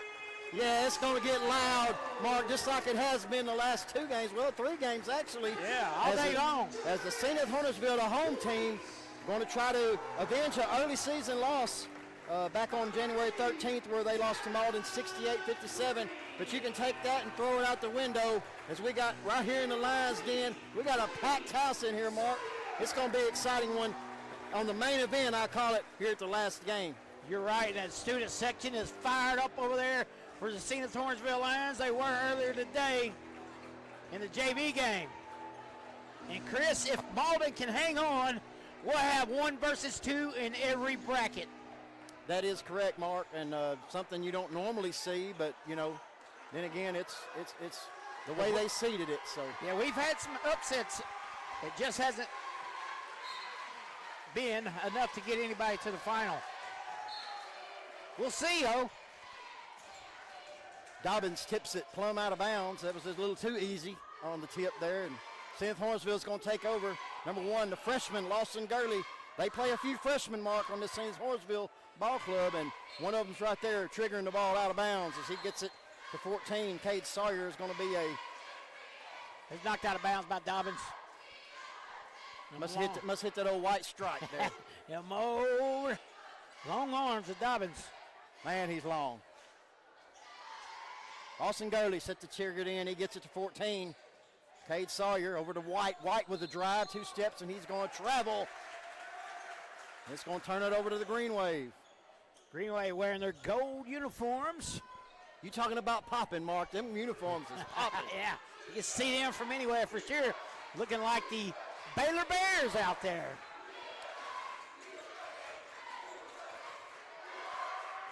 Harris with a basketball, gives it up to Dobbins. Dobbins lost it. So a turnover, we're going to match it. Yeah, Coach Steve Fowler can't like them unforced turnovers, especially at this place against this team. Lawson Gurley kicks it over, tries to get it down low to White, and it's stolen away by Malden. Up and in, that's 23, that's Dobbins. Yes, it is. 2-0 Green Wave. Castillo with the basketball. Timeline, he's being guarded by Xavier Harris, senior for the Green Wave. Castillo had a good game the other night, Chris. He sure did. Todd Green with it. Gets it over to Lawson Gurley. Lawson Gurley on the left side. Trying to find some room, can't, kicks it back out.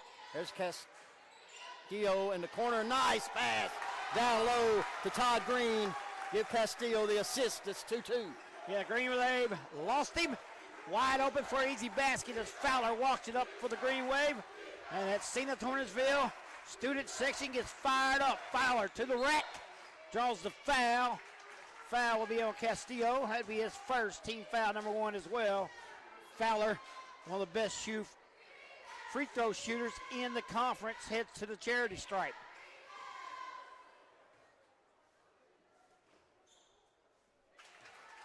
Drained it. Drew Fowler, the senior. Missed that one. Knocked out of bounds by the Lions. Green Wave basketball. Sorry, Mark, that was off of Jamarius White.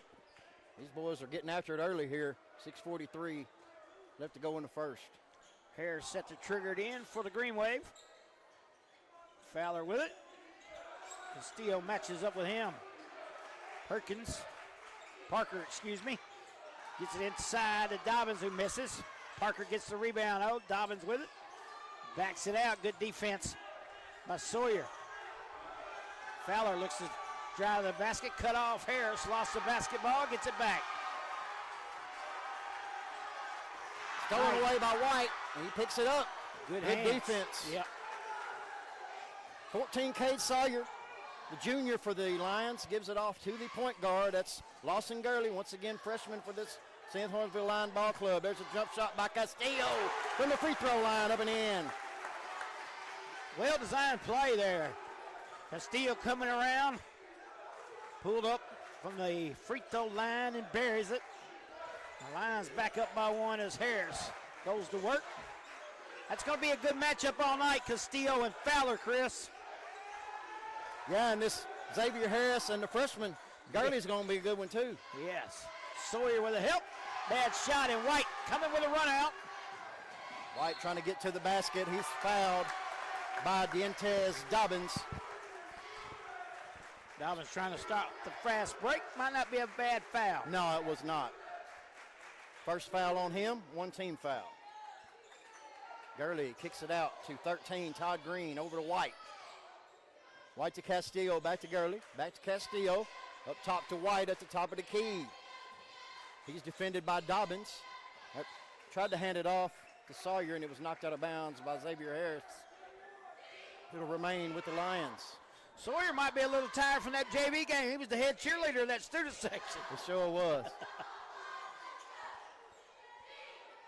Todd Green with the basketball, tries to find a cutting Gurley, and White finds himself wide open for a three. No good. Rebound. Parker.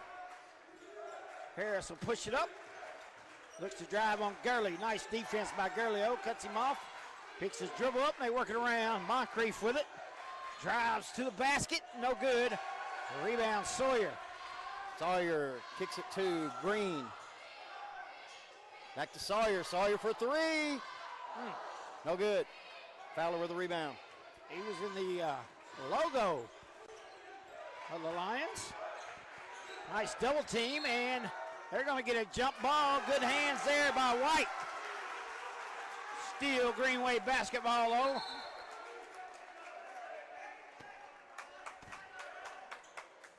Delay a game warning, I believe, on the Green Wave.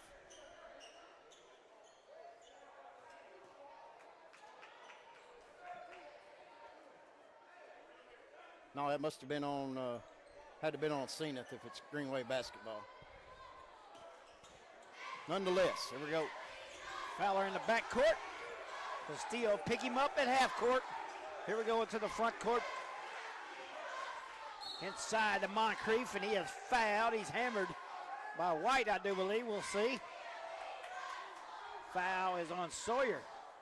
His first team foul, number 2 against the Lions.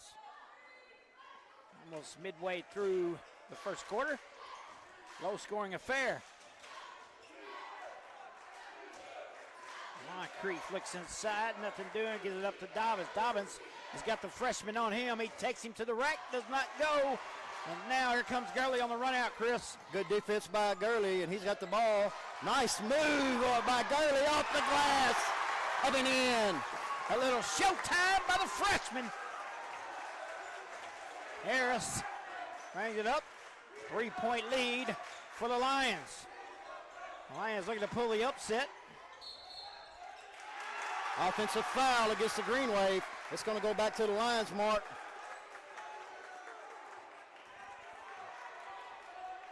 You knew the Lions were going to come out with this intensity. They got their crowd behind him. Behind them, I should say.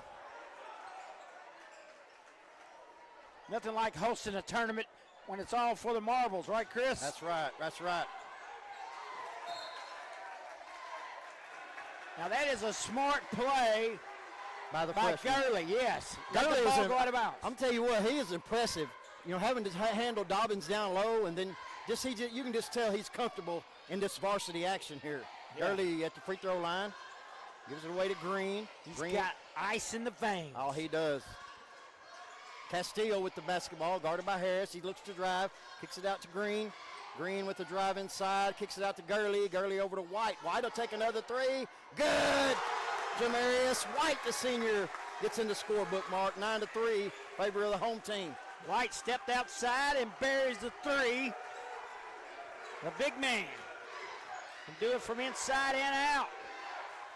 Here come the Lion faithful, yelling defense. Fowler to The basket will not go. Good hustle by Dobbins, but he stepped out of bounds. And I'll tell you what, the momentum is definitely on the Lions side here right now. Yeah, Coach Fowler can tell it. He's got a couple of subs coming in as Depro and Cannon Brown is going to check in for Malden. As here comes Lawson Gurley across the timeline, picked up. Oh, nice pass by Gurley to Castillo. They probably ran that a few times, Mark. Nice assist. Yeah, Brown for three. Got it. Off the bench. Good answer by Brown. Here comes Castillo with the basketball. Gets it inside to White in the paint. He dribbles it back out to the top of the key. He's going to drive on Depro, and it's going to be a charge. Landon Depro, you know, he's not a starter for this ball club, but he's played some big varsity minutes last year, I know, and he's comfortable out there too as an underclassman. Yeah, and he definitely can take a charge. Not going to bother that big frame of his. No, it ain't. Fowler now walking up. 2:20 to go here in the opening quarter. 5-point lead for the Lions. Harris off the pick. Gets it to Depro. He looks inside. He had Moncrief, did not see him, and now Brown looks to drive. Nice step over. Lost his footing and going to turn it over. Here comes the freshman Gurley. Look at here. Here's Gurley with the basketball. He's going to dribble it back out. Todd Green with it. Shot up by him, and it's good. Todd Green now has 4. Nice looking shot by Green. He buried that one, Chris. Nothing but the nylon. Fowler having trouble. He's got Castilla all over him. Justin Brown, who just hit the big 3, looking to go downtown again, gives it up. Harris. Brown, nice pick. Gonna take it, draws the foul. Oh, will not go down, but Justin Brown will shoot 2 for the Green Wave. Got Jamarius White on the reach in. Cannon Brown, excuse me. Yeah, Cannon Brown. Justin is his dad. He'll be happy I've been shouting his name.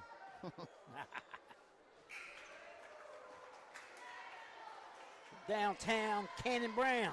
Jamarius White will check out, and another freshman, Porter Franklin, check in for Coach Kyle Moore. Brown missed the first one.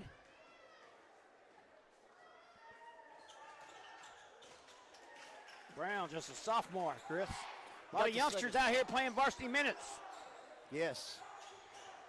It doesn't get, semifinal of the Bootheel Conference Tournament, don't get much bigger stage than that, Mark, other than the final. Yeah. There's Castillo. Trying to find Todd Green. Todd Green on Depro. There's Castillo. He's going to shoot the shot. Looks like it might have been blocked a little bit by Depro, and here comes the Green Wave. Yeah, good defense by Depro there, man. Altered the shot. Green Wave come away with the basket. Ball and Fowler to the hoop. Missed the easy one after he got through traffic. Cade Sawyer with a big defensive rebound. Here come the Lions. Sawyer looking to drive. Off the glass, there's going to be a foul on the floor. Got 2 choices who that could be on. We'll see who referee Eric Johnson calls that on. He's going to be on number 14. That's Tristan Moncrief. That'll be his first. Team foul number 3 for the Green Wave. 49 seconds left to go here in the first quarter. Zenith leads 13-7. Galatian Johnson checks in. He just triggered the ball in. There's Sawyer. Had it stripped away. Here comes Fowler, Mark. Fowler got the foul on the young freshman who just checked in the game. Franklin got a solid night the other night, but he picked up a foul there. Fowler a chance to complete the 3-point play. Perkins comes in.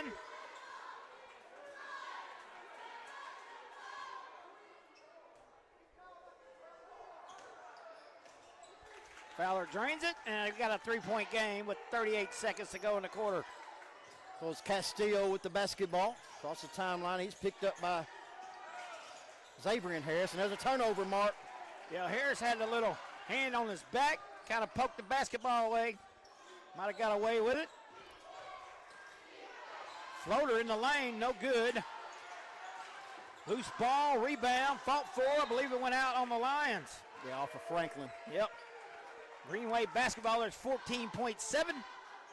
Coach Fowler lets his team know.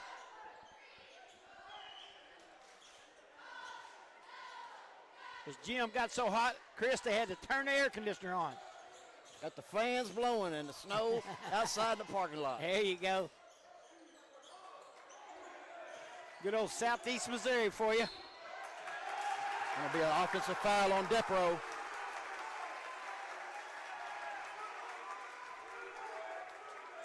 And here comes the "You Can't Do It" cheers. Ain't heard that in a while. By the Lions students section over there. Not a lie was told because you can't do that.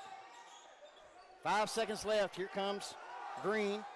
Green may not be aware how much time's on the clock, and there's not. Kyle Moore going nuts over there, and so it's going to end the first quarter mark.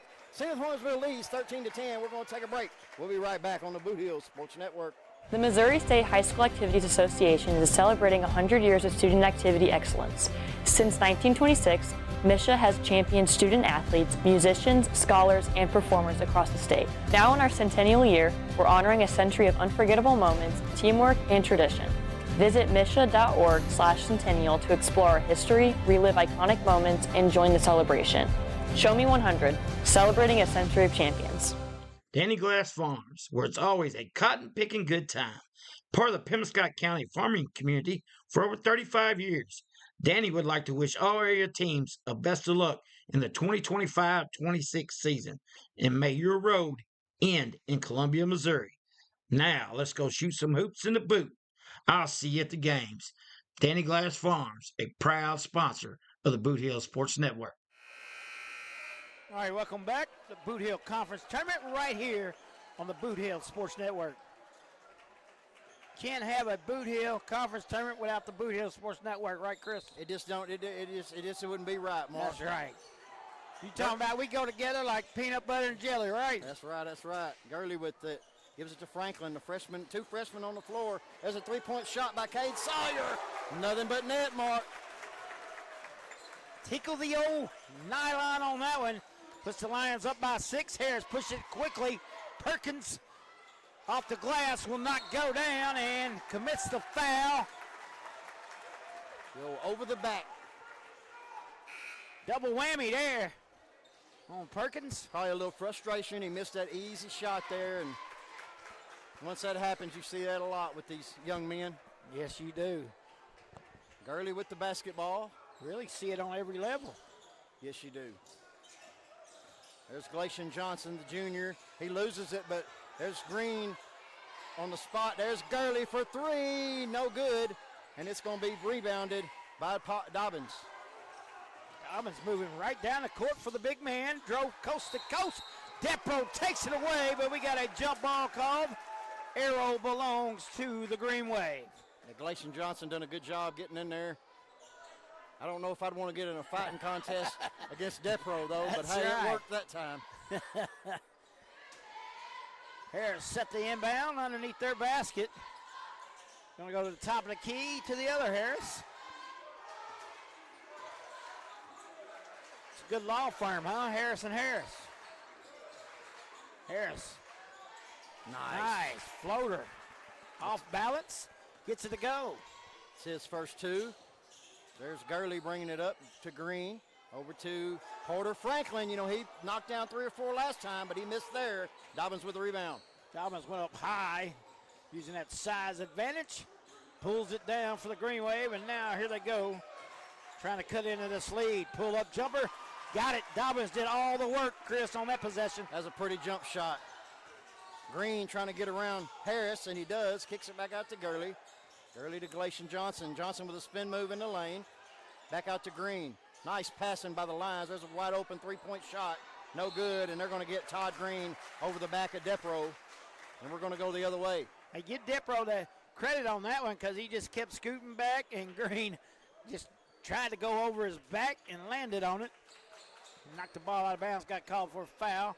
So now the Green Wave can tie it up or take the lead here early in the second quarter. Depro shouting out directions. Now Harris on the left wing. Fowler comes across, gets it back at the logo, and now he'll set up a play.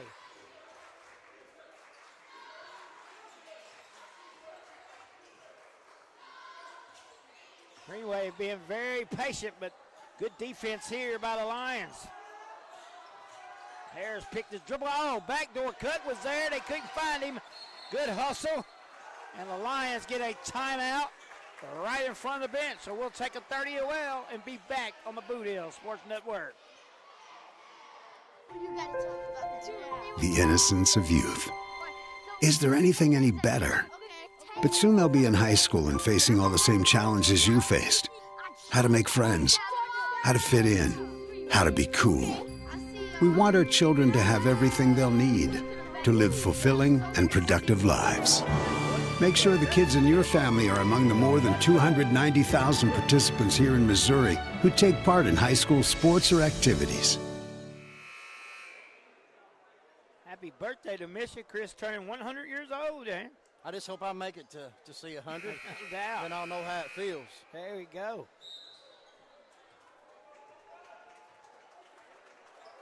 Little over halfway there, aren't we? Who? Who you talking about? Yeah. Here comes Lawson Gurley. Across the timeline. It's over to Chase Small, who's checked into the game. He's a freshman as well. Galatian Johnson in the lane. Passes off to Green. Green with an up and under. No good. Gets his own rebound. Looking to, and it's going to be a travel on Todd Green. Guess he moved his pivot foot just a little too much, as Coach Kyle Moore doesn't like the call. Moore shows him the little dance. Yep. John Jones disagrees with him, and they're going to have a little discussion.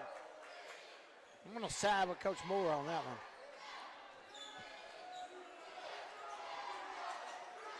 Fowler looks to go to work. Cut off nicely. You got Dobbins against Small, the freshman down low, and they're trying to get it to him, Mark, and they just did. Dobbins with 2. She's got 6 on the night. And it's a tie ball game. There's the freshman in the lane. Gurley off the glass and in. Wow, nice step through. He kind of threw it up. It went in. Used the glass. Nice hands by Franklin. Oh, it's stolen right back by Harris. And then good hands by Chase Small. Small. The third freshman that Kyle Moore uses. Yes. Parker check back in for the Green Wave. He is a senior. Depro comes out. He got some valuable time there and helped the Green Wave out in more ways than one. Dobbins inbounds it. Gonna post up. Nice steal. Now Chase Small, the freshman, gets it over to Gurley. Gurley picked up pretty quick by Parker. Inside shot in the lane, off the glass by Green, no good. Gets his own rebound. There's Gurley for a 3. Nope. Green tipped it away again, and he knocked it off of the player, Xavier Harris of Malden. It's going to remain with the Lions with a 2-point lead, 4:17 left to go in the first half. What hustle by Green, Chris. Yeah, and he gets a much-needed break right now. He got me out of breath just on that play. That's right. As Castillo will check back in for Coach Kyle Moore and the Lions. There's Gurley getting over to Johnson. Johnson to Small. Small to Franklin. Franklin to Castillo. Back to Franklin. Franklin will drive in on. It's going to be on the floor. But you got to be impressed with these freshmen going at these twin towers of Perkins and Dobbins. And even you can also throw Moncrief in there as well. As these young kids are not afraid to go down inside. It's impressive. Tom Petty would say, won't back down. Won't back down. Gurley over to Castillo. Gets it down low to Small, and Small loses it. It turns it over to the Green Wave. And he tried to force one into Castillo there in the traffic. And Green Wave come away with it. Almost stolen away. Nice cut to the basket by Parker. Shot up good. Count it. And 1. Tied up. Parker with his first points of the night. First foul on Gurley, do believe. Free throw is good. The Green Wave had the lead, 19-18. Settling the crowd down over there, Chris. Student section getting a little quiet. Probably won't stay that way, Mark, because there's Gurley trying to get inside. He cannot. Gets it back out to Jamarius White. White's going to reset up top to Gurley. There's Glacian Johnson on the right baseline as he finds Gurley with a cut. 2 more for the Lions. Textbook basketball right there, Chris. Well-designed play by Coach Moore and his Lions, and they worked it to perfection. Jamarius White with the defensive rebound for the Lions, and we're going the other way. Here comes Castillo. Castillo gets it in the corner. Back to Castillo. Looking for a pick from White. He steps away from him. Nice pass inside. There's going to be a charge on Jamarius White. Nice play by, guess who? Blake Fowler. Yeah, he's set. Drew Fowler. Drew Fowler. Waiting on White just to come to him.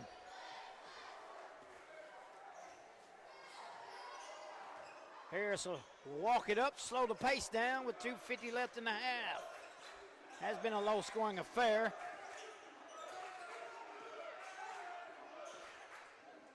Gonna do a little weave. Oh, Harris and Fowler got mixed up. Turnover by the Green Wave. It hits the cheerleaders over there. Got to give Glacian Johnson a lot of credit on that as he's stuck to Fowler like glue. Coach Moore just got teed up as he and Eric Johnson's are going at it.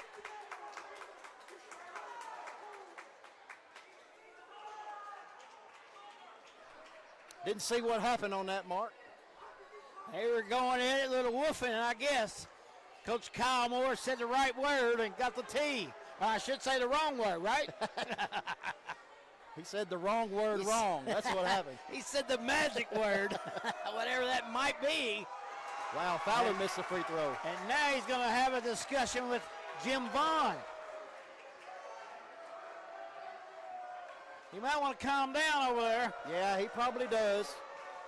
Second free throw by Fowler's up and good. But you gotta love the passion from Coach Kyle Moore, and you can tell it bleeds over into his ball club. That's right. He bleeds that red. Cena Torrensville, we had him on the show the other night, and we'd like to thank him for coming on, man. What a great interview that was. And Kyle Moore is a Cena Lion, Cena Torrensville Lion legend. He sure is. Cannon Brown hits the deck. Fowler will wait on him to get up, giving him the basketball. Now he looks to go to work on Gurley. Pass out to Parker, got it.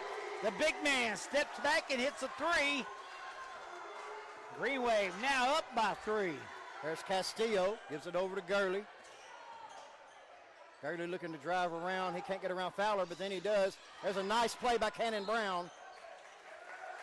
Stopping the pass. It's going to go out of bounds. It's going to remain with Zenith Hornersville. 2:06 left to go here in the first half. Malden with a 3-point lead over Zenith. Another exciting quarter, Chris. Gurley triggers it in. There's 14. That is Tate Sawyer. Oh, nice save. White and it goes right to White. There's going to be a blocking foul on Malden. I believe it's going to be on Blake Fowler. If it is, it'll be his second, and it is. Team foul number 3 with just under 2 to go.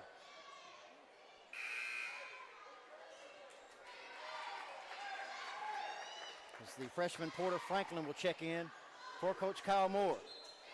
See a Malden Green Wave. Nice pass down low to White. He missed the shot, got his own rebound. Up and in, Jamarius White. He now has 5. Malden Green Wave legend over there for Robert Isom. Fowler with it. Step back 3. Oh! In and out like a splinter, Mark. That's right. And it's getting physical down there. Welcome to Bootheel Conference basketball. The fans are just letting Eric Johnson have it, boy. Johnson and Moore have some more words. And now Fowler is on Johnson. So they called it on 22. That had to have been for Malden. Okay, so it's Gurley with the basketball. He dribbles across the timeline. As Castillo cut to the basket, and he was followed closely by Fowler. Castillo with the basketball. He's guarded by Fowler. Kicks it out to White. White looking to get around the baseline. Almost lost it. Gets it back to Castillo. Castillo with a spin move in the lane. Up and up, no good. Jamarius White with offensive rebound. and he's going to step out of bounds. It's going to go back over to the green wave with 1:14 left to go in the half.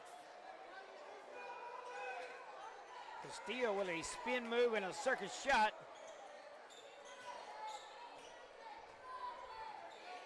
Fowler with it. Gets by Gurley. Cannon Brown back to Fowler. Fowler goes to the old ear signal. Nice pass inside the Dobbins. He can't get it to go. Oh, ball bounces around a few times. Come back to Moncrief. And he's going to head to the free throw line as he fouled by Sawyer.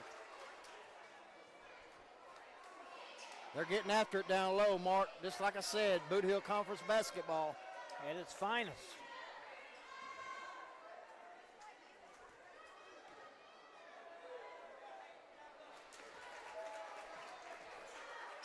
Moncrief gets on the scorebook because he's got a point. Johnson and Moore still having some words, and now they crack a smile. So maybe everything just got hashed out right there. Second free throw by Moncrief is good. Malden with a 3-point lead. We're under 45 seconds left to go here in the first half.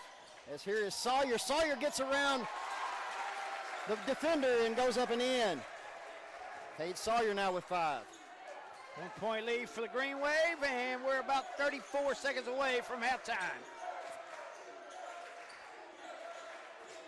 Green Wave going to set up the offense. Parker on a cutting Harris. Got himself in trouble. Moncrief leads Fowler. Cut off nicely by Gurley. Harris in the corner, fakes one. Pops it back out to Moncrief at the logo. And now Fowler with 8 seconds to go. Stolen away by the freshman, Chris. Pass down low. Oh, it's going to be a foul. What a play by 14, Cade Sawyer. He's going to be fouled, and he's going to go to the free throw line with a chance to give the Lions a 1-point lead here with under 3 seconds left to go in the first half. The freshman Gurley created all that havoc as he pickpocketed the old senior Blake Fowler. Drew Fowler, I mean. Free throw by Sawyer up and good. So we're all tied up at 25 apiece. Another tight game right here from the Bootheel Conference Tournament. Sawyer good from second free throw, and they got a 1-point lead, Mark. Harris, buzzer beater! Oh, just a little bit off to the right. Hey, we're going to go to halftime with the host. Torrensville Lions lead this one 26-25. Don't go anywhere. We'll be back in about 10 minutes on the Bootheel Sports Network.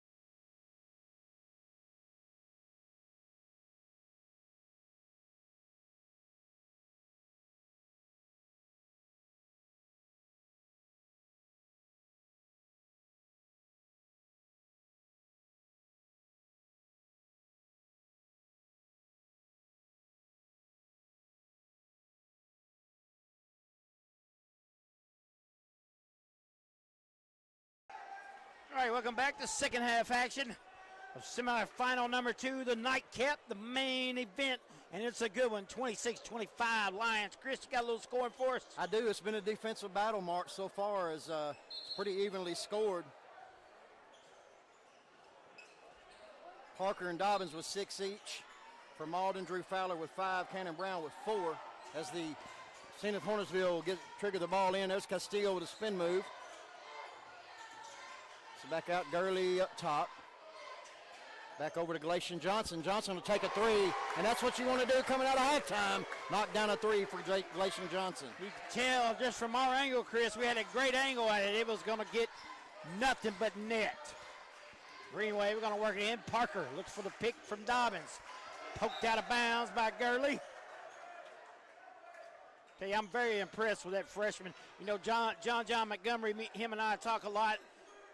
Of course, he lives here in Zenith now, and he is high on Gurley and Castillo, and I see why. Absolutely.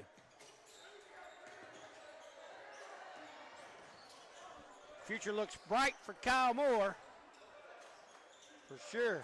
Now, the Zenith Hornersville fans and the faithful.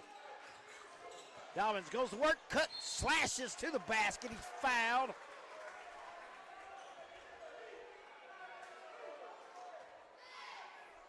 I'll tell you what, I don't know. These kids wear all colored shoes now and even colored socks, as Dobbins with the pink socks. They do not believe in matching anymore, do they? No, I mean, not matching is matching these days, Mark.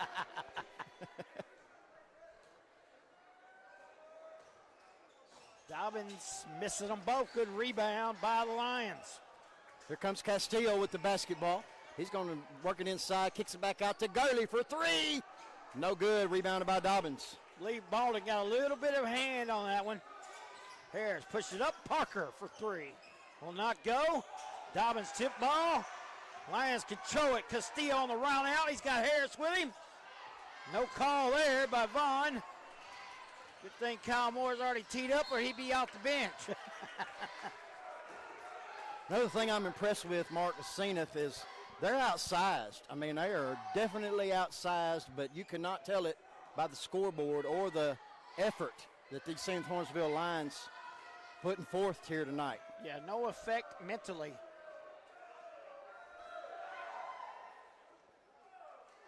Kind of like David versus Goliath, if you will. Rattled in for Dobbins. He's got 7 on the night. Missed that one. Rebound controlled by Gurley. Here comes Lawson Gurley. Like I said, kicked it back out to Castillo for 3. Nothing but net, and got that student section fired up. Oh, they called a 2. They called a 2.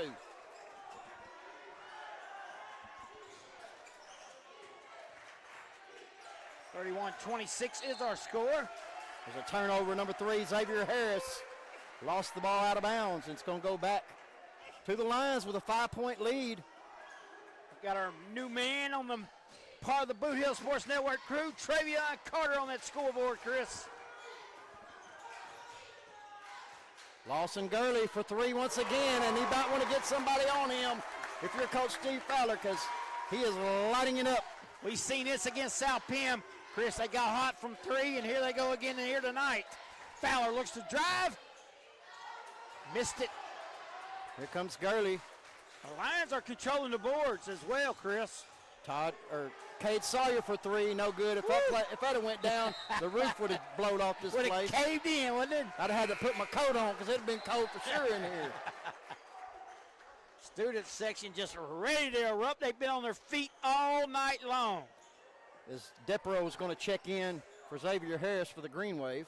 As my good friend Lionel Richie would say. Sawyer over to Castillo. Castillo with a spin move in the lane. It's blocked. Woo! Picked back up by White. There's 0. Galatian Johnson for 3, no good. And Depro with the board. Depro using that wide body. Parker trying to answer for 3. Got it. It's his second 3 on the night. He now has 9. And we got a 5-point lead once again for the Lions. Coach Kyle Moore calling out the play. Lawson Gurley being guarded by Blake Fowler. Glacian Johnson for three. Got it. Glacian Johnson has 2 in a row. He now has 6. Biggest lead of the night for the Lions, Chris. They are starting to plug away. They starting to drain them threes. They can make a lot of distance between them and the Green Wave real quick. Coach Kyle Moore, I guarantee you that lead ain't big enough for him. Y'all, definitely not. Good job by Gurley. Oh, right through the hands of Parker. Cut to the basket, but could not handle the pass. So a turnover be Cena Torrensville Lions basketball. Castillo will check out, and the freshman Porter Franklin will check in for the Lions. Here comes Lawson Gurley being picked up by Blake Fowler as they extend their zone. It's going to be a kickball as Gurley tried to get it to Glacian Johnson. And 14, Moncrief. You think young Porter Franklin might know who Porter Wagner is? I doubt it. There's a three-point shot by Glacian Johnson, no good. And there's Sawyer with a rebound. It's about out to Johnson. Johnson over to Green. Green driving on Fowler. Kicks it back out to Johnson. Johnson driving in the lane, up and under, off the glass and in. Wow, what a scoop shot, Chris. Glacian I think Johnson. he just got 2 scoops from Baskin-Robbins on that one. He's now got 8 in the quarter. 10-point lead for the Lions. Fowler slows the tempo here with 4 to go here in quarter number 3. Parker step back 3, missed that one. Moncrief's going to be called for the push-off, and no doubt there. And Dobbins shows a little frustration, knocks the basketball into the wall. Have a 30-second timeout. It's Coach Steve Fowler wanting to regroup his troops. So we're going to take a break as well. We'll be right back on the Bootheel Sports Network. Glowing Hearts In-Home Care Service is an in-home supportive care provider serving the area from locations at 1119 Ward Avenue in Carruthersville and at 511 East Elm in Marston, Missouri. Glowing Hearts has friendly, professional employees who provide home nursing visits along with personal and homemaker services to enable clients to remain at home. There is a difference. See for yourself by calling Glowing Hearts In-Home Care Service in Carruthersville at 922-5056 or in Marston at 643-2537. All right, welcome back to the Bootheel Sports Network. Lions coming out of halftime with a 13-4 run, and they got a 10-point lead. 3:53 left to go here in the third quarter. Gurley looking to drive on Fowler, kicks it back out. There's Porter Franklin for 3. Missed everything, rebound Malden. Cannon Brown will push it up. Franklin on him, nice crossover dribble. Trying to lose Franklin, but he lost the basketball. Dobbins picks it up. Shot no good, but got his own rebound there. He'll take it to the rack and pick up the blocking foul on Sawyer. And once again, the Cena Torrensville Lion faithful are livid over here. All right. Coach Kyle Moore's livid as well, and he can't do a whole lot right now because he's already been teed up once. But, man, that's got to be frustrating for these Lions. He's got to stay in that comfy chair I wish we had up here. These hard bleachers. Dobbins for 2. Will not go down. The Green Wave need a basket. Dobbins is 1 for 5 from the line tonight, Mark. Need to stop this bleeding. Got that one. Perkins checks in. Dobbins will check out. Speaking of Perkins, I always like them dinner rolls from Perkins. Yes, breakfast was pretty outstanding too. Here comes Lawson Gurley with a 9-point lead, 3:24 left to go in the third quarter. Gives it over to Franklin. Franklin to Johnson at the top of the keys, being guarded by Cannon Brown. Looking for somewhere to go with it. Glacian Johnson gets it over to Gurley on the left side. Cannon Brown comes out on him. Gurley to Johnson, back to Gurley. Gurley looking to find Green with a cut, and that's Perkins in there, and he's going to be called for the blocking foul. It'll be his second team foul, number 2. 3:05 left to go here in the third quarter. We got the you can't do that chance again. They're lucky they didn't butt heads there, Chris. They came almost to give each other a smooch. They sure did. It's close to Valentine's Day, Mark. It is. Porter with a miss from 3, rebounded. I don't Alden. think them two want to be sweethearts, though. Moncrief on the drive. Nice take. Oh, he couldn't get it. Nice rebound, though. Still can't get it. And there's Brown to clean it up, and he is fouled. He'll go to the free throw line to shoot 2. Good job by the Green Wave on the offensive boards, as they're going to need to get some offensive putbacks, if nothing else, offensive boards, to try to cut into this 9-point lead. Absolutely. See if Cannon Brown can help him out. Rims around and goes in for Brown. Demarius White will check in, and Gurley will check out for the Lions. Much needed breather for Lawson Gurley. Yes. Kid is giving it his all out there tonight, the young freshman. Rattles out. Rebounded by Sawyer, and he'll run the point here. Looks like he's going to try to find number 3, Small, in the corner, and threw it past him out of bounds. It'll be back over to the Green Wave. Yeah, instead of finding Small, the basketball player, he found a Small cheerleader. Yes. Here we go. Moncrief foot on the left wing. Looks to drive on White. White cuts him off. Perkins gives it back to Brown. Now to Moncrief on the right wing. Moncrief looks to go to work. White on him. Back to Brown. Brown, nice crossover dribble. Step through, off the glass. Got it. Good move by downtown Cannon Brown. He's now got 7 for the Green Wave, and the lead is to 6. 2:11 left to go here in the third quarter. Franklin with the basketball. So over to Small. Small with the freshman down, driving down low. Missed it. Kick back out to Franklin. Over to Sawyer for 3. Nothing but net, Mark. Good ball movement by the Lions there. Franklin had an opportunity to shoot the 3, gave it up. Unselfish play by the Lions and helped them out by a big 3 by Sawyer. Fowler missed that shot. Rebounded by Sawyer once again. So the lead is 9, 1:40 left to go here in the third quarter. So he'll pull it back out. Kyle Moore calling the instructions. There's number 3, Chase Small with it. Gets it over to Franklin. Franklin for 3. Almost shot the 3. He faked you out, didn't he? Faked me out. He knocked 3 3-pointers down the other night, and he has yet to score tonight, but he's done a good job. Cade Sawyer with the basketball. Being guarded by Moncrief. Franklin back with it. Over to Chase Small. Small looking to drive, gets it down low to Green. Green off the glass, up and in. Todd Green now has 6. That's just an outstanding offensive possession by the Lions. Perkins with it on the right wing. He looks inside for Depro. Depro with a little bit of a push off. Got the basket and the foul. Count it. Depro needed to get in the scoring column, and he done just that. So he used that big frame to wheel that basketball up and in, and he's going for a 3-point play. Looks to cut the lead to 8. Greenway trying to answer.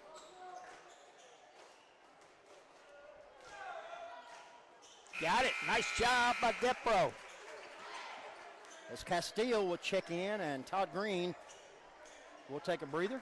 Harris will check in for the Green Wave. Castillo, point guard for the St. Hornville Lions, as he'll look to bring it up as Malden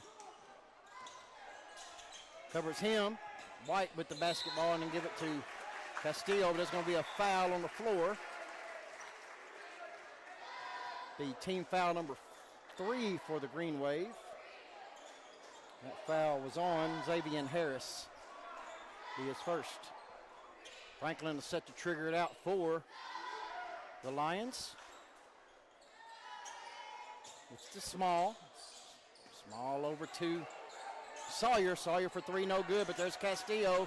Gets it over to Franklin. Franklin back to Castillo. Over to Sawyer. Sawyer down low to number 3 off that glass. The freshman Chase Small playing big here in the semifinal, Mark. He said there's nothing small about me but my last name, baby, because I'm a PTP, baby. Chase Small finally gets in the book. He has 2. looking to extend this lead to 11 with 24 seconds left here in the third. Shot is no good. Rebounded by Malden. Harris trying to push it up quickly. Now that defense of Castillo got him to turn it over. Good job by the Lions, Castillo. Coach Kyle Moore, you got to think they're going to hold for one shot here. 16 seconds left. Castillo being guarded by Xavier Harris. Senior on senior. There's a nice pass down low. Sawyer missed it. Depro with the rebound. We got 3, 2, 1. Shot will be no good. I think they're going to wave it off. Wow. So it's going to be a 10-point lead for Zenith, Mark, as we're going to the final quarter. Stick around on the Bootheel Sports Network. Life is a balancing act, but banking doesn't have to be. First State Community Bank's new digital banking fits seamlessly into your lifestyle, putting you in control of your finances more conveniently than ever, so you can bank on your terms and your time. With credit monitoring, card controls, and sharing tools all at your fingertips, it might be time to celebrate. With First State Community Bank, banking is always in motion. Simplify your life and explore our digital banking today. Has your home renovation project got you down in the dumps with nowhere to put the junk?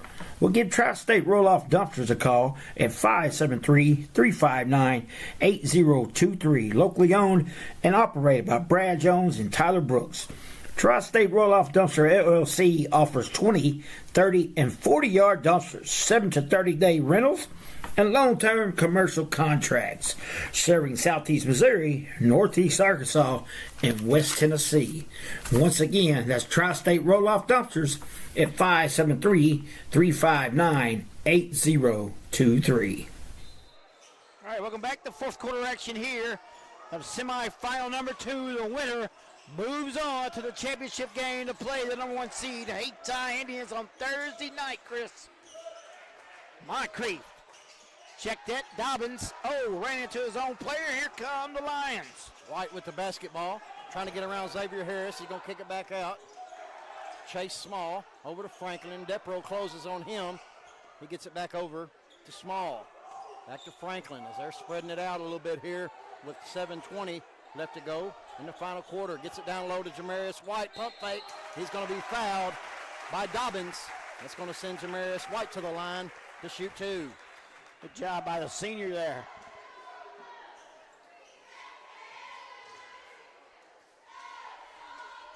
Jamarius White, senior for the Lions. First free throw up and no good. Stuck on 5 points. He got those in the first half. Second free throw is no good, and that's going to be cleared by Dobbins. And here come the Green Wave. Harris with the basketball. Perkins, nice cut by Depro.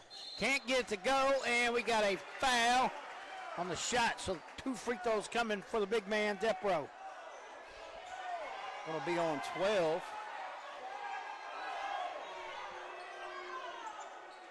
As White is kind of asking what he did, but might not be the time to do that here, Mark. Up 10. You don't want to get a technical foul here and give Malden any momentum. But that is foul number 4, and that's probably why Sawyer was trying to get the call on him. He only has 2. Depro sinks the first one. Malden's going to have to make a run here in the fourth quarter. Down 9, 8. Check that. Franklin clears it. 9 for the Lions. Yes, 9-point lead. We're approaching 7 minutes left to go in this semifinal ball game. Winner of this one, as Mark said, will advance to take on the number 1 seed, Hayti Indians, who won 85-80 over Crothersville. There's a drive in the lane by that small, big guy. Say Small. You're going to have to change his name to Big because he is playing big-time basketball here in the Bootheel Conference here tonight. Dobbins can't get it to go. Nice job by Moncrief on the putback. Moncrief now has 4. We're going to have a timeout. I think Coach Kyle Moore is wanting to discuss things. We're going to take a quick break as well. We'll be right back here on the Bootheel Sports Network.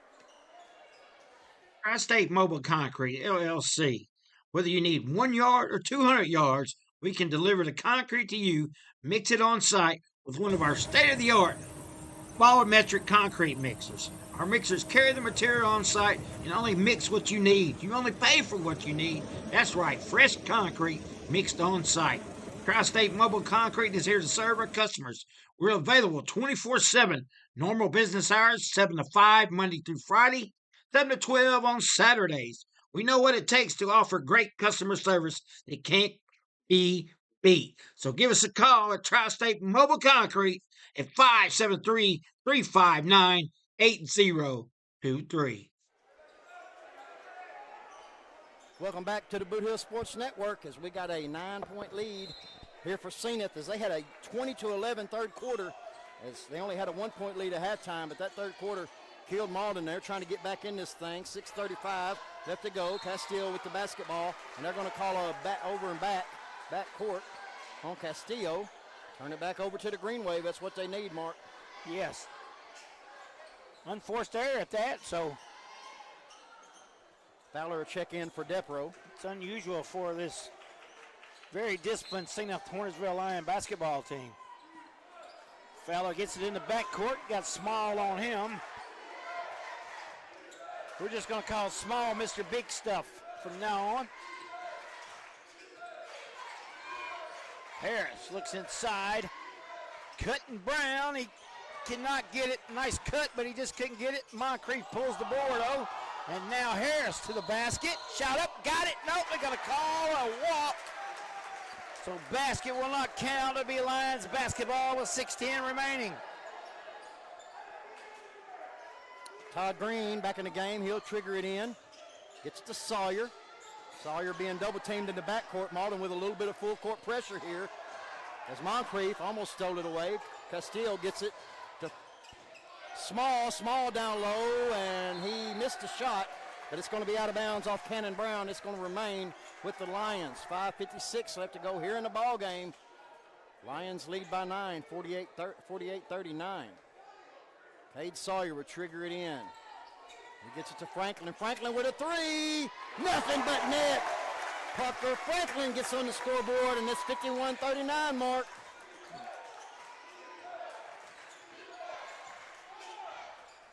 Dobbins with a drive. He missed it. Gets his own rebound. He's going to go up, but he's going to be fouled. And that foul is going to be on number 13, Todd Green. Tell you right, Chris, the Lions have hit some big-time threes here tonight. And if they continue to shoot like that, if they make it to the championship game, Haytie's going to have their work cut out for them. Hey, we want to get a shout-out to Kurt Sanders watching in over in Jonesboro, Arkansas. Shannon Chaddister watching over in Hayti. Sure appreciate all our viewers, listeners, however it may be. We appreciate you tuning in. That's right. There's that Small guy again. As they're going to call him for a travel. Thought he had the rebound over the Monsters down low, but it's going to turn it back over to Malden. This Lion team has a lot of heart, Chris. They sure do. I'm very impressed. They're not cowardly Lions. No. Moncrief open for three. Lion drive it. Caught the front end. Brown knocks it out of bounds. Good hustle play, yo. Good hustle play. Good job by Cade Sawyer. Keeping him away from the basketball. All he could do was tip it out. Sawyer triggers it in. There's going to be a full court press by the Green Wave. Cannon Brown almost stole it away. It's to Sawyer. Sawyer gets in the front court. Over to Small, back to Glacian Johnson.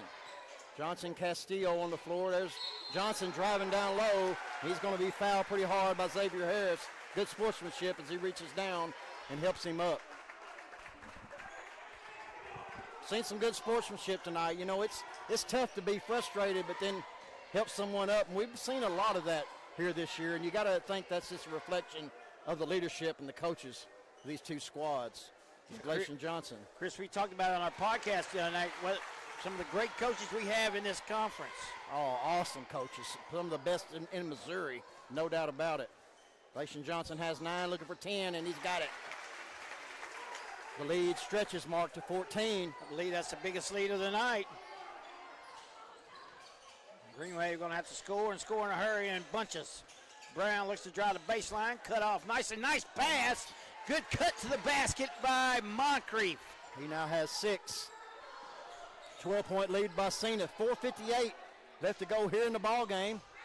As Johnson gets it in the front court, he's double teamed. There's going to be a timeout by Coach Moore. We're going to take one as well. Stick around. We'll be right back on the Bootheel Sports Network. Fans, when you attend a high school game, do you stand at attention during the national anthem? Do you cheer a good play by the opposing team? If your team loses, do you take it well in stride? If you have answered yes to any of those questions, you are showing positive examples of sportsmanship. Don't forget that when you attend high school events, young eyes are watching you for examples of acceptable behavior.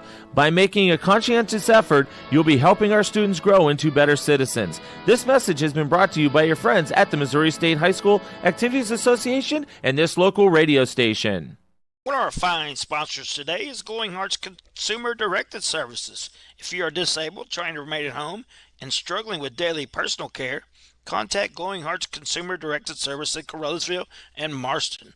Consumer Directed means you can designate a friend or family member who is paid to assist in your personal care, shopping, and housekeeping chores so you can continue to living independently in your own home. Find out more by calling Glowing Hearts Consumer Directed Service, LLC. And welcome back to the Bootheel Sports Network as Glacian Johnson has the ball. It's a pick by White. He's picked up by Moncrief, gets it over to White. Sure Cena think going to be in no hurry here. We still got plenty of time, though. Gurley back in the ball game as he's cut off by Dobbins. They're going to definitely wait on a good shot. There ain't no doubt about it. As Gurley almost lost it out of bounds.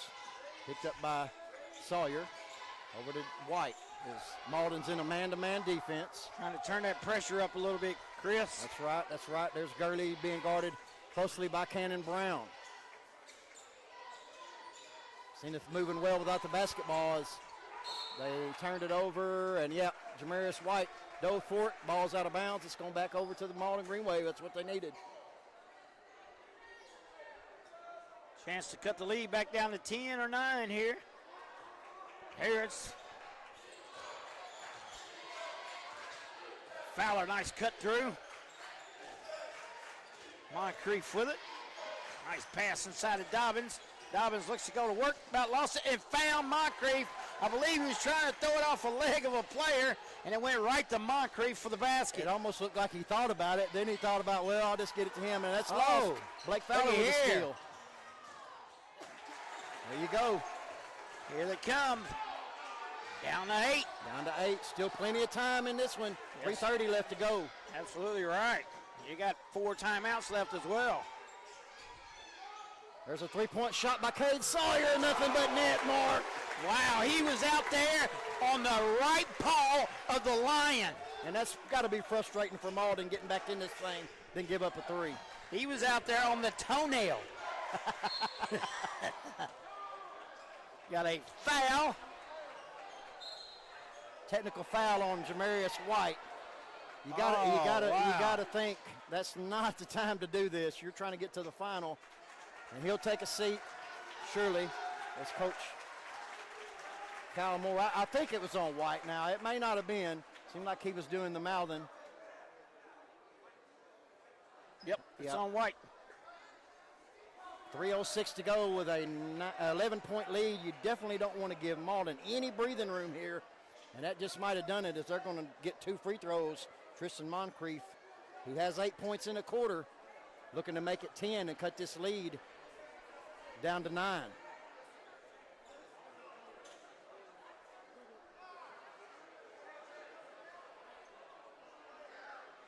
Not sure if something was said or what happened. I didn't see any physical activity. But nonetheless, here we go, and Blake Fowler is going to shoot the free throws for the Green Wave. He's going to shoot the technicals? Yes. Golden opportunity here in them golden uniforms, Chris. Get points. The clock is stopped, and one of the best free throw shooters around sinks it. Fowler's had a quiet night, Chris. He only has 6. Yep. Oh, the old announcer jinx got him. Will be Green Wave basketball, so they can steal. dip into that lead. Timeout. Coach Steve Fowler, we're going to take one as well. Don't go anywhere. We'll be right back on the Bootheel Sports Network. The Hostile Hour is your weekly dose of pure action-packed professional wrestling every Saturday at 11 a.m. The Unified Wrestling Alliance brings you the hardest-hitting talent from across the country, all battling for glory. Plus, each week features a classic match from the vault, straight from the golden days of wrestling history. Hosted by the Mid-South's #1 wrestling podcaster, Buster H.R. Johnson, only on the Bootheel Sports Network on YouTube. Welcome back to the Bootheel Sports Network. Blake Fowler just shot 2 technical free throws. He only made 1, cut the lead to 10. Malden's going to have the basketball. We're approaching 3 minutes left to go in this one, Mark. Malden going to look to score in a hurry here. I got to get the ball inbounds. Moncrief comes and helps out. He'll take it. Got a hold. That'll be a hold on Zenith. That's going to be on number 0, Glacian Johnson. That's going to be his second. And Vaughn has some choice words for Mr. Blake Fowler, the assistant down there. As the Lions are in too many fouls, so Malden is going to shoot 2.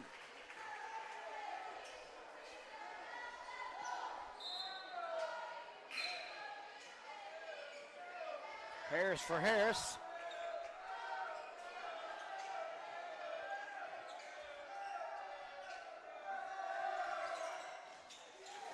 Fowler got both of them. Leads down to 8.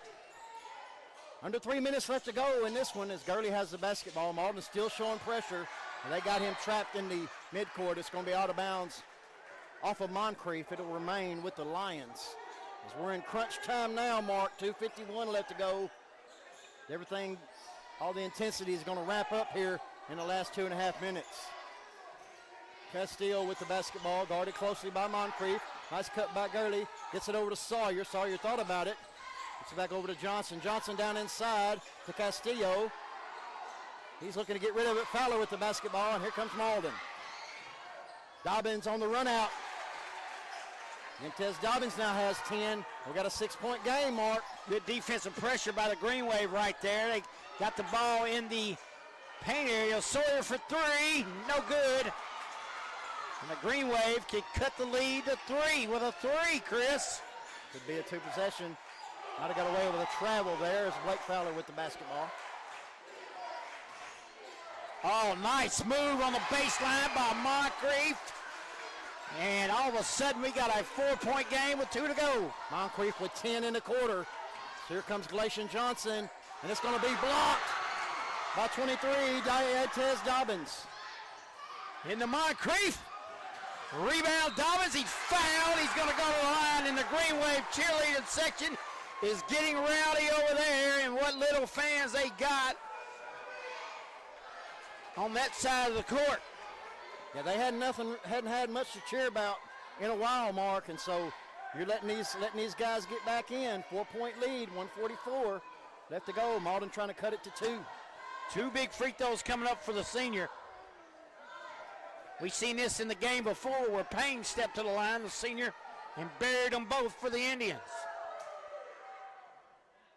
Oh, rimmed out for Dobbins. The iron not so kind. That old lion paw got in there and just kind of knocked it right on out. Sure did, old toenail. Old paw nail.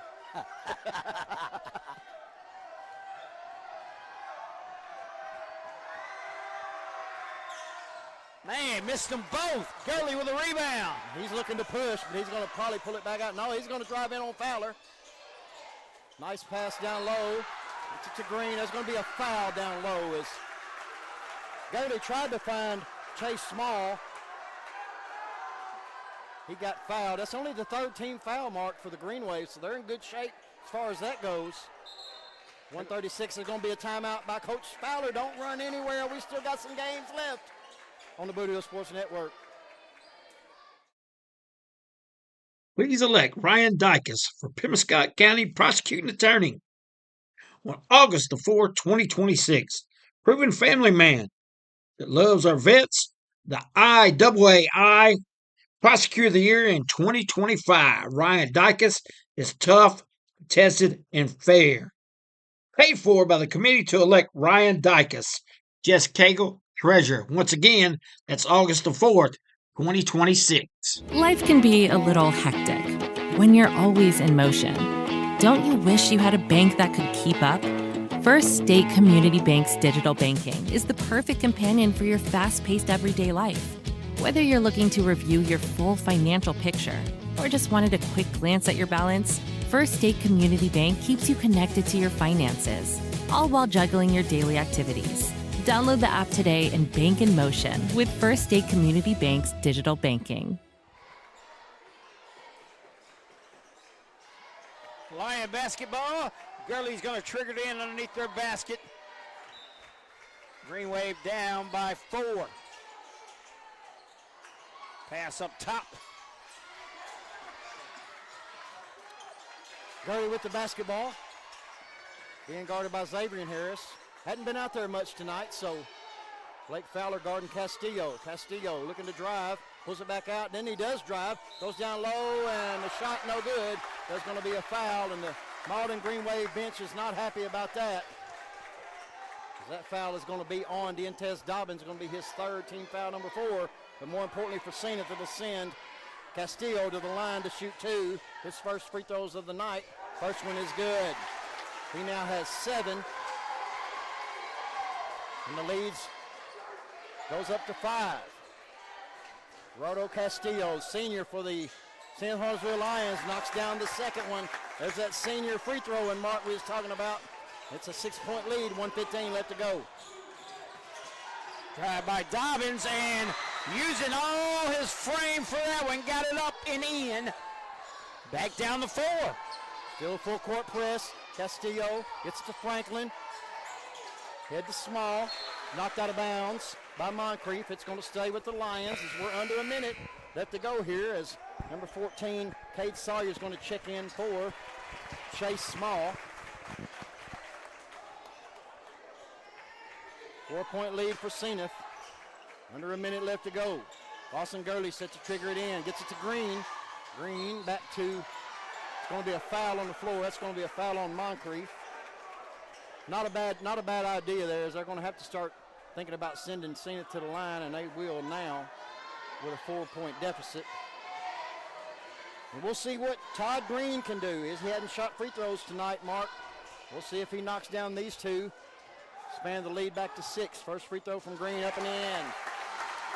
Man, he touched nothing but net on that one. 5-point lead, 55 seconds. Free throw, up and in. Clutch. Todd Green now has 8. Another senior, free throw job.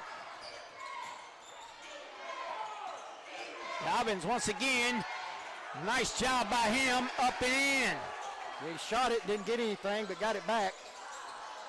Offensive glass, there's going to be a foul on Moncrief as he's going to send Castillo to the line. So it's 60 for Zenith, 56 for Malden. Each team is in the bonus. Each team also has 2 timeouts, and we're at 40 seconds. 4-point lead, we still got plenty of basketball left to go here. Gerardo Castillo stepped to the line where he's 2 for 2 tonight.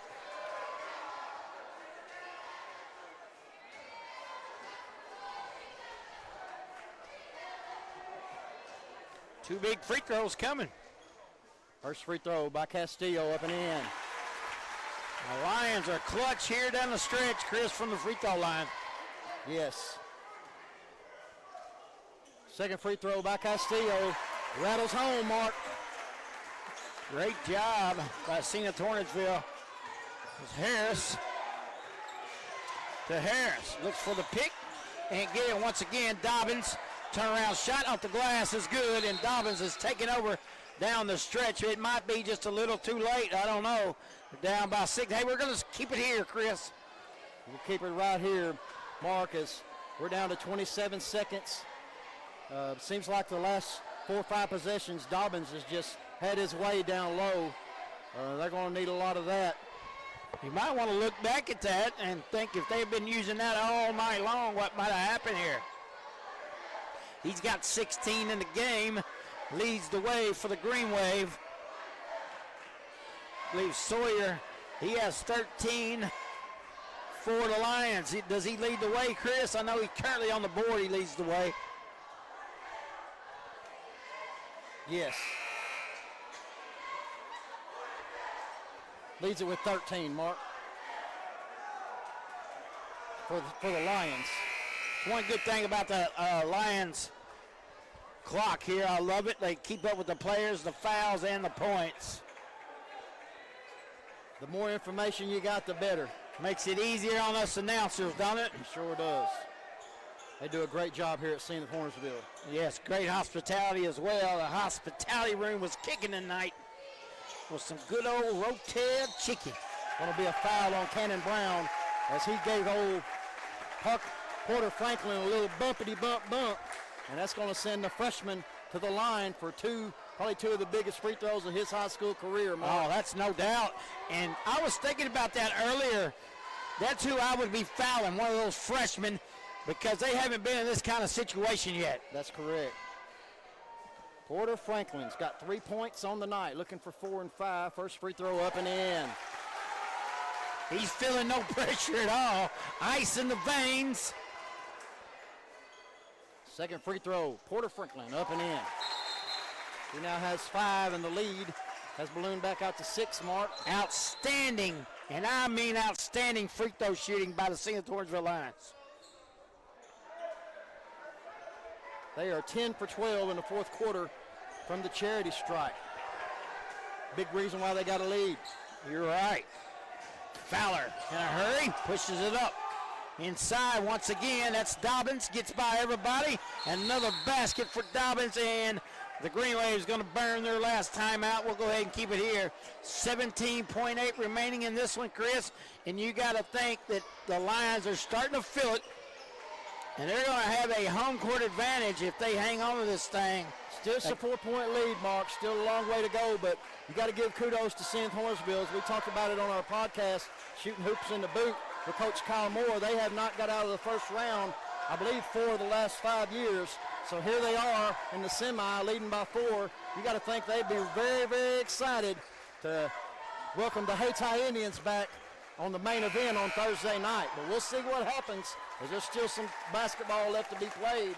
17 seconds. Most definitely, the Lions are going to have to continue to making those free throws. Because they're going to see, if they get the ball inbounds, they're going to see some fouls, and there you go. Sawyer with the basketball. Brown gets the foul on Green. That's on Green. Yep. Green hits to the line. 2 for 2 from the line tonight.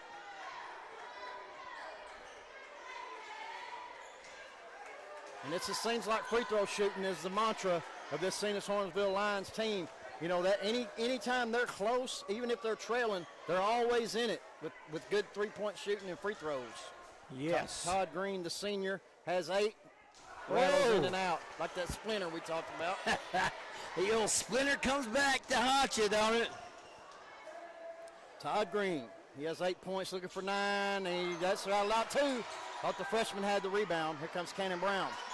Brown's going to go coast to coast, pull up. Oh, he missed it. But guess who? Dobbins with a rattle in. They're going to have to foul a 2-point lead with 3 seconds. They don't have to inbound the ball. I never would have inbounded the basketball. We'll see if that comes back to haunt them. But it was like 4 seconds on the clock when they had it. It's just natural instinct to get it in. But Castillo's got to knock these free throws down, as he is a perfect 4 from 4 from the charity strike tonight, Mark. It's easy to say those things when you sit up here, right? That's right. There we go. Rattles home. That's a 3-point lead. He makes this one his ball game. It'll be 2 possession, and that'll be just too much. Castillo, second free throw. Rattles no good. Gets it, and it's going to be a win for the underdog, the Zenith Hornsville Lions, as they're going to host the Hayti Indians right here at the Lions Den. The Zenith Hornsville crowd is fired up, and I'm sure they will be Thursday night, Mark. Yeah, it's going to take us to our final 65-62. What a great night of action for the Bootheel Conference Tournament, Chris. I bet you there's probably a lot of nail clippings around here, Mark, because there's been a whole lot of nail biting going on. You got that right. All night long. Now let's set up Thursday night's championship games, Chris. 1 versus 2 in the girls. Portersville and Malden. JV is going to be South Pim and Hayti. That is also a 1 versus 2. But Alliance said no, there will not be a 1 versus 2 in the varsity matchup. It's going to be a 1 versus 3 as Cena-Torresville gets the win over the Malden Green Wave. You gotta wonder how long it's been since Cena's been in the final. Probably been a while, so these Lions fans are going to be excited come Thursday night, Mark. Yeah, I definitely know one thing. Haytail's going to come out and play, going to have to play better than they did tonight. They're going to have to want it because this Lion team is hungry. Yes, they are. We appreciate everybody tuning in tonight. Hey, we got one more night to go. We're going to get a break tomorrow night, Mark. That's right, but we're going to watch a little basketball from Starter County. All right, this is Mark Manley saying so long for Tina Manley, Chris Brown, Charlie Duckworth, Travion Carter, and Chris Wooten on the Bootheel Sports Network. We'll see you Thursday with Championship Night.